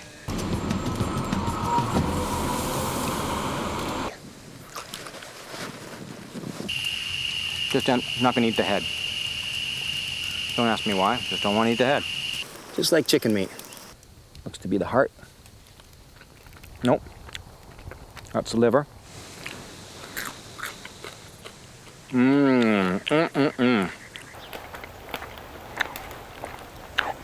Ugh. Can't believe I just did that.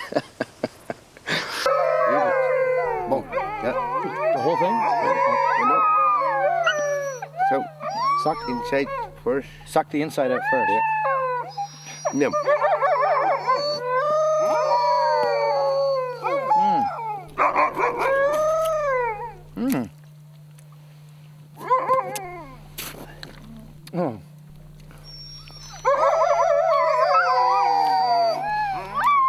Wow.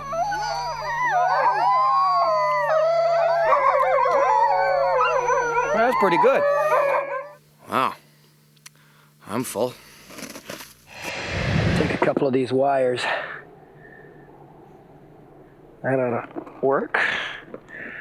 And some of that. I've tried hard to walk a balance of survival methods.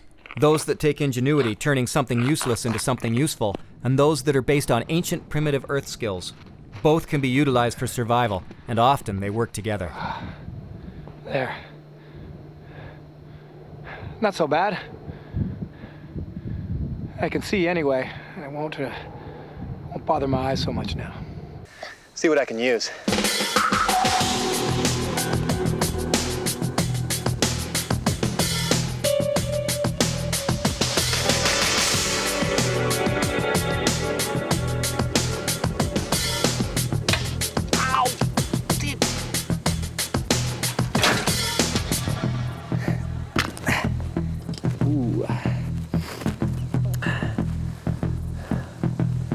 That could come in handy. I now have a very functional 3-pronged spear.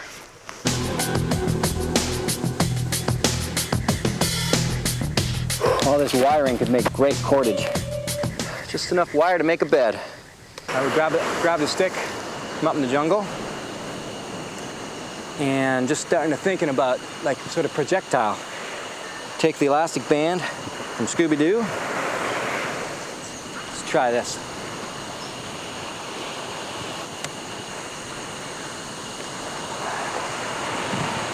That could be a fish.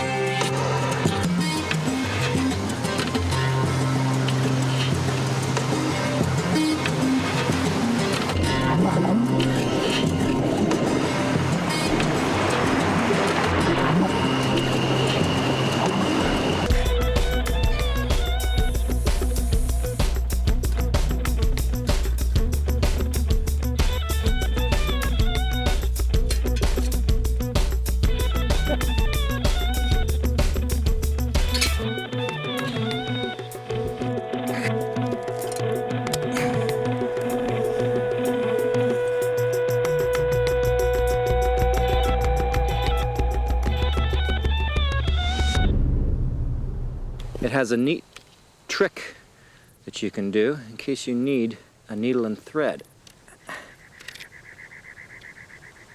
If you're really careful, ow! Really careful.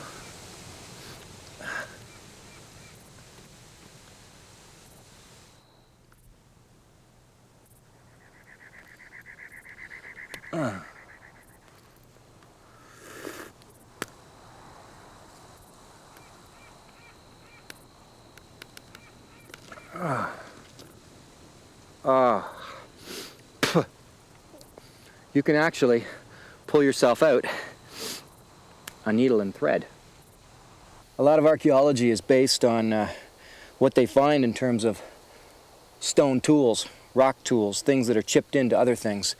And the Paiute around here and the Anasazi were both terrific at what's called flint knapping. This is a piece of rock just from laying around in this area, and this is a hammer rock, which is an actual artifact from this area, just laying on the ground. You can see the chipped end. It was used for turning big pieces of rock into little pieces of rock, into knife points, arrowheads, and spear tips, and those kinds of things. That's really what flint knapping is, so I'll see if I can use it.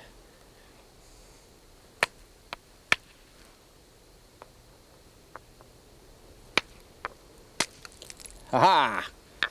Success!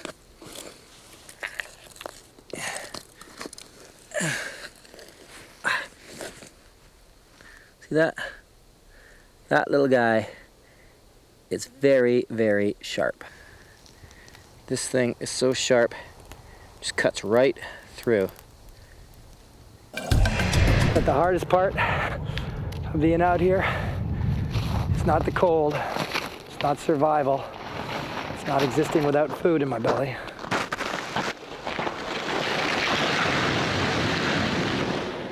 It's running the cameras. They are a pain, to put it lightly. Oh well, that's what I'm here for.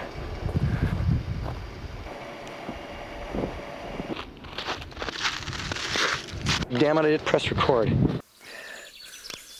Perhaps more challenging than starting a fire from scratch, sheltering from the elements, or catching wild food is filming it all. Setting up or tearing down all of my camera gear takes up about 65% of my time, making survival a lot harder than it actually should be. I'll see you on the bottom. This shot, which was simply to illustrate where I had to go to get off of a mountaintop, meant setting up the camera, giving my message, and heading off out of sight. That meant, of course, eventually coming all the way back to pick up the camera and head down the same direction all over again, this time for real.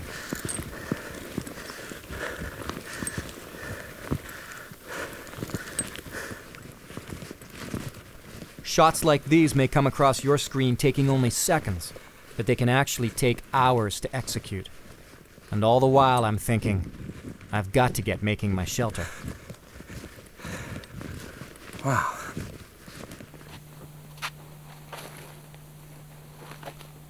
For this shot, I elected to climb through the bush and walk back towards the camera on an untrampled trail. I want you to get the actual look and feel of what I was going through. Now, I've just edited out about 5 minutes of bush scrambling in 4 feet of soft snow. I think it's worth it, but it's a lot of work.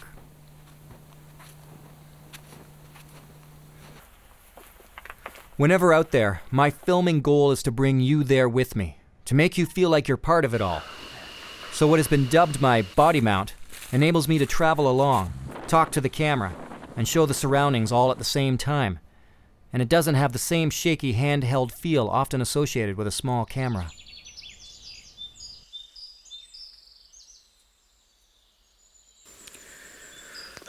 To get the good shots, you've just got to put in the effort. Check out some of these moments.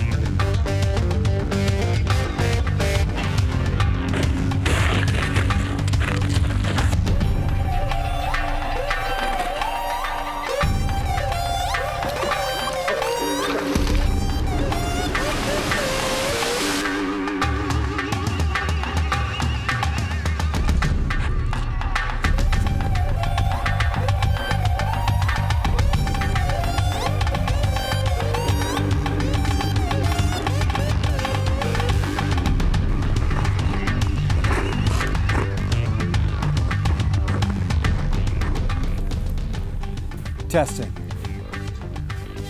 Test. 1, 2. Test. I can't tell. I wasn't expecting this in the swamp.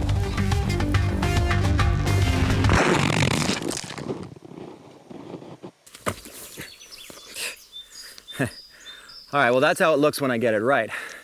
But you got to remember, I'm all alone out there. So only my editor and I get to share in some of my more colorful moments.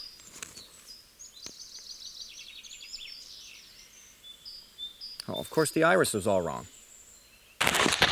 Oops. Let's try that again. Damn it. Crap.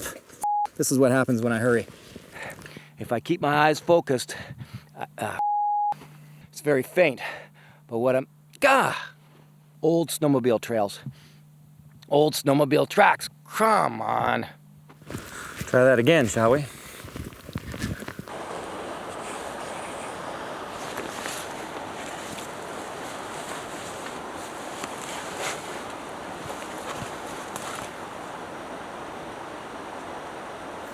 Which is a welcome for me. Welcome. Try it again. Almost everything moving wants to bite. Try it again.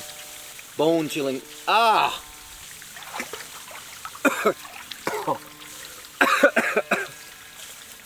let me try that again. I'm getting waterlogged. Whoa. That.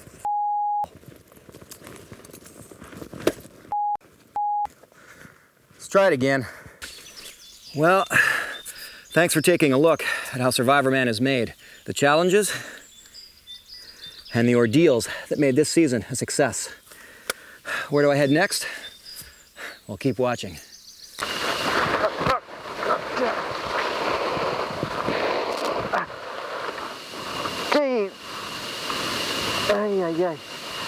Ow. Ow. Ow. Ow. Oh, that hurt. Ow.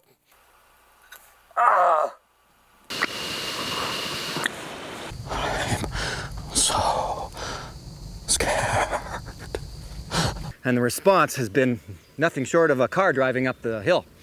This she's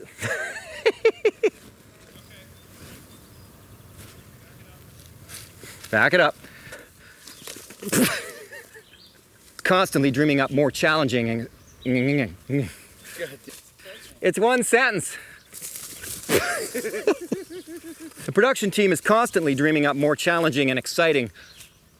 You're such a loser. I know.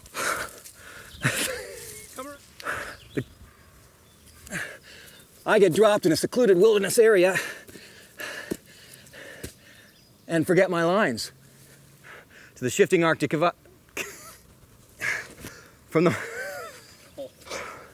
muddy swamps of Georgia to the shifting Arcticava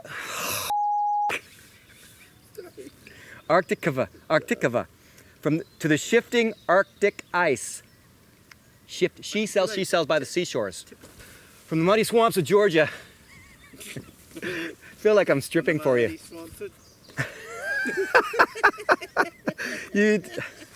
We haven't even had beer yet.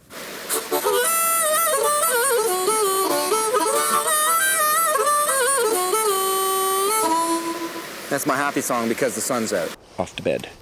Ow, ow, ow, ow. Oh, that hurt. Ow.